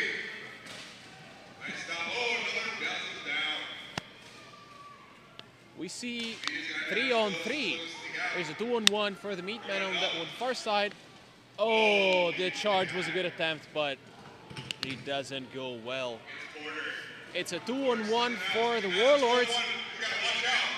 And I think that's Johnny Porter that's going to be wailed on. Ouch. Oh, that was a very tough shot to the greave. He is grabbing the pole arm from... It's a good strategy. Yeah, he's trying to disarm his opponent there. And 2 versus 1, very exciting. Let's see what he can do. He's trying to disarm his opponent now. He's trying to get out of the grapple. His shins are being kicked, and he goes down. So the Warlords take this round. What an exciting, unexpected matchup we see here. This is amazing armor combat. This is as good as it gets. Absolutely. What an awesome matchup. So we're going to go into round 3 here. Again, we don't know which way it's going to go. This has been very, very unexpected. And the meat men have come out strong. And there's, as you guys are pointing out in the comments, there's some very well-renowned fighters in there. So let's see if the Warlords can adjust their strategy and win this round. Let's see if the meat men can put their best lineup in there, and let's see what happens in this 3rd round. The crowd is chanting meat, meat, meat. Yeah, if you can hear the crowd here, it is great. They are super into it. They want the meat, meat, meat to win. They want the meat. Let's see this. We has the meats. Do you want the meat men? We are about to get in the 3rd round. Or the Dallas Warlords? Both teams have strong support from the crowd. Let's say grill. Some of the crowd members are really getting into it. Grill that meat. Yeah, this is amazing. I wish you were all here with us. This is electric. The crowd is super into it. They're chanting. Well, I don't want to repeat what they're chanting, but... And here we go. 3rd round on the way. Let us see what's going to happen. See the Sanders staring down. Both sides just kind of holding on. They want to be careful. They don't want to slip up now. You see some strikes being exchanged on the left side. The center slowly moving towards the left side as well, exchanging hits with their long axes. Very calm fighting by both teams. The Warlords start going on the right side. Meatman going there. All right, no takedowns yet. Our first takedown is a meat man. And 2 meat men and a Warlord. And we see All right, a down to 4 versus v2 2 for the Warlords. Warlords are up 4 to 2 meat men. And they have the long axes and they have the grapplers. This And is gonna more be hard. sparks. Man, that's going to make a highlight reel. Ouch! Those are strong hits from the Warlords. He hooked the weapon with his long axe. Now let's see if he can. He's going to go for a disarm. He can't get it, but he can rechamber and hit again. He's going for the arm. That's a bad spot to be hidden. All right, and the kick just to kind of reset his feet. The Meatmen are holding on. It's a 3-on-1, and the Warlords take it home. Good, fun, exciting match from both teams. Excellent matchup. One of the best matches of the day, I think. Would you say, Eduardo? Absolutely. This has been exciting. The first round has been a bit of an upset. And I would love to see what the Meatmen do in the rest of the tournament. Absolutely. And just to make a correction earlier, this is a different Warlord team. They've got multiple teams here today. This is the A team, I believe, or maybe it's the B team. I think this was the A team. Yeah, I think this is the A team. So this is a different one than what we saw earlier. So we have 2 Warlords teams here today. That just goes to show how many good fighters gravitate around Dallas and the Dallas team. Absolutely, yeah. If you're in the Texas area, there's several excellent choices of teams for you to try out if you want to try this. Again, if you're interested in trying this sport, there's a great website that you can go to, Start Fighting. Just Google startfighting.info, and it's going to be a great place for you to find. It's got a map on there. You can click on the different states. I believe there's at least one Buhurt team in every single state, if I'm not mistaken. I believe so as well. Also, the Facebook community, Armored Combat Sports, is a very good place to start. It's a huge community that gets together people from all over the states, all over the world.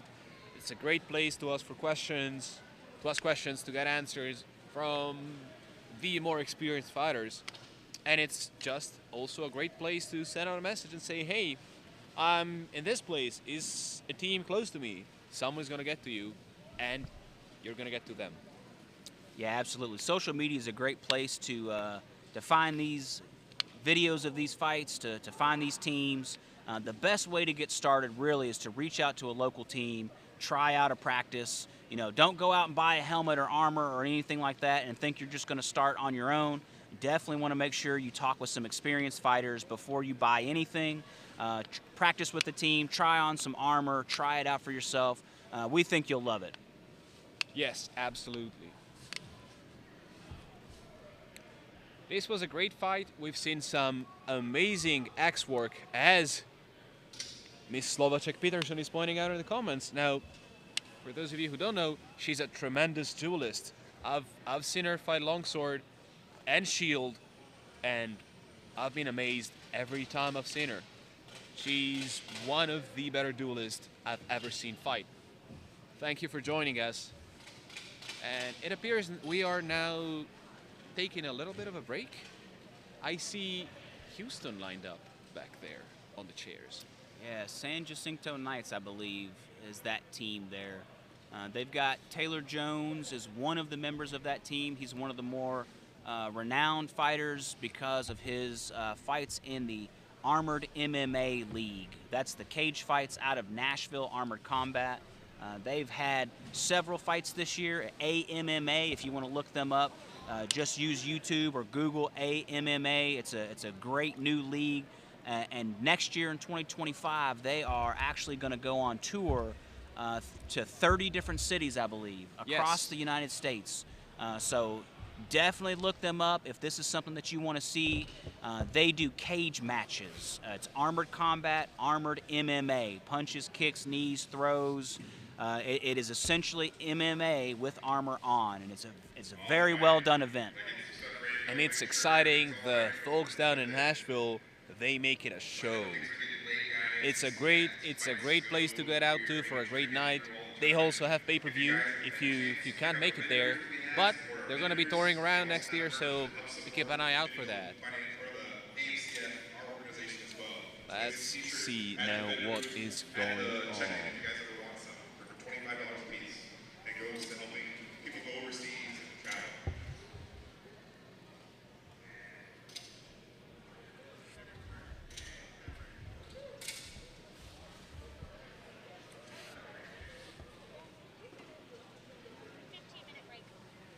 Oh, we are going on a slight 15 minutes break. So we hang tight and we're going to be seeing you soon.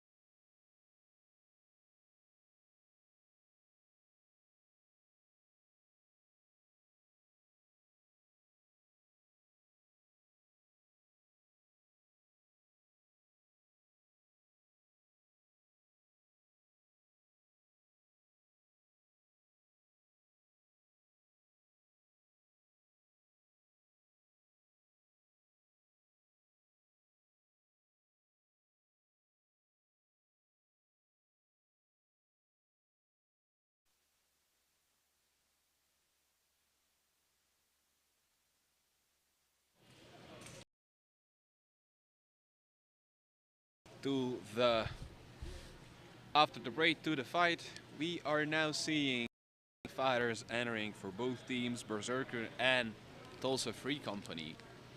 And I say both of these teams have shown us some very exciting fights today. So let's see what they do now. It's gonna be real cool to see them clash again. Now, I'm seeing only 3 fighters from the Berserkers and 2 from Tulsa, maybe 3 from Tulsa. Now, what's this going to be?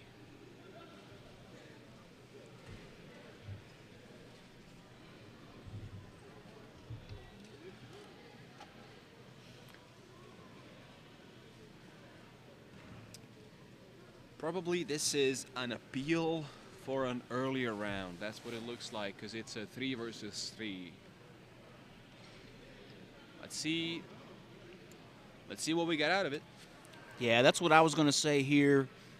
These teams aren't in the same pools that we had earlier, so we brought these previous teams back in for another round.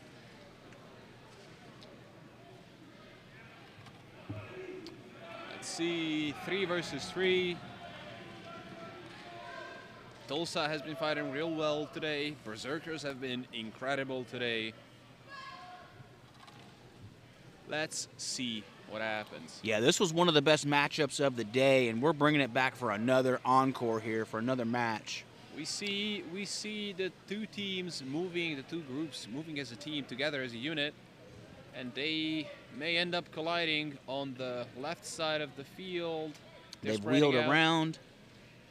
David Sweeney is a lefty, so he's getting on the left-hand side there, so he has room to swing. That's a good idea. Filthy lefty. We don't like lefties here. Let's see. They keep going around and around. Nobody wants to engage first. Yeah, it's a dance. It's a delicate dance here that we've got going on. It's grapple on the left side. There's a grapple on the far side. All right, we see Tulsa trying to move together. We see weapons being grabbed from both sides. Almost a trip there. On the far side of the field. And Sweeney gets the takedown. Excellent work. And now this is a bad situation for hips, which are all very tender areas.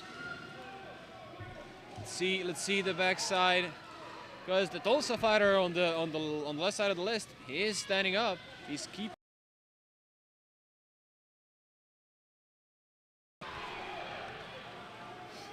Two-on-one for the Berserkers now.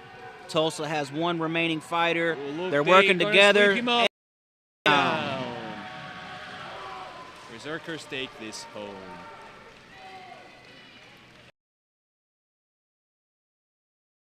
This is the American Medieval Combat Federation qualifiers. So these teams are fighting in order to secure a spot on. This is a worldwide sport called Buhurt. And this is something that is very exciting to watch. There's next year, the World Cup, or the World's event, Texas, sometimes, I believe it's every other year, 3 years, they hold that tournament here in the United States, or at least on this side of the world. It'll be back here in Texas. Arena in Conroe, Texas, August 6th to 10th. This is an amazing arena, an amazing place to hold a tournament such as this one. As you can see, I don't know if you guys can see it from the. A very good spread of seats, for us. So we are excited to see Worlds here in less than a year. It's going to be exciting. And I believe we're now moving on. Oh, this is an exciting category. Are banding together and fighting a 10 versus 10. And in, I believe On the close side, we got the Steel Coven and NYC, and on the far side, we're going to have the Mythics and forming teams of the day today. So the fact that they're teaming up together in this 10v10 matchup, that's going to be a very, very tough alliance to break here for the Steel Covens and the excited. The Mythics and Matagoats have used very exciting tactics. They have been hitting very hard. They've been working together amazingly, as well as the other two teams. This is going to be 10 versus 10s. They follow. You can't use the same tactics you would use in a 5 versus 5, because having more fighters in the same space means you got to handle space differently. Means you got to move together in a different way. So I'm excited to see what these show us. You can see the fighters getting in. Hey, and in the most basic sense here, twice the fighters means twice the violence. So I'm sure the crowd here, the live crowd that we have, are very excited about this. They've been really getting into it. They were chanting earlier. They were clapping. They were yelling for fighters. They were saying things we could not repeat in the microphone. Yeah, saying things about meat that we can't repeat with the, you know, on this recorded line here.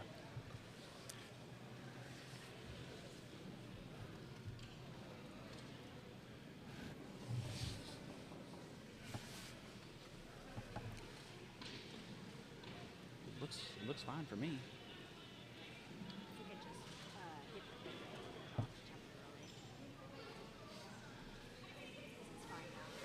All right, I'm seeing some comments that the live feed is freezing up. We don't see anything on our end. I think it may have fixed itself. So hopefully you can continue to see and hear everything that we're saying and see everything that we're showing through the video feed.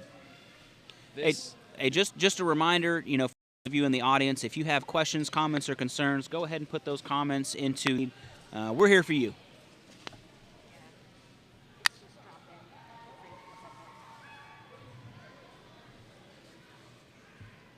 This is going to be very exciting for those of you that are watching here.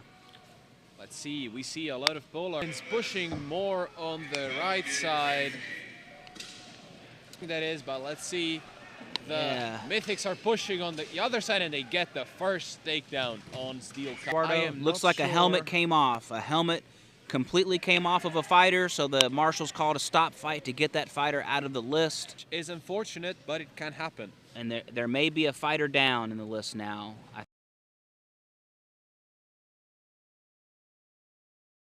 Checking out the fighter, as you were saying, in the close of the list. You see them kneeling down. There appears to be a fighter down there. Helmet came up, who lost her helmet on the outside of the list.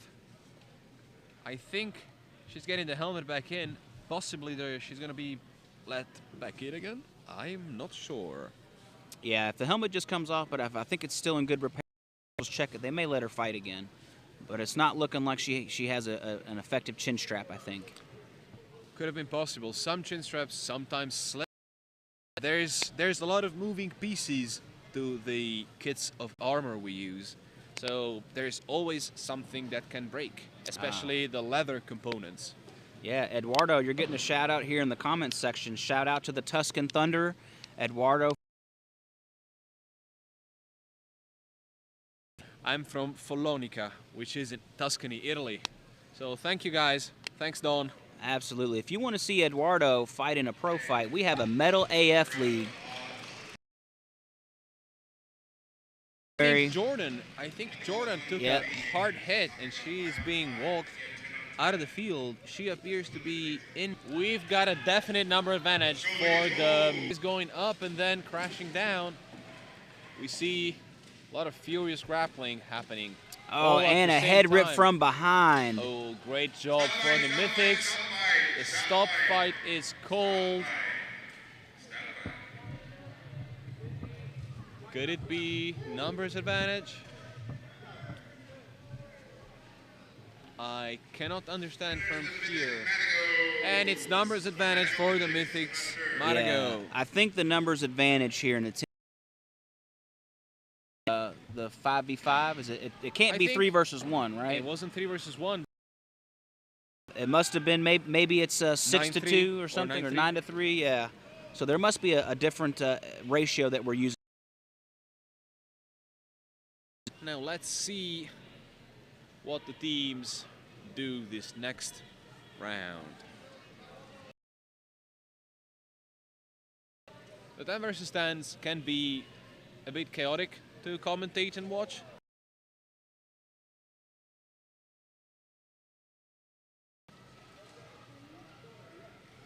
And we're seeing a lot of energy from both teams. Have been looking very good.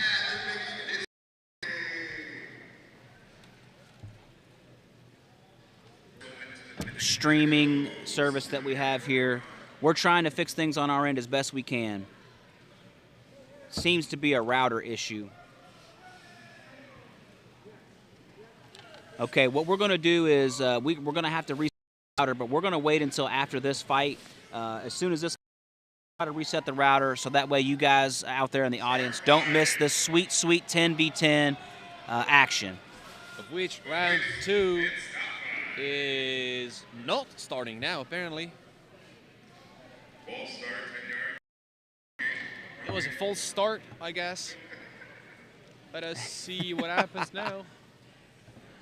All right, the marshals, we appreciate them keeping all the fighters safe out there, and they're running the show, and the fighters are all listening, which is good. That is a good thing in this sport because it can be a dangerous event. Here we go now again. Maragos and Mythics on the far side, and Still Coven and Goblins on the close side. Ooh, heavy shot excellent on the right side. pole arm shot. Now this is a bit of mayhem, but we see no one down yet. And this shows you the importance of heraldry to be able to tell who's a teammate and who's not a One teammate. of the Coven has gone down.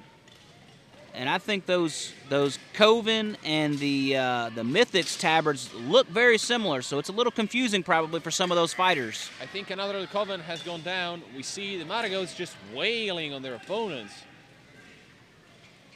They have significant number advantages. We see the Still Coven fighter with a polearm hanging back. There's a one-on-one takedown, and they are calling the stop fight. All right, I don't know if that was just a bad positioning or if this is a ratio. Okay, It yeah. was a ratio. It was a ratio. It must be a 6-3 ratio, I think. All right, very, very good, very well fought. These matches are always super interesting because the more fighters you add into these fights, the more chaos it is, and the harder it is to maintain teamwork and to really be able to see all areas of the field. And that tells you how important communication is in the sport.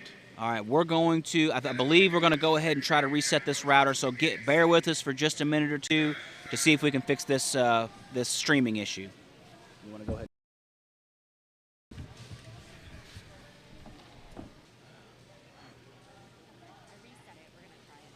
Awesome. You the best.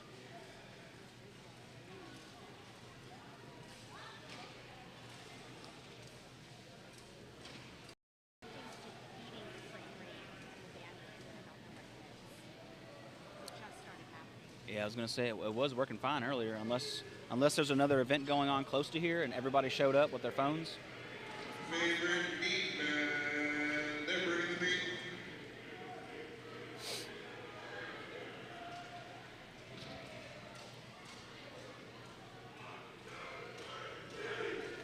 So it looks like it's back on now.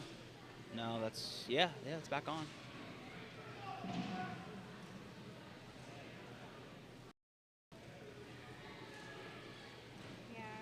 I guess you've done it. 13 frames per second, that's better than it was before. Now 30. It should be. Okay.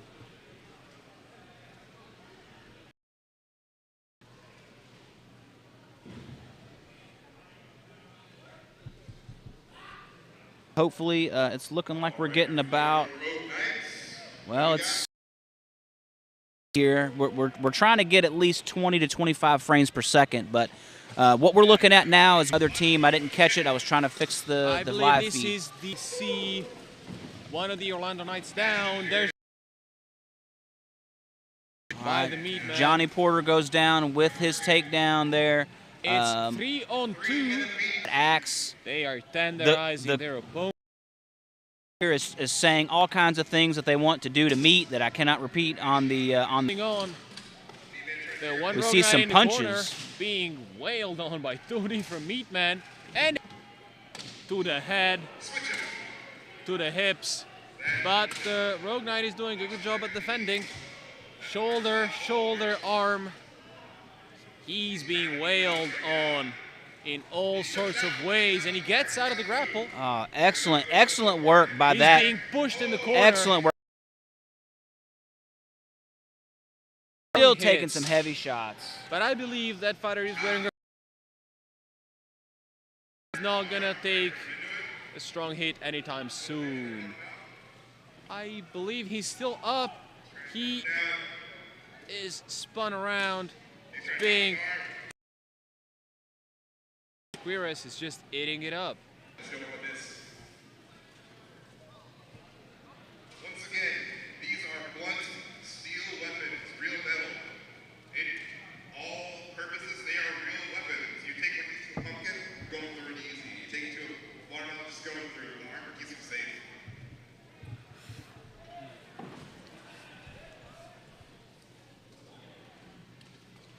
Please let us know if the stream unfroze or is more fluid now. Choose. Yeah, we tried another reset and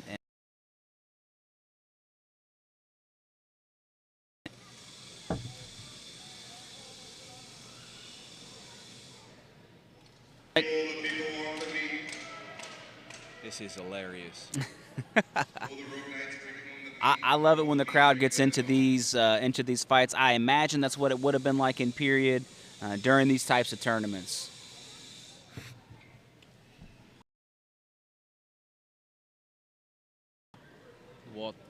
There's some, again, for the 4th or 5th time today, we are seeing some list repairs being handled by these fights are and how much impact these fighters are delivering onto each other and onto the list.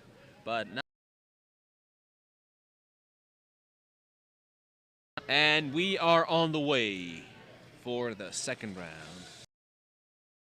Fives now. We did get to watch the 10v10s, but now we're back to this 5v5 matchup between the Rogue Knights and the Meat Men. Quick taken on the left. And we see, excellent teamwork. I see a furious 2 versus 2 in the back. All right, Johnny Porter getting even 3 for the Meat Man. Oh, and we see an axe just broke. I actually think the Meat Men hit their own opponent and broke their fight. So this is what we saw play out. This is an axe head. Sometimes we go to the tournaments, we head for heads. This is meant to be hit all the time with the head. We are now seeing the new teams entering the list, while the Rogue Knights are being let out. And it appears to be the San Jacinto Knights of Houston on the far side. You can tell they're red tabards with a white Templar cross in the center.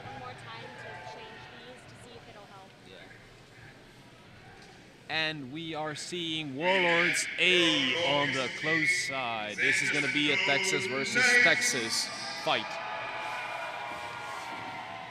And these teams go hard. They face each other often. I've seen them fight plenty of times, and it's been a brutal fight every time. Both teams once again gone overseas. We fought together, done things together at other tournaments. You can see some camaraderie, some hugging happening. These fighters, they are now facing off in the list once against each other, but they have gone overseas together. They've overcome many adversities in the list together, and it's great to see them showing some camaraderie to each other. Yeah, Boo Hurt is love. You can see all the hugs here These were comrades overseas on the USA team in previous years, and now they're competing to see who gets to go the next time. Buhurt is love, and we show love with bongs. Let's see how. I'm very excited for this fight. These are two very high-level teams. I'm excited to see what they're going to show us. Yeah, I think most of our love languages are consensual violence, right? Yeah. If it's consensual. I think there's something wrong with us though in general, but who are we to say? Join the tribe. Startfighting.info. Find you a team near you. Get in the list. Try it out. You're going to love it. It'll change your life. Let's see. There's this just one giant guy on Houston. He's not fighting this round. You can see him on the far side of the list to the right.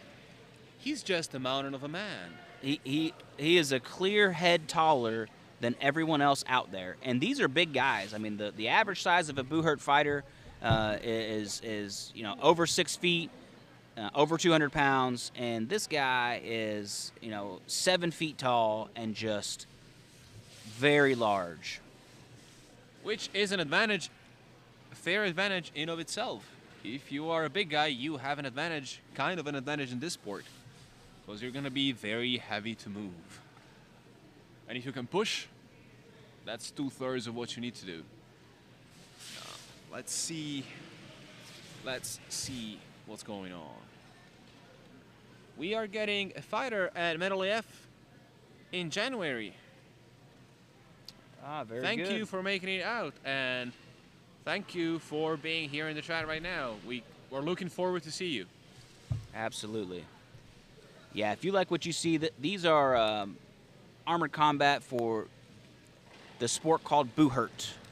This is the American Medieval Combat Federation qualifiers event for the AMCF League. There's other leagues out there. There's Buhurt International as a league. We've got cage fighting at the AMMA, Armored MMA, Medal AF.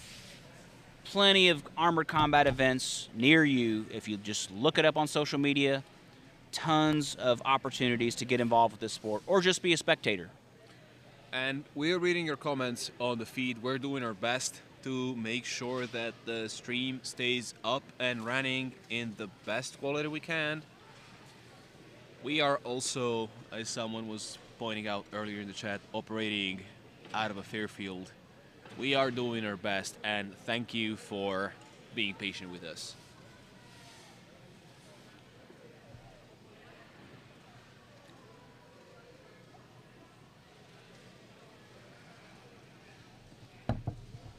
Now, the marshals appear to be fixing the list. They want everyone to be safe. They don't want pieces of wood to go off. They want fighters to be going through the list. I've seen some of that happen in the Worlds back in Spain a couple years ago. Their list just broke through with an impact of a fighter just ramming another fighter into the list. And it was scary to witness. So I would like to thank the marshals for what they're doing. This is very much appreciated. To keep everyone safe is very hard, and they are doing their best.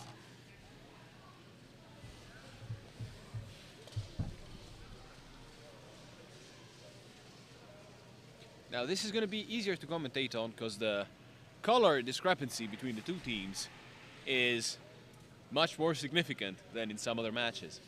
Absolutely, yeah. I think, was it the Steel Coven and the Dallas Mythics. And the Dallas Mythics, yeah. Their colors are very, very, very similar, and their tabards look very similar, so that would have been a very confusing match to be in. Now we see some long axes on the side of Houston, at least 2 for their right side wing and center. We see a long axe, at least 1 long axe for the Warlords for their center. That's his usual weapon. And I see on the far side of the list that looks to be like it's a Sugarloaf helm. I don't see those very often. That's an earlier era helm, or it could be a great helm that would have went over the top of a bassinet when you're charging into battle on a horse. That's an interesting choice. We don't see that too often anymore. This is what I like about the sport. I like to see that everyone puts their own personal spin on the way they want to look in the battlefield. Absolutely. And we are about to start. Both teams respond to the call of the marshals, and here we go. We see similar strategies being implemented by both teams. Warlords pushing strong on the right side. The Houston center cutting across, being matched by the Warlords center. The Warlords get a takedown on the far side, and there's a stop fight called. And there's a helmet off, and a helmet has come off of a fighter. The fighter was able to exit the list, and he is safe. So the marshals are going to get everybody back in position. And they're going to start this fight again. That could have been very bad. I believe one of the takedowns in the corner happened after the stop fight. So they are resetting that takedown. So it's a 5 versus 4 in favor of Dallas. Now, good teamwork from the Dallas people, and there is a one-on-one takedown in the back, which means Dallas retains their numerical advantage. Good ramp from behind. Excellent takedown from behind. And Let's now we're see. down to 1, 2, 3, Houston 4. fighters being wailed on. And he goes down, and it's a 4 versus 1 for the for Warlords. Warlords. Very good matchup. Both very good teams.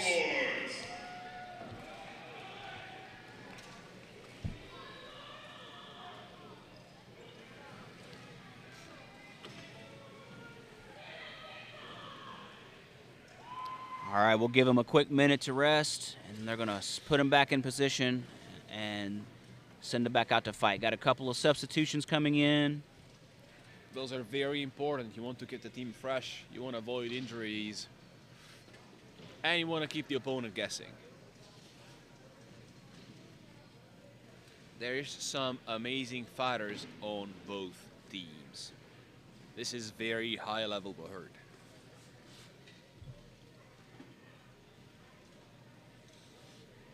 List closed on both sides.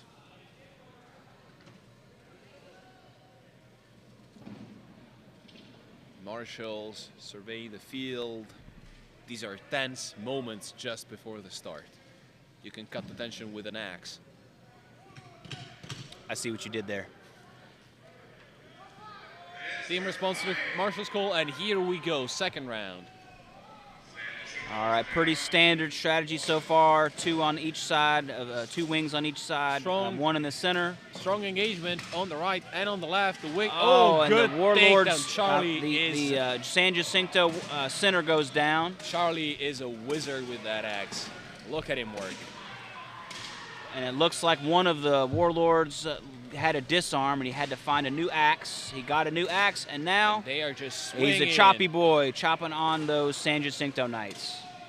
And they got to take it in the corner. It's a 5 versus 1, I believe. All right, I don't that think the was Warlords lost a single man that round. That was such a dominant round. And Don, if you're asking, you better take me out for drinks first. That was a dominant performance by the Warlords. I told you Monticelli's built different. Let's see the next teams in the list. Fighters are excited. They are pumped. And rightfully so, I guess. I am excited for our fights tomorrow.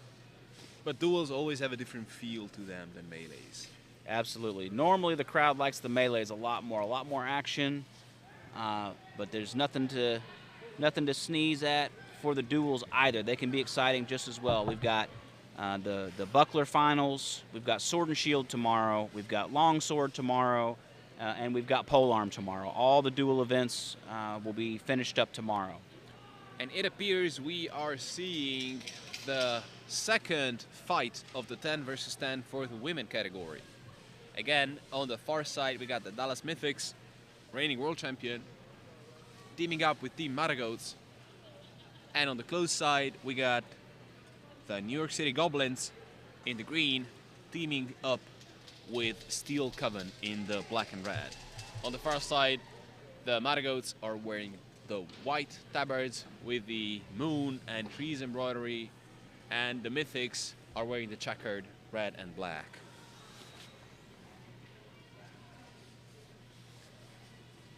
As we've seen earlier, the 10v10s can be a little chaotic.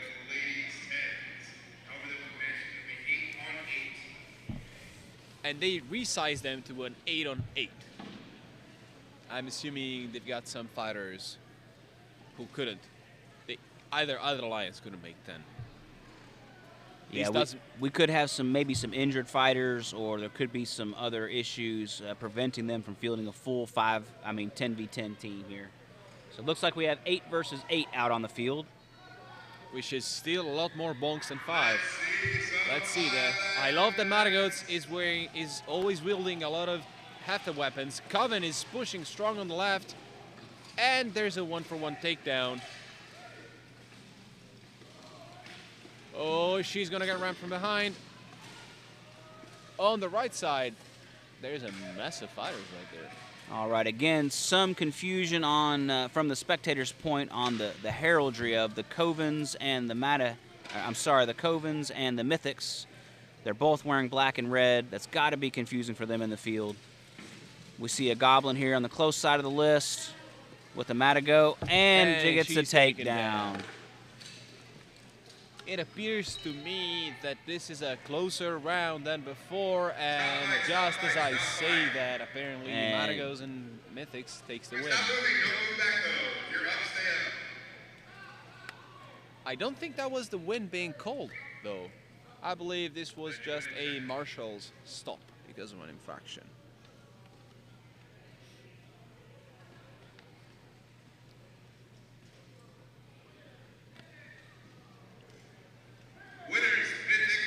And it appears to be that the Mythics and Matago take the win for this round. I think the marshals had to deliberate just for a minute to make sure those takedowns were all good, and they were. So the Mythics and the Matagoats have taken that match. Let's see how the second round goes. You see, of course, this is all of our friends back home. you see hugs being exchanged. Being boo-hurtists. Let us see some substitutions being made on either side. List is now being closed. And let's get ready for another exciting 8 versus 8 round of action.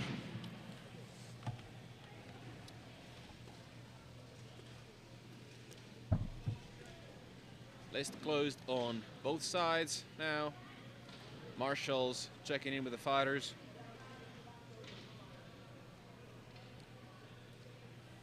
Both alliances staring each other down. Let's see. Marshals calling both teams to be ready. They're all responding excitedly, and here we go. Marshals are gonna get out of the way. You don't want to be in there without. And quick movements at the beginning of this round, trying to get behind the other team's line, and got a couple of takedowns from behind. See, Matago's spreading out a little. Oh, one of the Mythics just trips down. That's unfortunate. Right in the middle of the list. You see the Goblins teaming up 2-on-1 in the far corner against the Mythic.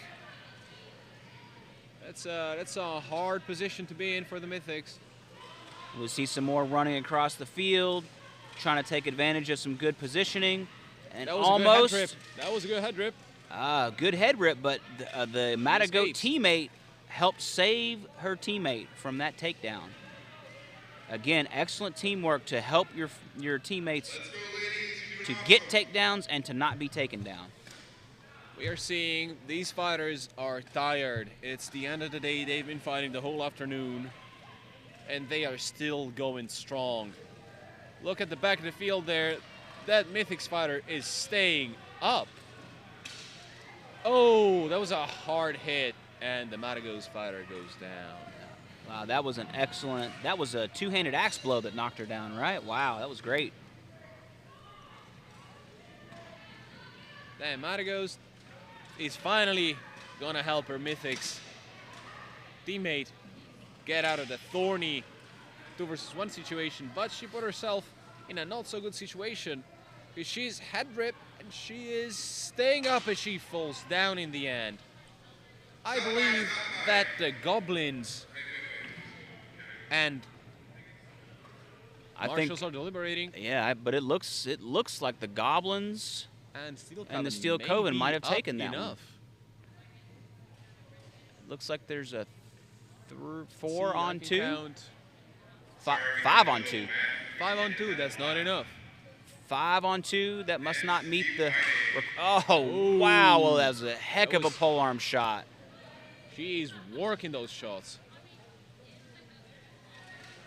Oh, again, and she goes down, and that's superiority for the goblins and yes. And again, I think it was a heraldry issue. There's a lot of red and black tabards down there, and I think the marshals had trouble counting who was on what team. So they had to pause the fight just to count and make sure that the ratio hadn't been met yet. And finally, what we see is the goblins and the Coven take the match. They took the round. Who took the match on that one? I think they're going to have to do a third round. They're going to have a third round, and you can see some of the fighters are very exhausted after that second round, and they've got to stay in and keep for pushing. A third round. And again, with this many fighters on the field, they may not even have any substitutions here. That's where the team mentality comes in. You push it for your team. It doesn't matter how hurt, tired you are, you just keep going. You can't let down your team. Absolutely. So yes, another 8 versus 8 fight in the list here. 8 versus 8. And these ladies have been going strong. This has been an exciting match so far. It's been back and forth. We've seen incredible striking, incredible grappling and teamwork. Let's see what this last round holds for us. And thanks everyone for joining in.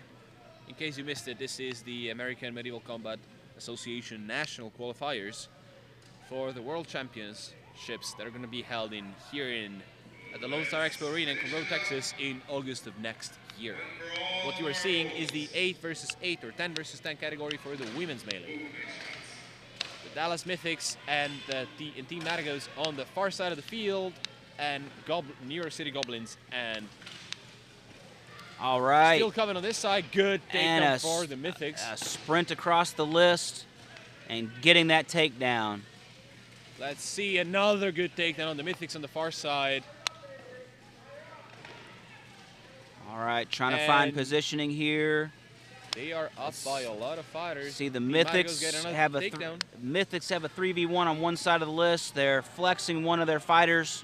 They're calling medic for a fighter. Oh, it may be medic, or is it an armor failure? I have no idea. The marshals are checking on her. We have is that a goblin or is that a New York City? I think that's a Coven. Steel Coven. There's a Steel Coven fighter down, and it's either a medic issue or it could be an armor failure.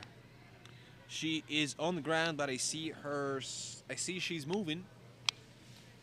And she appears to be talking. We hope she is fine. Yeah, we don't want any injuries of our fighters. We try to make this as safe as we can for it being armored combat with real steel weapons and real steel armor. The armor typically does its job, but accidents can happen.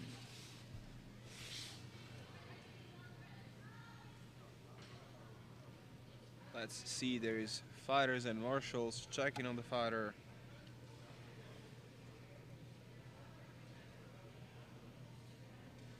I can't see it very well from here. She appears to be responding. They're trying to get her up, I believe.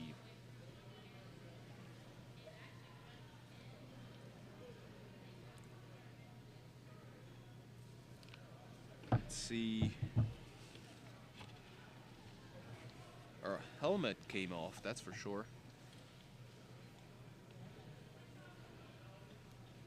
Yeah, can't see much from our perspective here. Definitely an injury. Not sure if it was caused by the helmet coming off or where the injury is. Or probably was a bad fall. Those happen. You're gonna hit the ground very fast sometimes and very hard.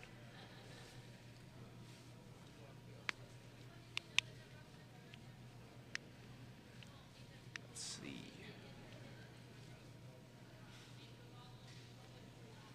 Sport is a combat sport, so injuries because of impact and twisting are going to happen. We take every precaution ourselves as fighters to be safe and as organizations to make sure that safety standards are met for the field, for each fighter, and so on and so forth. And she stands up. All right. She appears to be fine. That is very good news. She's being helped off the field. Might be a lower leg injury like we thought. Probably a twisted knee or twisted ankle. I see her not putting too much weight on her left leg. Hopefully it's just because of the impact and nothing serious. The field appears to be in favor of Maragos and Mythics. We see a one-on-one takedown down there. We see a 2-on-1 for the Mythics on the opposing side. Team Maragos slugging it out in the close, in the right corner of the list. Good hits. And they call a stop fight for, I believe, number superiority. Because I'm counting 1, 2, 3, 4, 5. It may be 6. Yeah, it may be 6-3. 3. 6-3. Maragos and Dallas Mythics takes it home. All right, what an excellent match. I love these 10v10, 8v8, you know, these mass battles here. That's where the teamwork really gets in. You gotta stand up for your unit, you gotta stand up for your team. You're not gonna win this by yourself. And this has been a great display of strength and technique and coordination from these ladies.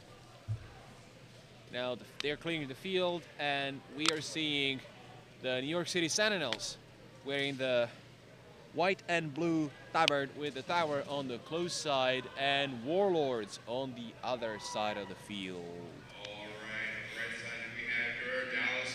These teams have met more than once, more than a couple times. They know each other. It's going to be an exciting match. We're seeing the marshals making sure everyone is safe, that their helmets are safely attached with their chin straps and retention straps to their backs. Safety comes first and second and third.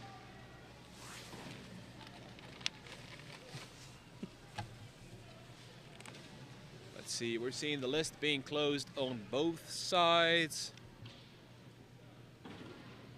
Both teams taking up their positions.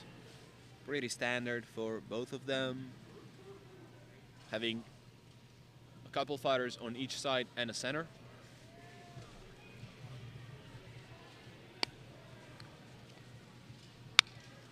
We are seeing them salute each other across the field. The marshals are still deliberating, talking to each other.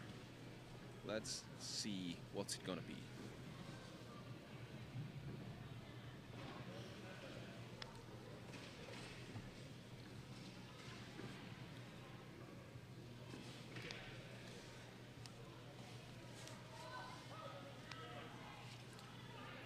I'm seeing Sean on the Warlords with his trademark axe, long axe. He can strike with that thing. I've seen him work on people. Teams being called to be ready, both responding, and marshals called the beginning of the round. Let's see how both teams approach the fight. Pretty controlled engagement so far. Warlords pushing in strong on the left. All right, the centers are squaring off in the middle of the list, and he's about to take some. Good takedown on the left for the Warlords. They are 5 versus 4. They go down together, 1 versus 1. Warlords are still up by 1. Sean is working that axe. The Sentinel goes down. 4 on, ooh, that was a hard hit. 4 on 2, 3 on 1 for the Warlords. All right, the Warlords take that round. Good job to both teams. Dominant performance by the Warlords. It's amazing to see them work together and to see them floor opponents. Shit, lost the feed. Let's see some substitutions being made.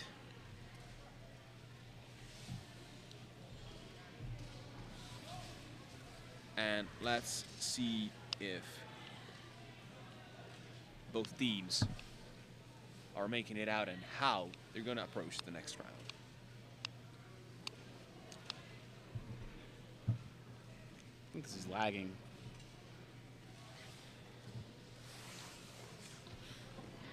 We are streaming out of the Lone Star Expo Arena in Conroe, Texas. We are on fairgrounds. Let us please be patient with any technical difficulties. We are now about to see the second round between the Sentinels on the close side of the list and the Warlords on the other side of the list. Let's see how this round goes. Strong engagement again for the Warlords on the left side. Strong hits on the right side. Strong hits. Charlie is good with that two-hander. The Sentinels get trapped, and that's a takedown for Warlords. 4 versus 5. Strong hit to the lower back to the Sentinel. Those hurt. But it's still 5 versus 4 for the Warlords. And he gets the takedown with 3 axe chops to the back. Those are going to leave a mark. It's 5 versus 2. The Sentinels are in a bad spot. Let's see how they can hold up, and there's a takedown. This is a perfect round for the Warlords. Yeah, I'm a little confused on the rules here for these fights. That was a 5 versus 2, and it's got to be 3 versus 1 to be called. Okay. So a 6 versus 2 would have called it. Yes. Gotcha. It's increments of 3 versus 1. 6-2, 9-3, so on and so forth. The increments are less likely to happen unless you're fighting in a 16 or 30. And let's see the next teams in the field. We're seeing the Sentinels being let out, and I believe we are seeing the Meat Man on the other side. Definite crowd favorites. Yeah, it definitely looks like the Meat Men on one side. Who are they? What's their Houston alliance? On the other. Ooh, this is going to be a hell of a match. Both are very good teams that have shown us some very exciting fighting. The Meat Men are definite crowd favorites. Crowd is chanting meat, meat, meat again. And we got the Meat Men and some San Jacinto. So they got the San Jacinto It is getting late in the night, and these fighters have been fighting the whole day. They're still going. Again, some of these melee rounds could be as short as 15 seconds or as long as the maximum time limits that they get. Are there maximum time limits in this 8 minutes. one? 8 minutes. Yes, some leagues don't have maximum times. This league has maximum time limits. So it can be anywhere from 15 seconds per round to 8 minutes per round. And some of those rounds, if it lasts that long, you're in a grapple for the full 8 minutes. And those are going to drain you of every ounce of strength you've got. All right, so back to these 5v5 matches here. Let's see what happens.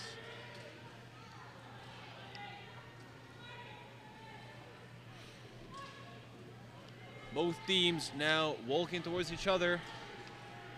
Pretty standard formations for both. You see the centers squaring up with each other as well.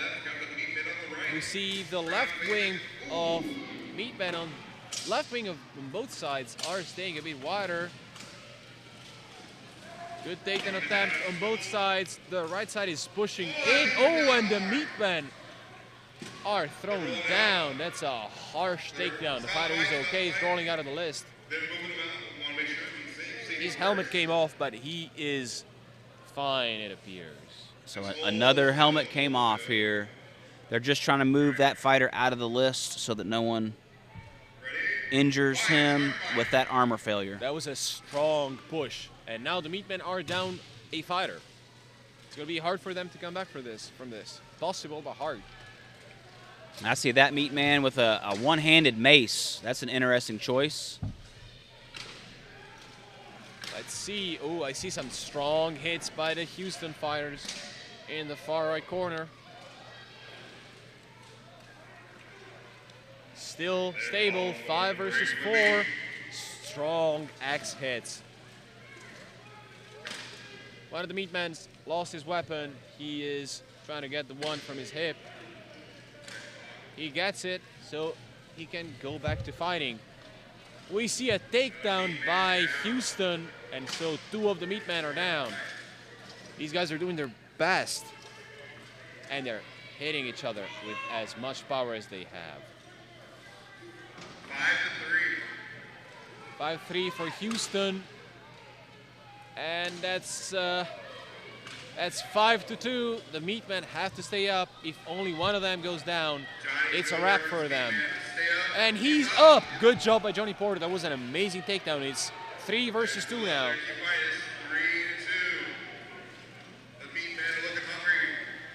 Oh, wow. It's down to a 2 versus 1. Johnny Porter by himself as the last Meatman standing. 2 San Jacinto Knights. He is moving away from that corner. He doesn't want to be stuck there with the Houston guys.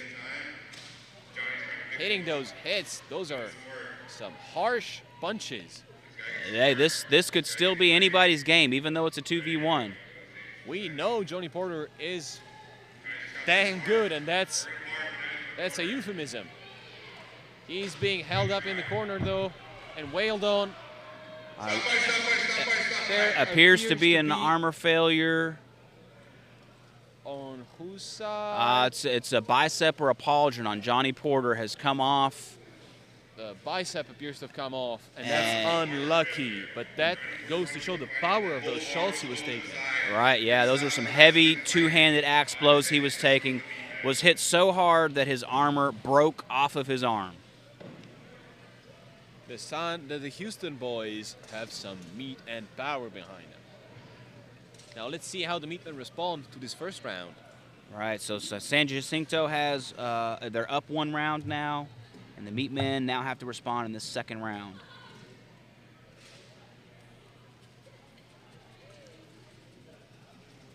Yeah, I think the crowd has stopped chanting about their meat, so that's probably a good thing for now. Probably the crowd is more exhausted than the fighters. Good call. Hey, let's see. Lists being closed on both sides. Both teams staring each other down. And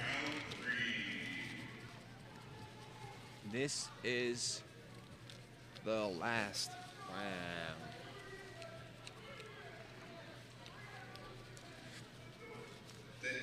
My mistake. This is round 2. Let's see what's going to happen. We see the Meatmen reorganizing themselves. Armor failure on Porter's bicep has been fixed. All right, so yeah, we see Johnny Porter in the on the Meatmen's side taking the center spot, so he was able to fix that armor failure. We see on the San Jacinto side taking up a standard formation, 2 on each wing, 1 in the center. They're measuring each other up. Strikes being exchanged on the right side. Houston is pushing. And Porter cuts across. That's a very good position for him. Let's see what he does with that. He gets tangled up. And they go down together. Looks like 3 points of contact on each fighter, so they both go down. No, they let him stand up. That's... Yep, they put him down. It's a yep. 1-for-1. Oh, and one of the Houston guys trips and falls. I see 3 to 2. He appears to be hurt. 4 to 1. 4 to 1. Damn. 4 to 1. The Meat Men take the second round. All right, hey, this could be anyone's game still. 3 to 1. Third round. You know what that means? Exhausting fight, longer fight. These fighters are slowly burning away all of the energy they've got.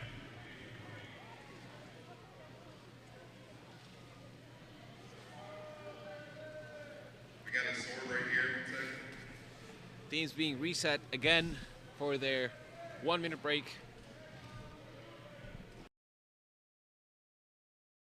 All right, these are both high-level teams here we're seeing. The Meat Men and the San Jacinto Knights. Qualifier, so these teams are fighting to see who is going to get selected to represent Team USA in 2025. There's world-class fighters on both teams. Greg and Johnny Porter on the Meatman side.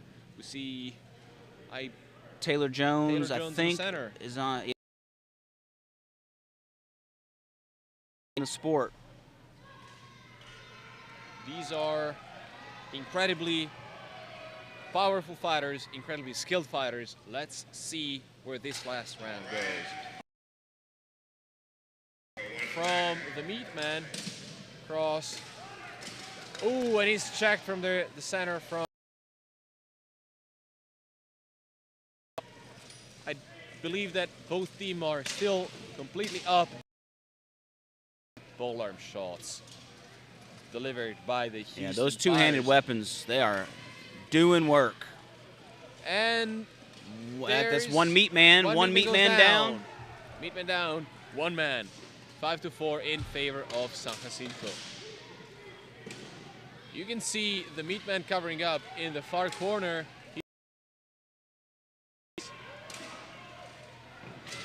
Strong strikes.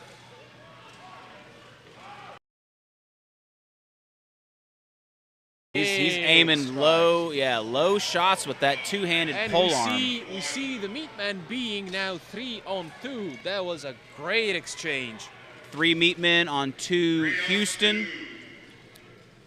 Good head grip position. Let's see if they can get it. The Houston fighters are staying up. Good kick, good, strong, powerful strikes. Yeah, and it may be hard to tell from the video feed, but that is a one-handed mace that he is just wailing on the other guy. Heavy, heavy blows there.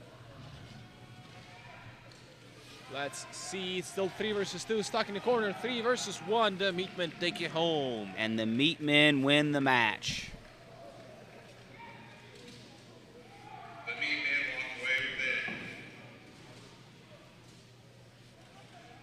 it. Let's clear the field, check if everyone's okay. All fighters appear to be safe and uninjured, which is a great thing. They're now clearing the field, and let's get ready for the next fight. All right, for those of you back home, if you want to try this, there are teams all over the world. I believe there's a Buhurt team in every state in the United States. If you want to go to startfighting.info, there's a map there. You can click on the state, and you can find and contact the nearest team to you. You can show up and try this out. In a lot of teams, it's free to try out. You can try out loaner kits. Just make sure you don't buy any armor without talking to one of the fighters first. Start practicing with a team. Try it out. It'll change your life. Absolutely. Reach out to a team that's close to you. Facebook is a good place to start. There is a big group called Armored Combat Sports up there with fighters from all over the place, all over the world. If you want to reach out about a team, do it there. Just say, hey, I'm from this place. Is there a team close to me? and you can be sure someone is going to reach out to you so you can start training. This community is full of good people, and you're going to see that coming in. Our unofficial slogan is Bohurt is love, and we show that every single fight.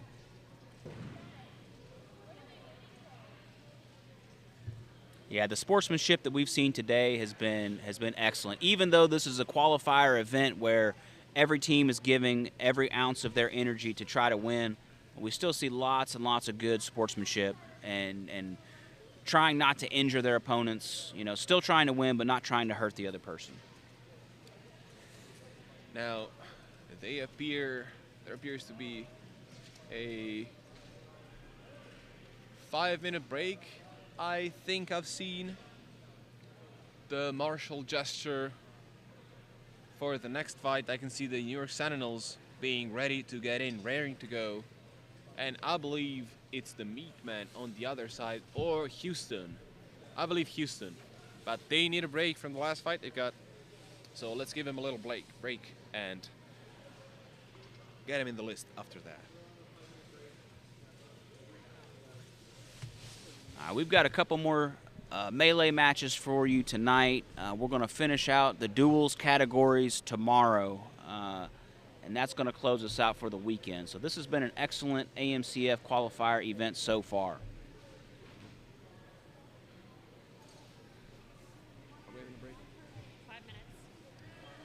All right, it looks like we're on a 5-minute break just to give that team that just fought a little breather before their next match. So we're going to come back in about 5 minutes.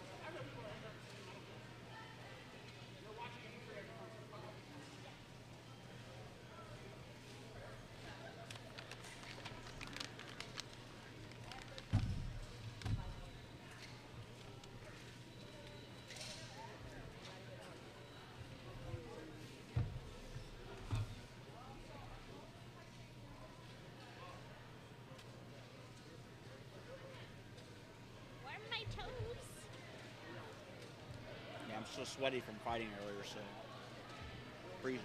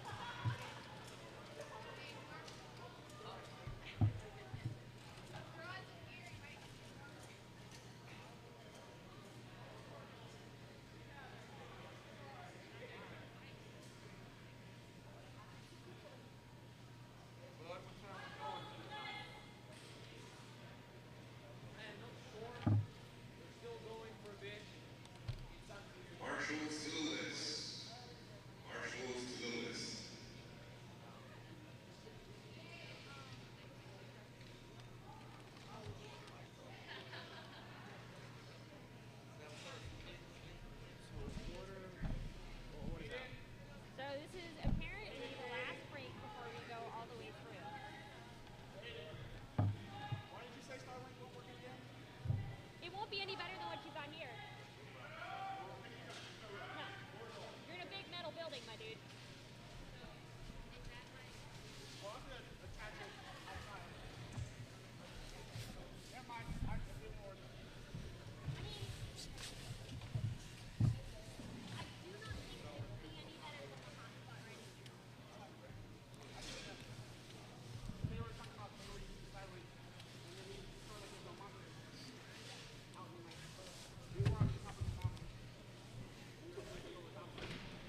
I opened up these.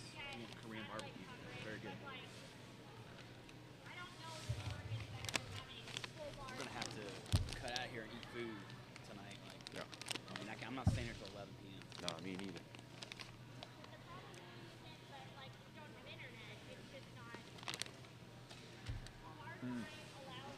It's good.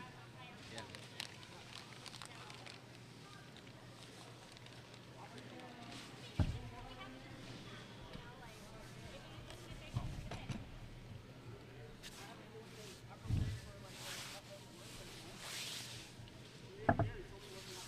All right, break is over.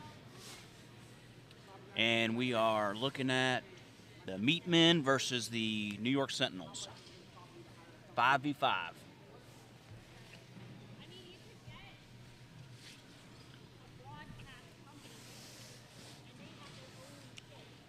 Now, let's see how this goes.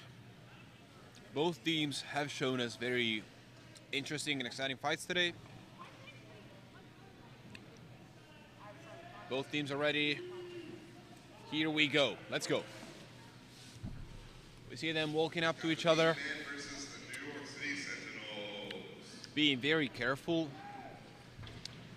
3-on-2 on almost 3-on-2 on one side for the Meatmen. I see Johnny Porter dashing across, being matched by the center for the Sentinels. And one of the Meatmen almost goes down, but stays up.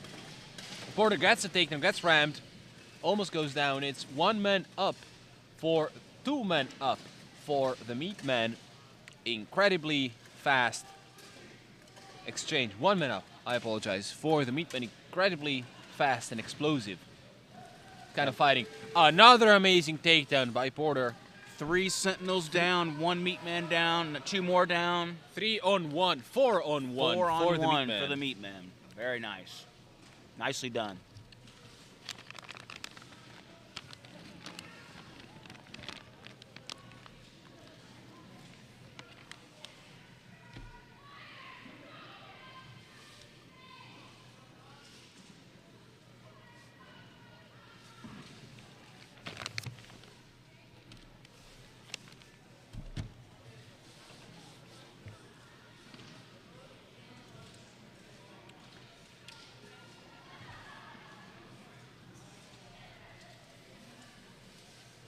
Usual 1 minute break between each round. Substitutions being made, tactics being changed. Let's see what both teams have in store for each other in this possibly last round. Yeah, let's see what the Sentinels, if they can adjust their strategy a little bit, maybe change their lineup a bit, and see if they can do something about the Meatmen. Who have been a surprise up until we knew who was on the team. Yes, yes. Let's see.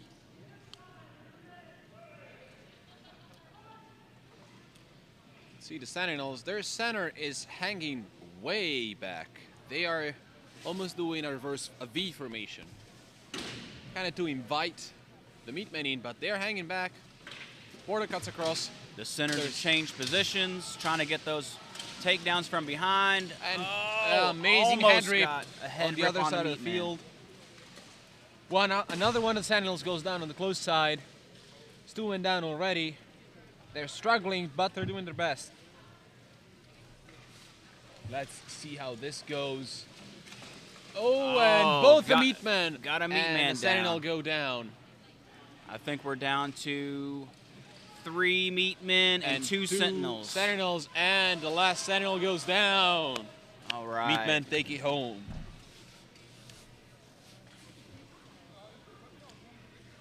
This was explosive. This was fast. This was extremely high level.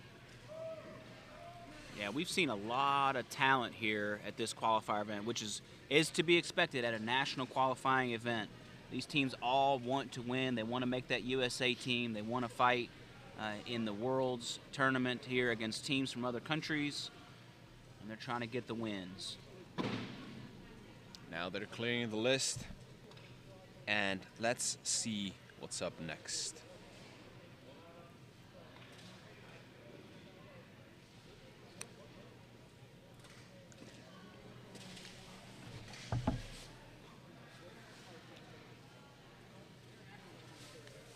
Here in Texas, it is currently 7 p.m. and the fighting has started, I believe today is 12 with the duels, and the melees have gone on ever since around 1 p.m. So a lot of energy has been drained from these fighters round after round, throw after throw, hit after hit, and they are now nearing the end of the barrel. All right, who do we got coming in now? Is that the Rogue Knights? I believe those are the Rogue Knights on the close side of the list, and on the far side we've got San Jacinto Knights of Houston. I'll tell you what, I like the Rogue Knights. They've got some pepper to them. They've been going at it, and they've been giving their best. Yeah, orange and black is an unusual tabard color. Very easy to see, so it makes it easier for the spectators. It makes it easier for them to see their teammates. Marshall's doing their checks now, making sure the fighters are safe. They've got all the proper straps strapped so that we keep our fighters safe. That's the most important thing. We need safety first, second, and third. Teams will be fighting this differently. They'll be applying different tactics. So let's see what they got for each other.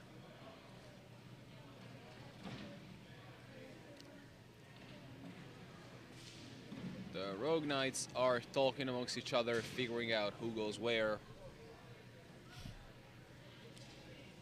Yeah, they're switching a fighter out. And the list is now closed.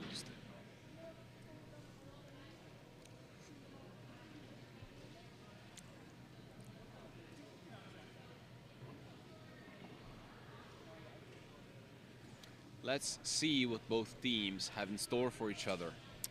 Is this the first time we've seen that San Jacinto Knight, the 7-foot-tall guy on the far side? That's the first round he's fighting today. Yeah. I wouldn't want to be on that list against him. Absolutely. I believe he's about 7 feet tall. He's probably easily 300 pounds on the far side of the list there against the rail.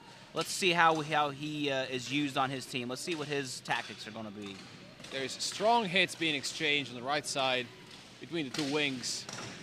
Just throwing at each other. Hard shots.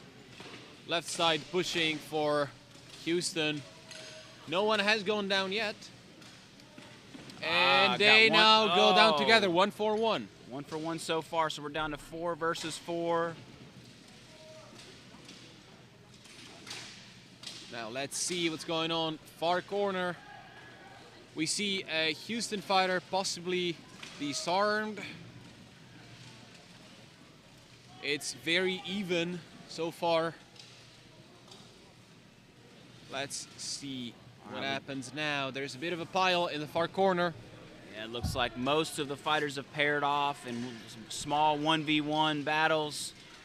And another 1-for-1 takedown. 3 versus 3. Very evenly matched so far. And our big San Jacinto Knight gets a takedown. Oh, and I think he has to take a knee. He must have lost a gauntlet. I think that's what happened. Those have been 3 1v1s, so 1-for-1s so far, and now it's still a 2v1. They thought so. That San Jacinto Knight is so tall. When he took a knee, the marshals thought he was still standing. So now we got 2v1. Let's see how the Rogue Knight handles it. Salutes his opponents, and then let's see. That's an interesting grip that he has. He has his axe gripped by the head, and the head is facing backwards so that he can just punch and grapple. He needs to keep both of his opponents in a cone in front of him. Otherwise, this is going to happen. They're both going to tackle him, push him into the list, and wrangle him the way they want to. Now, he did a good job of keeping his back to the list so that they can't get behind him, but he didn't quite make it to the corner of the list yet. That's where you should be pushing to be right now. That's the safest position. He takes and one he of them gets a takedown. 1v1. 1 versus 1. Can he do it? He's being held up. And he wins the round because of armor failure. Let's see what happens. It appears that they're not going to give the armor failure because of a weird lock that was happening. I think they said it was an arm lock. And I don't think you're allowed. Maybe you can answer this question. Can you intentionally pull someone's armor off, their gauntlet off? That's one of the big rules. You cannot attempt to remove armor from a... Ooh, that's a goal shipment. So maybe that's what they thought happened there. Maybe they thought he intentionally removed the gauntlet, or it was an illegal arm lock, and that's kind of what happened. So the Marshals have reset the fighters 1v1. And now they are going at it, and the Rogue Knight gets taken down. This round goes San to Jacinto Houston. takes the round. That was an exciting round. Let's see what the teams have in store for the next one.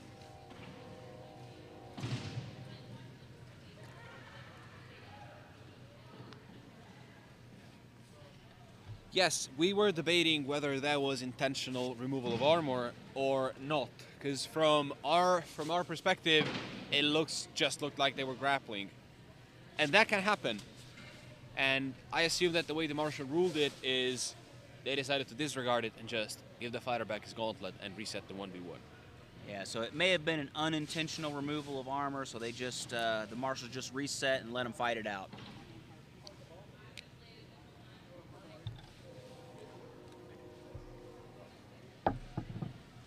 Nice.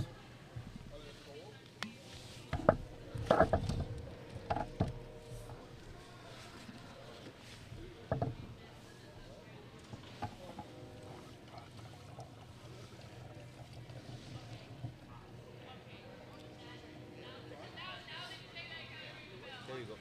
Thank you.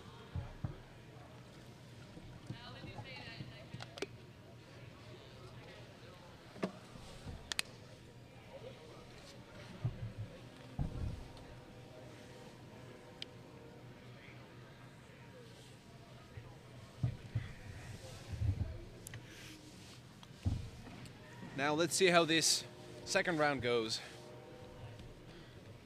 Let's see the Rogue Knights, how they do against the Houston team.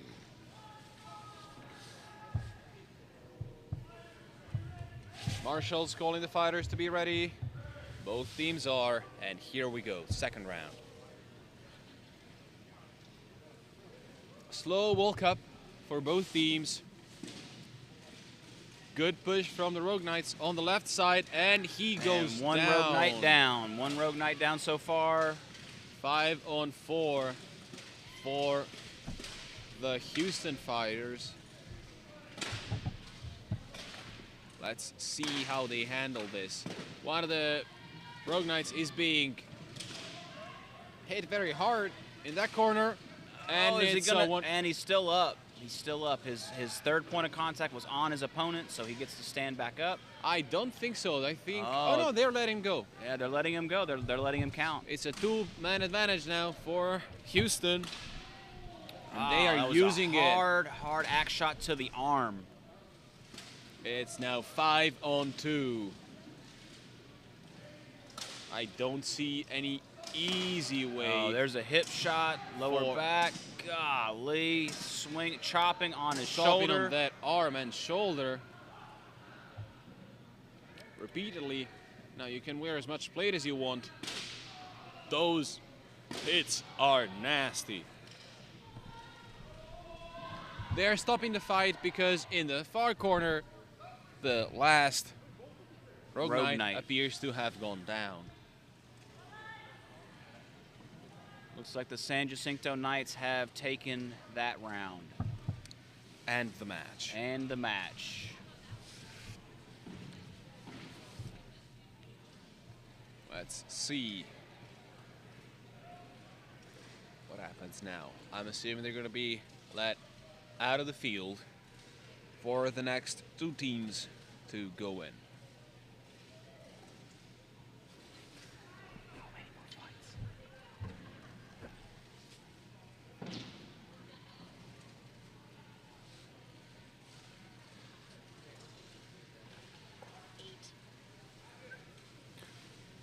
Okay, we appear to be in the last leg of the evening, with the last few fights nearing. We have about 8 fights remaining or so. I don't know if they're going to call it for the night and try to push some of these fights till tomorrow. That was not on the schedule, but we'll keep you posted as we get information. May just be pushing through for a late night. Full day of fighting in harness. Any day fighting in harness is a good day. And it's a tiring day if you're on field the whole time. And these fighters have been doing just that. You can see them sitting down, trying to recover between each fight. And it's not easy, because it's not just your breath, it's the level of exhaustion building up in your body that gets to you. That's why it's so important to make substitutions, to keep your fighters as fresh as you can throughout the day. Yeah, I tell you, the more tired you get, the more dangerous it becomes for injuries to happen, and you know, your reaction time just isn't as good once you're starting to get exhausted and kit. And again, every movement that you make when you're in full harness is going to take energy. So you have to be very, very careful with what you decide to do and what strategy you're choosing to implement. Let's see. I see the Sentinels lined up on one side, nearing the list. So Mayor Fuglycool asked, why are those dudes holding the guy getting hit? That's a good question. This is a team's combat sport. You should work with your team to create advantageous situations.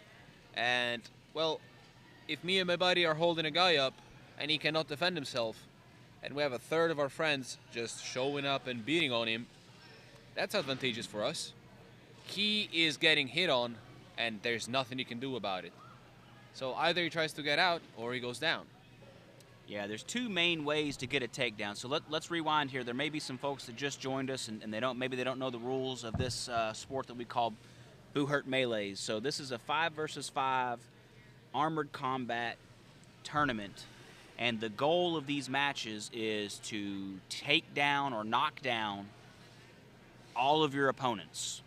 So you want to not be taken down yourself, and you want to take down your opponents. So when you see the fighters clinched up and they're holding each other, what they're doing is they're fighting for advantageous positions to throw each other onto the ground. If you can't throw them on the ground, another good way to get them to take a knee is what we call pain compliance, meaning I'm going to hit you with a 2-handed axe or a mace or a falchion. I'm going to hit you with some kind of weapon so hard that it's going to make you voluntarily take a knee. And that's what they were going for in the instance we were just talking about. Now, it's more likely that you'll just see the throws, because those usually take less energy. All you need to do is a couple movements, and then you can go on. But even a well-placed shot with a 2-handed axe, like we were seeing earlier the Houston fighters doing, those can be very effective strikes, because you're going to feel the impact and the pain through the armor. The armor is not impenetrable. It stops the blades, it stops the impact, and it's a piece of metal, and it's being hit on with incredible force. Absolutely. Yeah, and you'll notice where these axe men, where they're aiming, a lot of times they're aiming for the squishy parts of the body. the lower back, the hips, The ribs. the rib cage. You know, they're aiming for spots where if you get hit there, you're not going to want to be standing there to take another hit there. You're going to go ahead and take a knee, and you're going to go ahead and take yourself out of the match. Usually anything that is between just under your shoulder or between your armpit and your mid-thigh is a good target is a good target to aim for with a two-handed weapon in a melee situation, because you're going to be delivering a lot of force to an area that's hard to defend, and there's a lot of components of bits in your body that can get hurt there. Now, when we say get hurt, we don't mean permanently or to cause injury. We just mean to cause enough pain due to the impact that you're not going to want to stand up. Yeah, Eduardo, can you explain some of the illegal areas that you're not supposed to hit? In terms of hitting, the sport has simple but effective regulations. Mainly, you cannot do any kind of thrusting motion with a bladed weapon. That's just the one thing that would get someone hurt for real bad. The other illegal striking areas are the neck, which is defined as the bottom third part of your helmet. You cannot hit that horizontally, because you could hit the proper neck, the squishy neck underneath, and that would be potential cause for significant damage. The other areas you really cannot hit are the back of the knees. No matter what kind of equipment you're wearing, you cannot have the back of your knee covered by a piece of plate. Otherwise, you just lose the flexibility of your armor. So, one of the rules that's implemented in the sport is no hitting the back of the knee. Now, there's all sorts of other squishy areas that are usually not covered by armor that still are legal striking targets.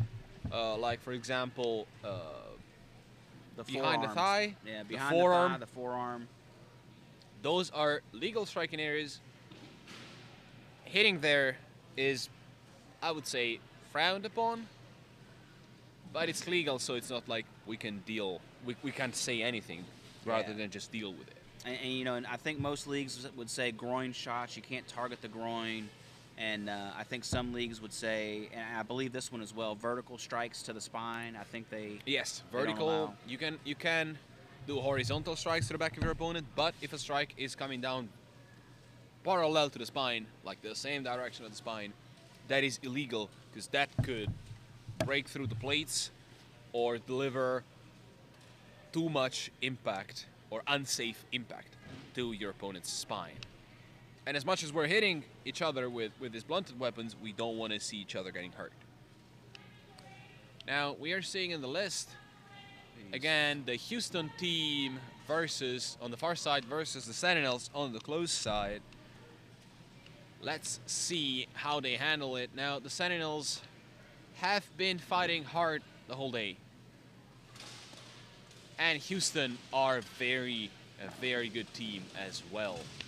See some strong push on the back far side of the field. One of the Sentinels goes down. The Sentinels are being pushed in on the left side. And we do see a disarm here on the near side. One of the Sentinels had to retrieve a new weapon. Good throw. Let's see what's going on. The other side of the field, it's a 1 versus 1 Sentinels and Houston. And the Houston fighter gets taken down. The Sentinels are... it's a 3-on-2, I would say. 3-on-2. Yeah, the Sentinels have 2 remaining. And now they're all bundled up in that corner. The Sentinel in the corner is in the most safe position he can be in. He's trying to throw the big guy. He just got out of the corner. Let's see. If these Sentinels can just get one more takedown, they can even it out. But looks like they just traded 1 for 1. And he stayed up. Let's see. All right, we got 2v1 now. San Jacinto Knights have 2 up. Sentinels have 1 remaining. And let's see what this Axeman decides to do. He's going to target the arm. That is another very painful place to take a hit. Getting hit in the forearm does not feel good. That was a hard hit. That was a rib shot. Oh, he can't take much more of those hits. Oh, straight. I believe that was very close to a groin shot. but not it, I would say. I'm not sure he wants to keep standing. Oh, that was low. That was very low, though. That was a very low shot. Let's see. Let's see what he can do here. He needs to try to shrug out of that grapple. If he can shrug out of that grapple, maybe drop his hips a little bit. He's being hit hard. Oh, I see his shield arm is trapped. That's why he's taking all those hits. Does he have a weapon? He's been disarmed. I believe he's been disarmed. He's been, but he's not being offensive. He's just not doing anything. Oh, I believe they should no, he stop does. that clinch. Oh, he's got a weapon. He does have a weapon there. Oh, okay. His weapon is in his shield hand. I believe they should have broken up the clinch because the clinch is inactive.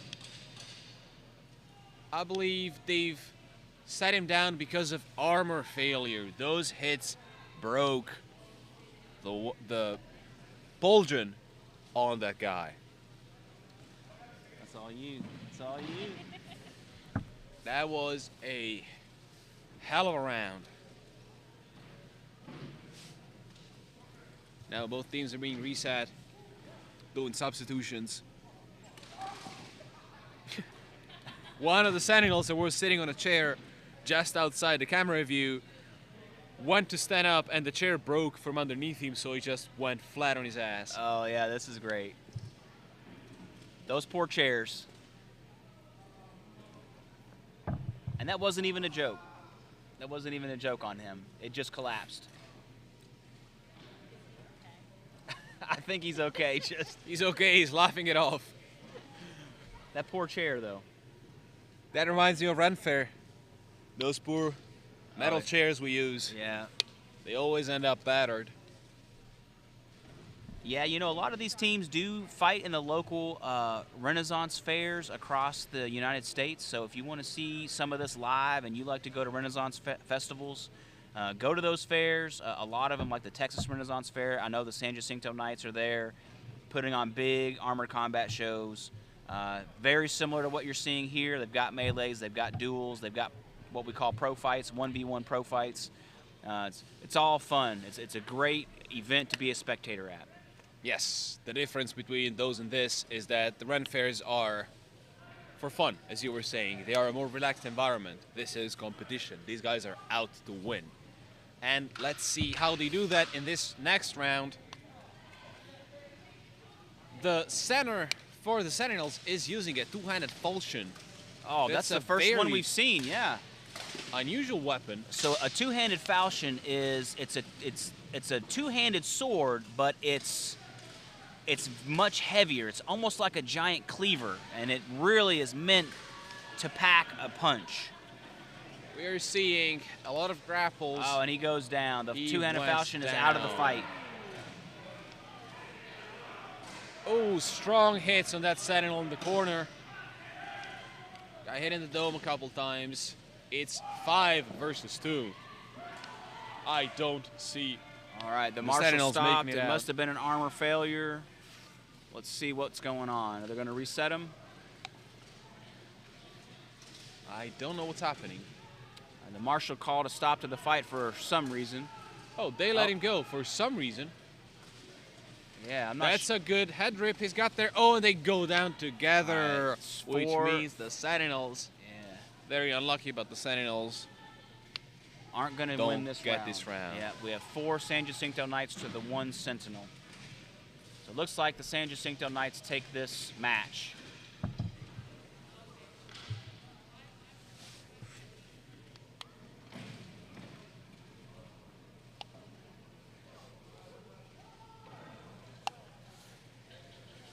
Now both teams are beat. That was an unlucky round for the Sentinels, I would say. We're now seeing the both teams being helped out of the list, and we see the Warlords entering the list on the opposing side.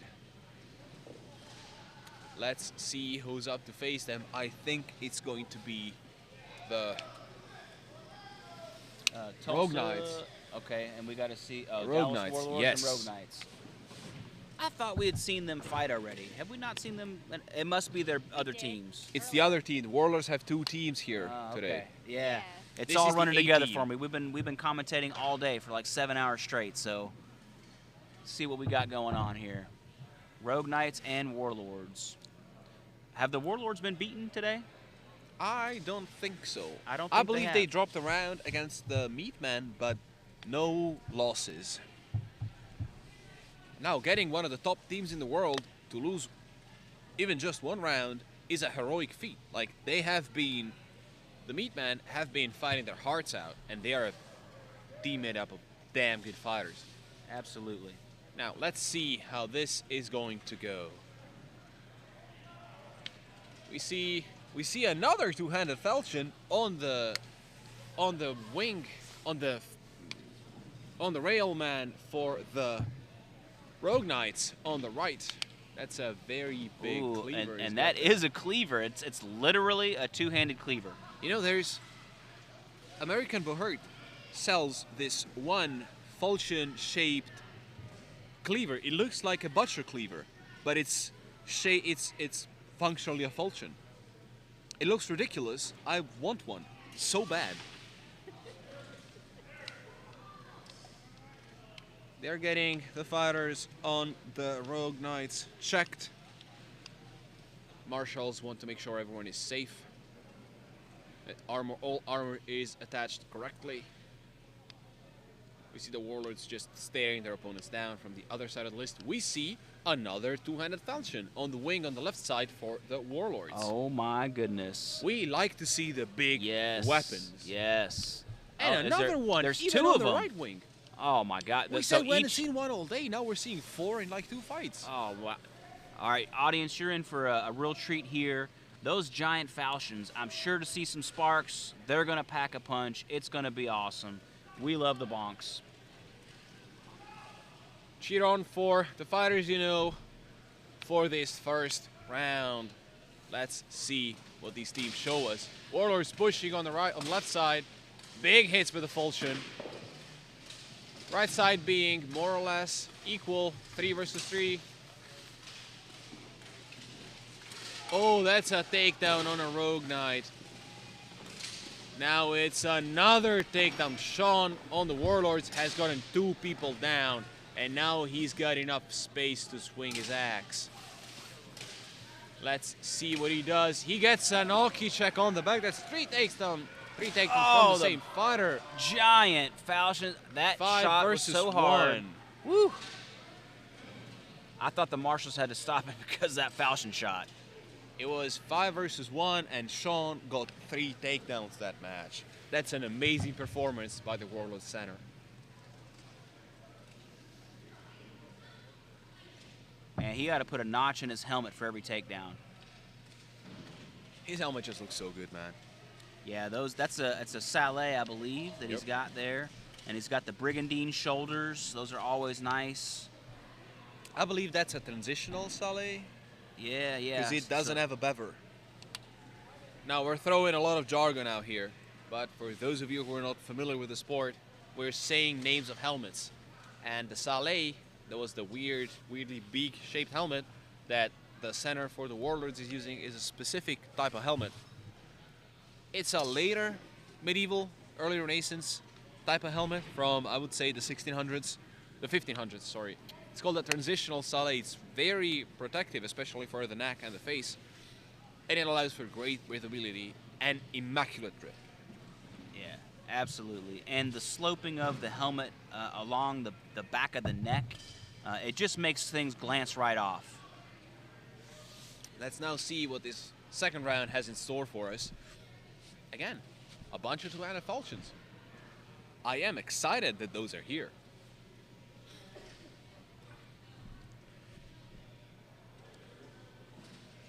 Marshall's making sure everyone's ready. Warlords and the Rogue Knights staring each other down. Let's see some more good bonks from those falchions, those two-handed falchions. Both teams are ready, and here we go. Calm approach from both teams. Rogue Knight on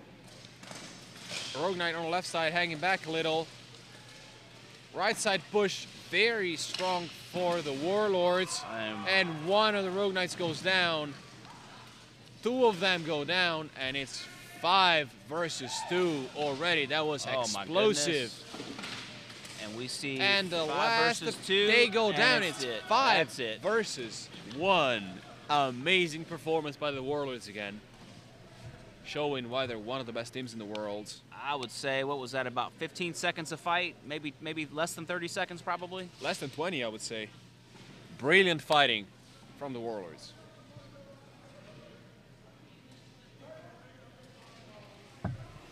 We see fighters from opposing team making sure everyone is safe in there. That's the camaraderie we were talking about earlier. Great example of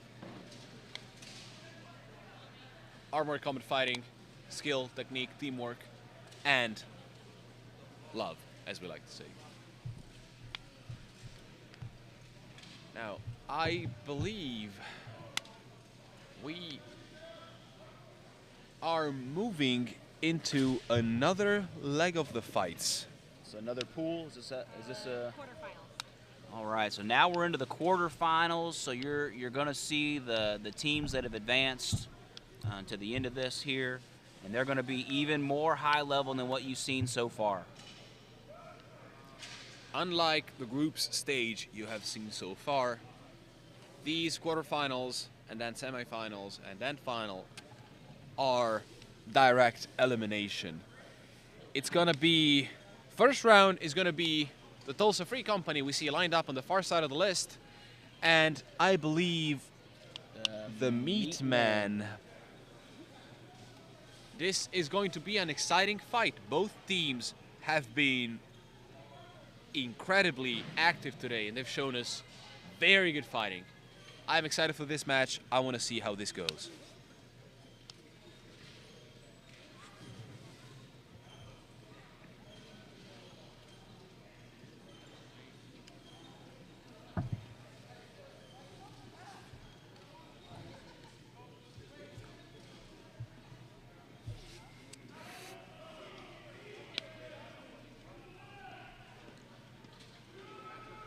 Meatman and Tulsa are called to the list. We see them being checked at the entrance by the marshals.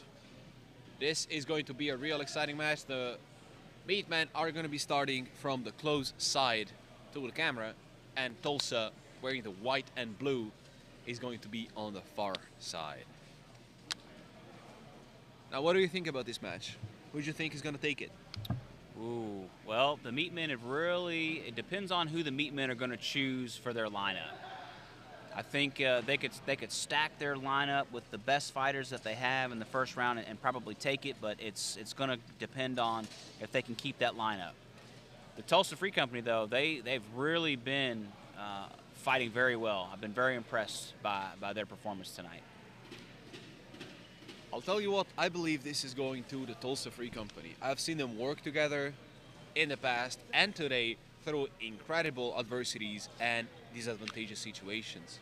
So let's see who between the two of us is going to stand corrected at the end of the next rounds.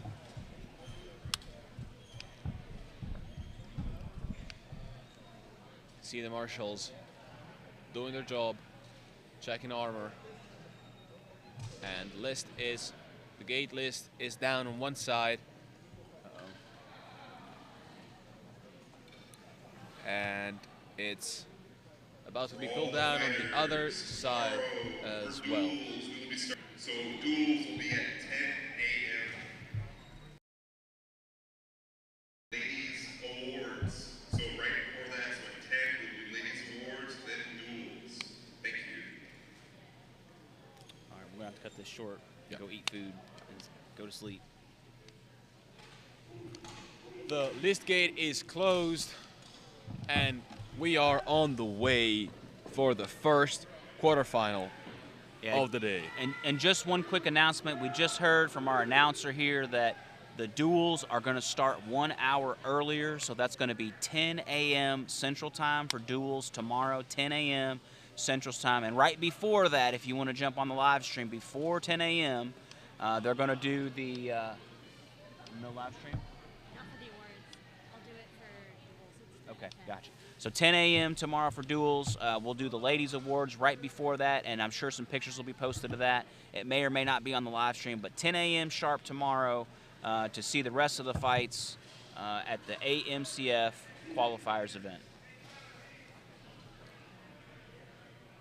As we were saying, this is a real exciting match we got going on here. And let's see who takes it home.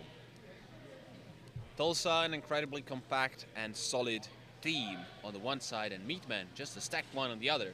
Let's see how it goes. Both teams being very careful not to let an opponent through their lines. They're testing each other, staring them down. Everybody seems to be watching the centers. It appears to be Border, jumps All through. right. He takes an advantageous position. And neither side has moved too much yet. We see another one of the Meatmen. Now the Meatmen have split Tulsa across the list. Now this is interesting. I don't think we've seen these tactics yet. Let's see how this pans out. Tulsa is split. 2 fighters on one side, 3 on the other, with 2 Meatmen facing the 2 Tulsa on one side and 3 closing in on the other side. There's a 2v1 in the corner. Let's see who takes it. Yeah, now this, you can tell that these teams are filled with experienced fighters that know exactly that's what a they're 1-4-1, I would say, takedown. Let's see what happens now. Both teams are down, 1 fighter. There's a big push, and I believe Tulsa just lost a fighter in that. I think it's 3 on 2. 3 3 on 2 Meatmen for to Meatmen. 2. Yeah, 3 Meatmen to 2 Tulsa.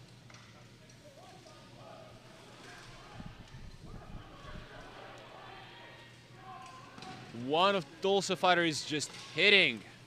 Let's see how this goes. I believe this is now devolved into a 2 versus 2. 2 versus 2 left. Yeah, 2 Tulsa and 2 Meatmen, and 2 on the 3 on the rail, and one trying to find an opening here. Hey, this could go either way. This is we've not seen a match like this yet. So 1 yet. versus 2 for the Meatmen. They've gotten a good takedown. Now that Tulsa fighter is in a bad spot. Let's see if he can get out of it. Just 1 Tulsa fighter left. Let's see if he can make it out of here. Struggling in the grapple there. He's trapping 2 opponents at the same time. He's trying to free his head from the overhand. He's staying there. He's resisting. They're trying to bend him over. And see, putting their weight on him with their arms, but he's holding on. He's resting against the list there, using that list to not go down. This is incredibly straining for all fighters. The Tulsa fighter is still up. He goes down in the end. The Meatmen take this round home 2-0. All right, so let's see if the Meatmen can, if they can keep that same lineup, or if they're going to make substitutions. And let's see if Tulsa can re-strategize here. I've never seen those tactics before. I think they switched sides, and they were all on the rail at one point, and they all switched sides. Very interesting techniques here. I believe they were trying to isolate portions of the other team so that they could operate on them more effectively. And that is intelligent strategizing. Very smart tactics being applied. Let's see how this next round goes.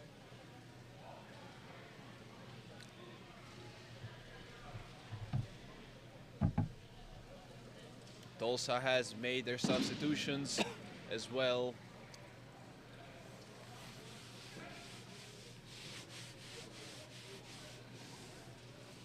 Meatmen have settled down on a formation again, at least to start with. Hey, just to jump back on the helmet discussion we were having, it looks like the Meatmen are they are sporting, every single person in the list right now on the meat men all have a wolf rib. That is kind of looks like a football helmet. It's got the bars on the front. It is the best for vision and breathing, but it is also taking a risk because the weapons can penetrate through those bars, so it is a little dangerous. But we see a lot of high-level teams use the wolf ribs because it is the maximum vision and the maximum breathing that you can get out of any of these helmets. Now let's see the second round, which has just started. We see a real slow approach from Tulsa. Just kind of hanging back. Interested to see where these tactics go for this round. We see their centers kind of matching each other. Porter trying to make a cut, takes an axe to the shoulder. In doing that, I believe what Tulsa's trying to do is match up one-on-one. Oh, let's see. No one has gone down yet. One of the meat men are in the corner and about to go down. That's a good charge on the close side. That's a big pile on the other. One of the Tulsa people go down and takes down his opponent with him, so it's a one-on-one. It's still 4 versus 4. Strong axe shots to the inner thigh on the far side of the list. And that is a bad spot to get hit. I believe Tulsa are up by, Tulsa are equal now. It's 4v4, I think, yes. 1, 2, 3 versus 3, yeah. See? Yeah, 3v3, yeah, I see it now.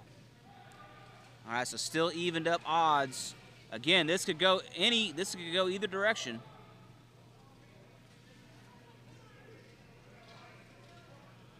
You can see them reorganizing. All right, now that right there shows you that these are very experienced fighters, that they would slow down and they would back off and they would regroup. And now they're strategizing here. Let's see what the meat men do. Real aggressive step in from one of their fighters. It's a 2-on-2 on the rail with the other fighters just staring off against each other and keeping each other in check.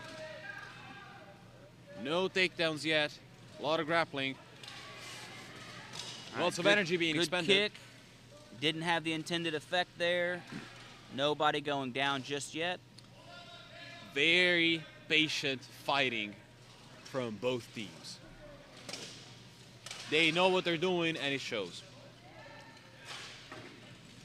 2 versus 2, 1 versus 1 in the far corner, and 2 versus 2 on the rail, just a bit forward.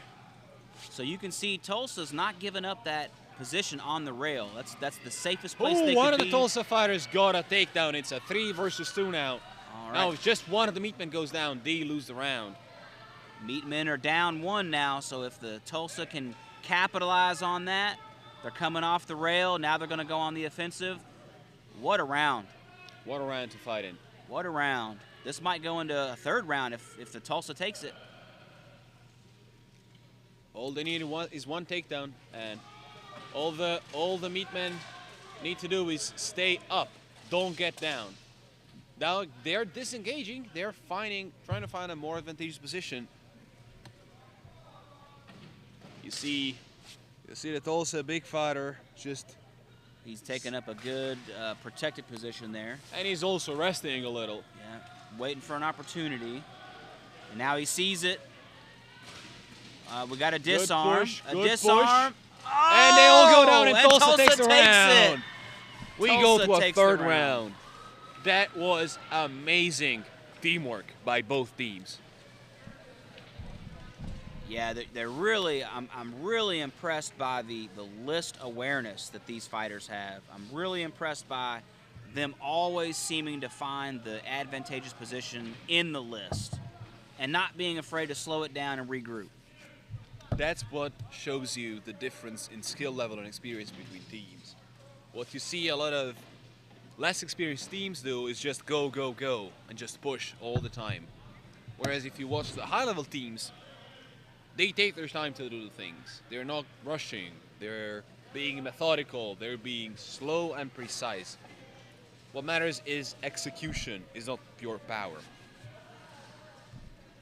We're seeing more substitutions being made. We're seeing the Tulsa fighters getting up, leaving the list. And this is critical too, because this is the third round. This is the round that matters the most. And choosing your 5-man lineup for this third round, you know, you've got tired fighters. You're trying to decide to stay in or go out or get subbed out, and you want to put your best fighters in if you can. But this is where you got to make tough decisions. And this is where, you know, each fighter's character shows up. You can be tired, you can be beat up, and you would be totally justified in giving up. But this is not what these fighters are doing. They are staying in, they're fighting through the pain, they are fighting through the hardships.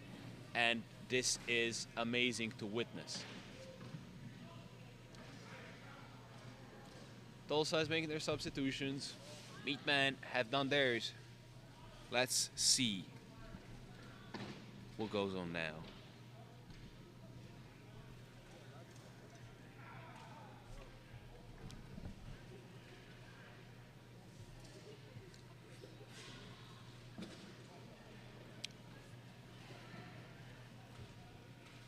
Both teams appear to have settled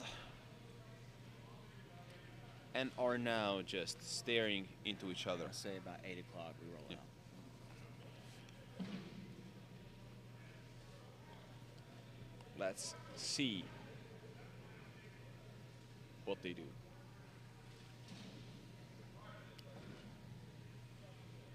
Marshals making sure they're being attentive and ready. Tulsa ready, Meatman ready, last round, let's go. Let's see what happens. Again, very calm, very collected. Nobody wants to make the wrong step and put their team in a bad position.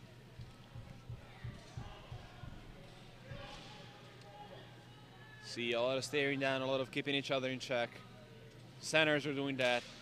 Each rail side is doing that. Strong hits being exchanged, but not very effective. I think he had a Falchion shot, and the guy goes, "Ow, my nipple." Now the situation is broken up. We see the Meatmen cutting across the list and trying to make a 3v2 on one side. It just became a 1v1 on the other. Strong, hard hits in the center of the field. Oh, chaos, chaos. It's I believe Tulsa is now 3v2, down 1 man. Yeah, 3v2. Tulsa needs to stay up. If either fighter goes down, it's a loss. Oh, and wow. they go down. It's Meatmen taking the fight. You were right. The Meatmen won the match, advanced to the semifinals. All right, very nice. Yeah, again, it was a matter, I think, of being able to choose the right people for the rounds and being able to stack those. We've seen very good tactics on top of that. Besides the individual skill of the fighters, we've seen tactics and teamwork being executed. And it looks like perfectly. one of the Meatmen might be injured, actually, coming off the field limping. He may have taken an injury in that fight. And shout out to the Tulsa. The Tulsa team. I mean, that was an amazing performance. They took the Meatmen 3 rounds. That was... I believe it's one of the Tulsa fighters that's down. I believe that's Zach Golden. Pillar of the team, pillar of the community. Amazing fighter. A lot of experience. We've seen him fight every round today. He has been in every round his team has fought. So, an applause to his character, to his endurance, to his skill. He has shown us what it means to be a Bohort fighter today.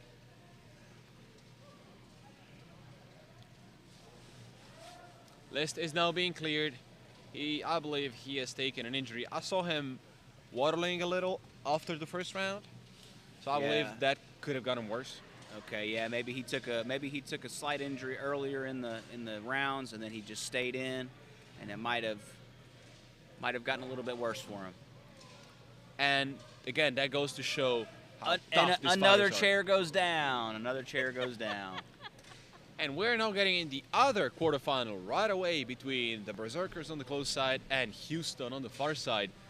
Who do you think is going to take this one? Ooh, what teams again? We're I getting wasn't paying Berserkers attention. and Houston. Oh, wow. I think we've seen them fight once before. Did we see them? I don't believe so. Not in this tournament, at least. Oh, were they were in separate pools. Yes. Okay. So the Berserkers have a lot of, they have a couple of really, really good fighters on their team. And I think the San Jacinto, they've got a pretty well-rounded front. So yeah, this is going to come down to, I think I got my money on the Berserkers. Same here. I believe this is going to be about either getting one fighter to execute very well and then snowball off of that, or just executing strategies as a compact unit. Both teams have a lot of experience. Both teams have been overseas internationally fighting. It's not a matter of skill, it's a matter of teamwork. And let's see which team can execute theirs better.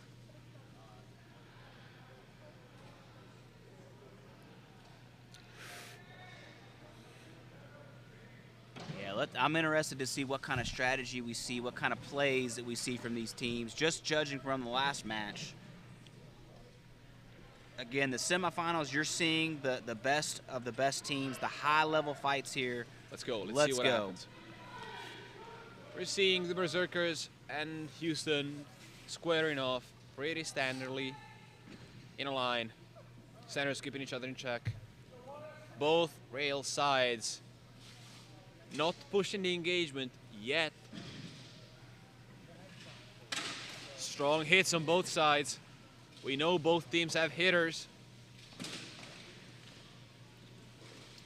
All right, we'll see some struggles. All right, one San Jacinto Knight down.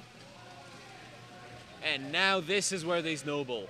Let's see if they can execute it. I see a 2v1, a 1v1. Looks like there was a disarm on another San Jacinto Knight.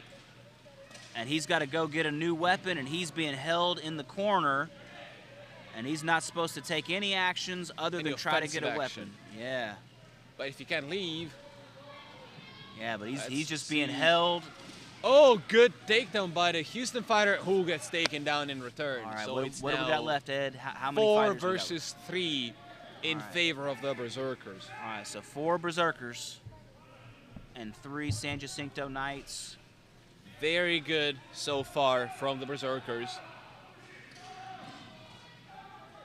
Berserker fighter, the free one, figuring out what he can do. And he gets a head rip. Let's see if he can snap it. We see both fighters go down in the opposing corner. It's 3 versus 2 for the Berserkers. If either fighter of the San Jacinto Knights goes down, it's a wrap.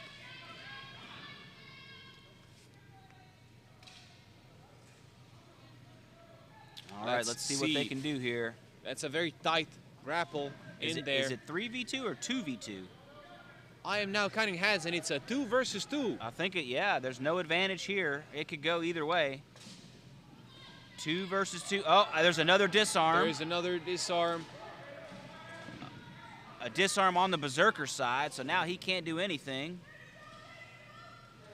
Let's see, they've got good grappling positions.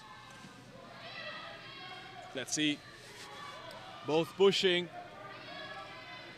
The San Jacinto Knight who's getting wrangled gets his head up. So they're both back to standing. Yeah, and I think one was able to pull his sidearm, so now he's able to do offensive maneuvers. So it's a 1v1 right now, 2 groups of 1v1s now. Now we're looking at who's got the better skill, who can take the other fighter down on equal footing here. Let's see. The fact they're huddling together is advantageous for either team, because your teammate can give you a hand. Oh, and one San Jacinto Knight goes down. They get the takedown. Now, if I were the Berserkers here, I would just suicide.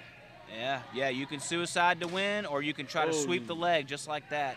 Hard kick. One teammate attack the lower body, one teammate attack the upper body.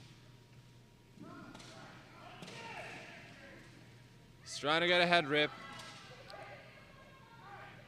They're They're telling him to strike, just hit somewhere. And he's trying to find a good spot, and he's chosen the greave. And again, we talked about this earlier. The greave at the shin of your leg is one of the... And I believe the Jacinto Knight got the takedown. It's a 1v1 now. Let's see wow. Let's see he if was the Berserker taking shots to the greave and still got a takedown. Let's see if he can get the takedown. And I think he sat him down. And that's the he first sat him round to down. the Berserkers. Good job to both teams. Excellent fight. That can really see could the have gone fighters either way. Exhausted after that exchange. And here's the key, again, back into that choosing your lineup. Who do you have left on the bench? They've only got 8 fighters. They can't make subs for everybody, so someone's got to stay in. Someone's gonna stay in, and you gotta keep pushing because you gotta win another round. And you don't want to give. You got the momentum. You want to keep pushing. Let's see what kind of subs the Berserkers make. They have been on point with their subs today, I gotta say. Let's see who makes it in. I see Houston bringing up a solid lineup. Okay. Berserkers are in. And Houston is in as well.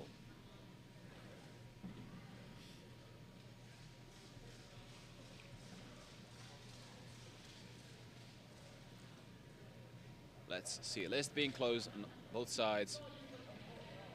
This list is a bit janky with all the hits it's taken today. Yeah, now they're having trouble closing the gate on the list. It's taken a lot of abuse from a lot of armored fighters today. See if they can get it closed. They can, and the round can officially. All right, so now we're at 1-1, right? It's 1-0 for the Berserkers. 1-0 for the Berserkers, great. So now we're going to see if the San Jacinto Knights, if they can make a comeback here. Let's see if they can win this next round and bring it to a third round.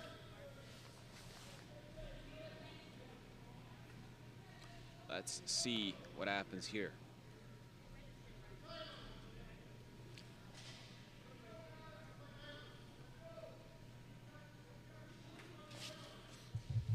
Marshals check in, making sure everyone's attentive. And that's go time. We see both teams walking down. Both very cautious of each other.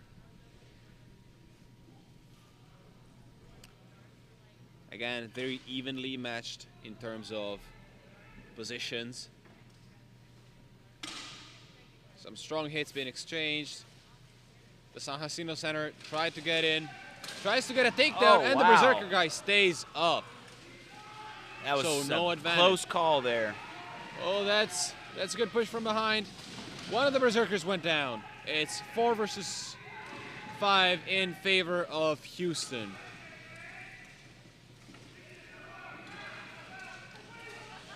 Good hits. Oh, wow. That was a Sweeney strike there. Another Berserker down. I believe it's 3 versus 2 for the Berserkers. 2 versus 2 2 now. versus 2. Even matchup. Just like the round before. And the Houston Another gets Berserker takedown. down. Only one Berserker Strong remains. Only one Berserker remains. There's 2 San Jacinto Knights left. 2v1. This might go in favor of San Jacinto unless David Sweeney can pull it off. Let's see what he does. He's checking. He's checking. He's what's going checking. on. He's the only one left. All right, no pressure. Let's see if he can do it. He's a very experienced fighter. He's very good at grappling, very good at takedowns. Let's see if he can pull this off. Let's see if he can take down 2 San Jacinto Knights. What I believe Houston is doing now is baiting him into coming to them, so one of them can suicide and the other guy can just stay up. Yeah, Sweeney's challenging him. He's saying, come on out and fight. He's saying, come on, let's go 1v1. Let's see what you got. I don't think that's going to work, though. Both fighters know. They don't want to give up that advantage. Ooh, he's hooked the armor. They called a stop because the axe got caught. Stuck. got stuck in his pauldron. The marshals just let him get it out. It's not an armor failure, so it's still going to be 2v1. Sweeney couldn't pull it out, otherwise it would have counted as intentional armor removal. That was a good call by the marshals. Yeah, so San Jacinto, they're not giving up their advantage. They're not going to go out and fight 1v1, even though Sweeney wants them to do that. I mean, they got the timer on their side. Remember, there's an 8-minute maximum timer on the rounds. They can wait it out and win the round. Ah, that's a great point. Yeah, that could be their strategy here. They're just letting Sweeney make his move and run the clock out. Exchanging shots. Those are not going to do much besides waste energy, but I see why he's throwing those. Yeah.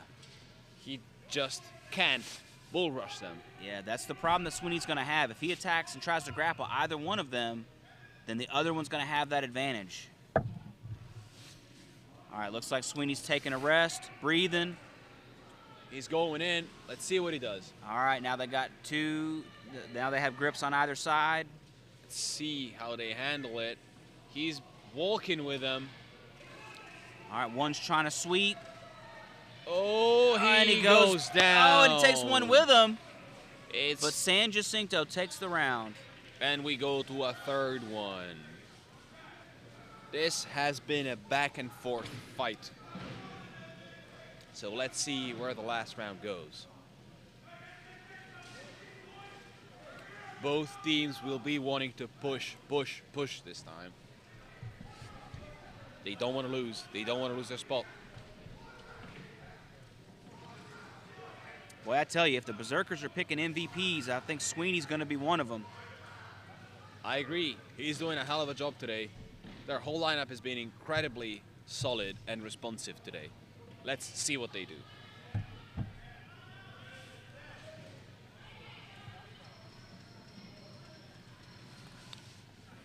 It's now almost 8 here in Texas, and at the Lone Star Expo Arena in Conroe, a bit of humidity has descended upon us, and the fighters, they're moving, they got layers on layers on. They are good, but us in the commenting booth, it's pretty cold, let's just put it that way. we are feeling it. But I tell you, August of next year, when they bring the Worlds back to this arena, we're going to be missing this cold. Woo! In August, man, it's going to be a scorcher. I agree. We are used to our Kentucky heat, of our summers with 110 and 98% humidity, and I believe it's going to be very similar, and I am not looking forward to that. But let's see how the last round goes. Air is very tense. Both teams want to go forward. Let's see what they do. All right, this final round's one up. Berserkers have one round. San Jacinto has one round. Now we're seeing who's going to decide the match. This is a big one. This is a big one. Let's see what the Berserkers do. Houston is both teams are being using a standard formation. They are going one step at a time. They're not rushing. Neither side is pushing too much. See some hits being exchanged on both sides. Strong hits even. Let's see, an axe got caught. Grapple engagement starts on the left side. The center is engaged. One-on-one takedown on the left side. So now 4v4. Berserkers are barreling through.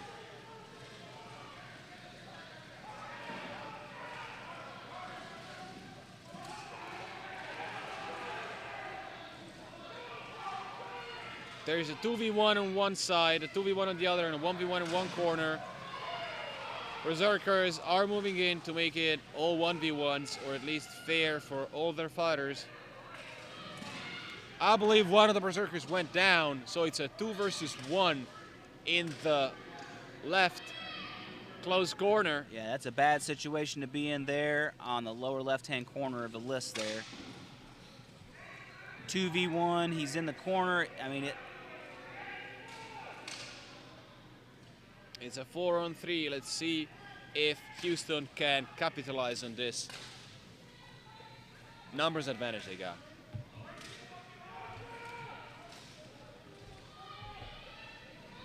The Berserker in the corner is resisting and he gets a takedown. It's a 3 versus 3. Good And job. now it's matched up evenly now, 3-on-3. Now Berserkers have regrouped. Yeah, they regrouped, and now they're all back on the same side. This is going to be a spectacle. Oh, that's a gorgeous takedown against the list. Again, 2 versus 3. Numbers advantage for Houston, and the Berserkers needs to stay up. If they lose one fighter, the round is lost and the match is lost. That's a lot of pressure on all the fighters there. They're pulling him. They're trying to trip him over the, and it looks like a suicide. That's a 2 versus 1. 2 versus 1 Same left. situation as before, with the difference that now they just want to go. They can't just stay there and wait.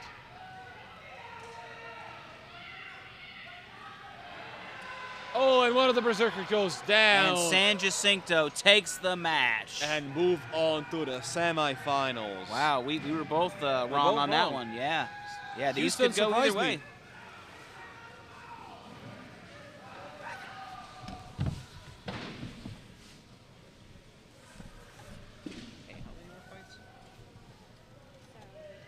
Yep. Warlord. You want to commentate the last 4 and then go? I want to see how it Bro, ends. I'm fading, and we haven't even eaten dinner, man. We got to eat, man, if we're going to have energy tomorrow. Yeah, y'all should know. To prep for your bits. Yes, we're fighting in 2 duels categories tomorrow. I don't know if we need to sign off or anything, but You could give the crowd what they want.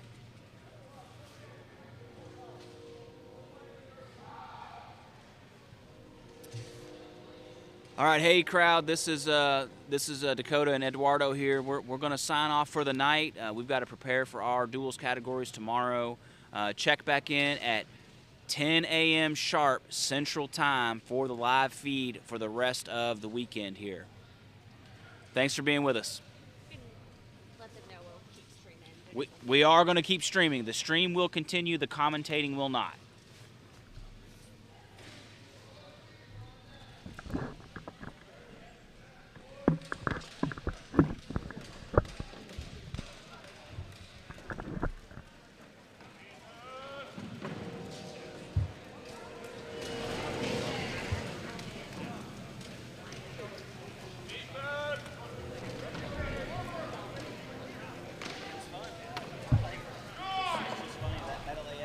Coming up.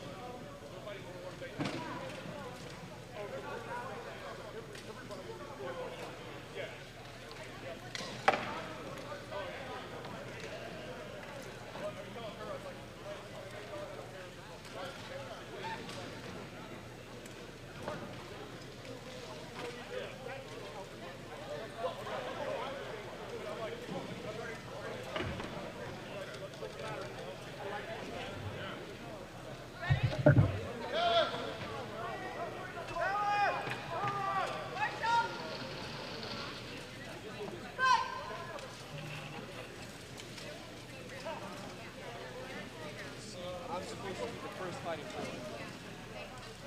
thought they were doing yours. So yours would be.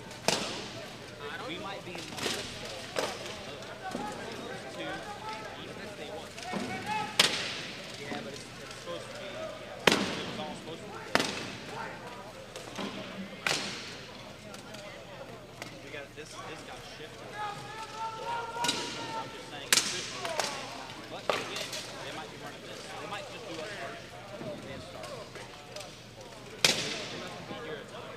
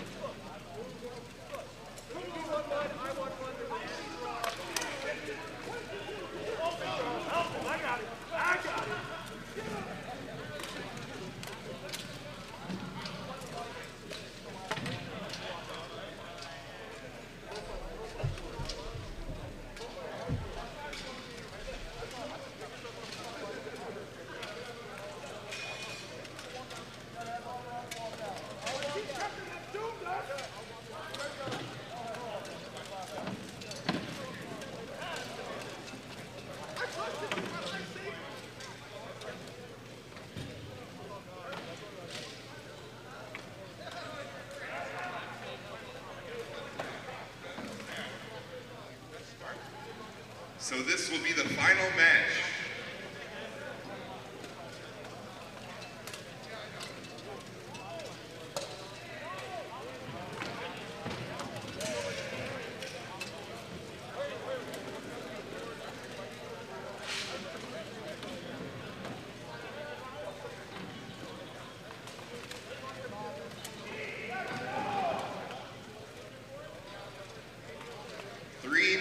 For the next fight.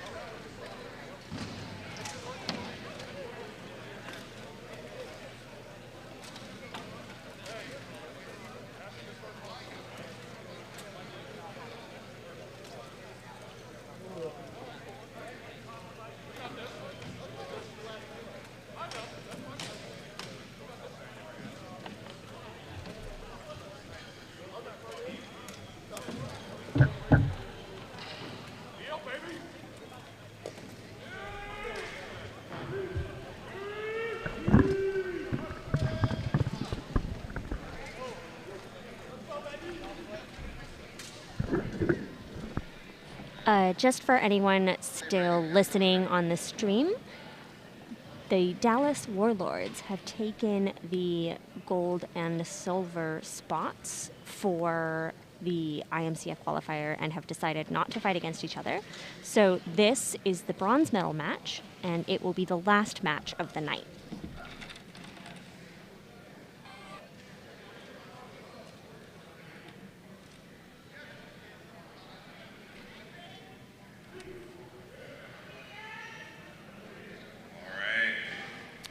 And this match is between the Meatmen and the San Jacinto Knights. Let's have some mayhem.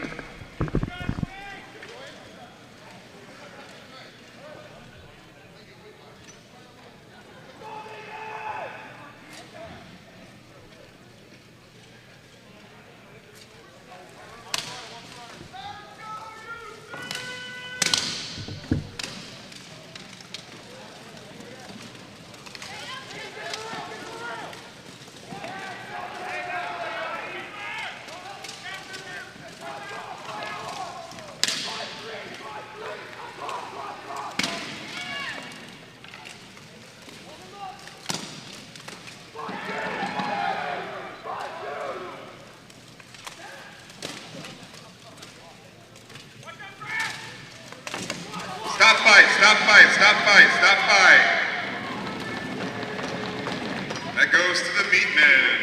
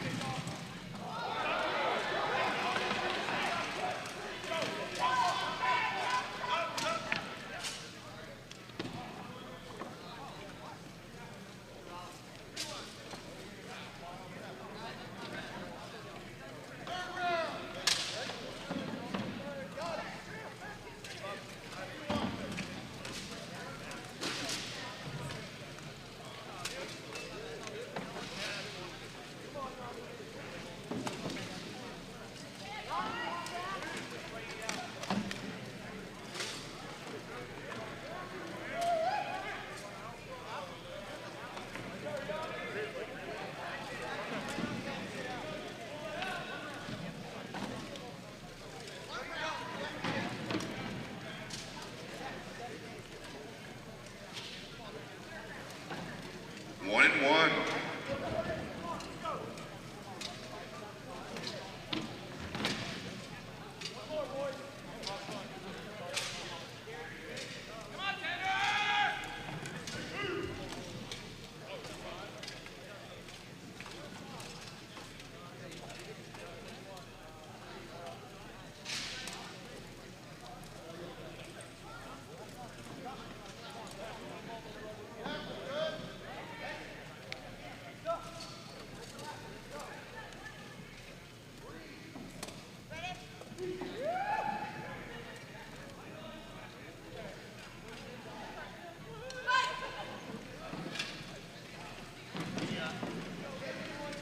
This one for the bronze medal match.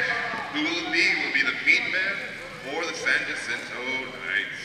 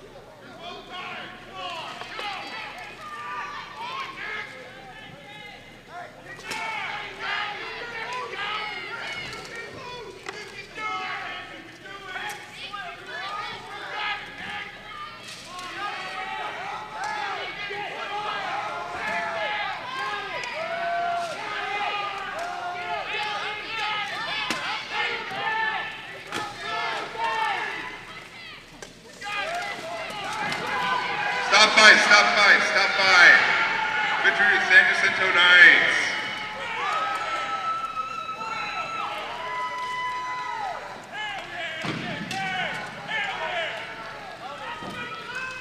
Good fight.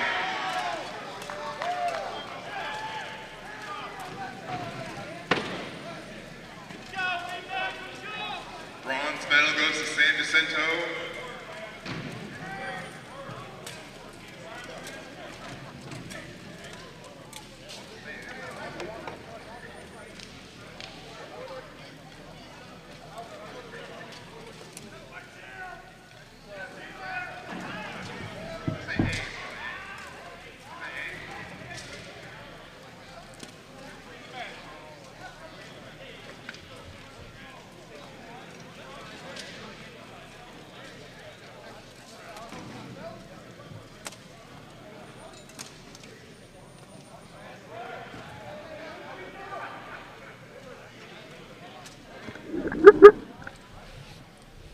All right, folks, that was the bronze medal match.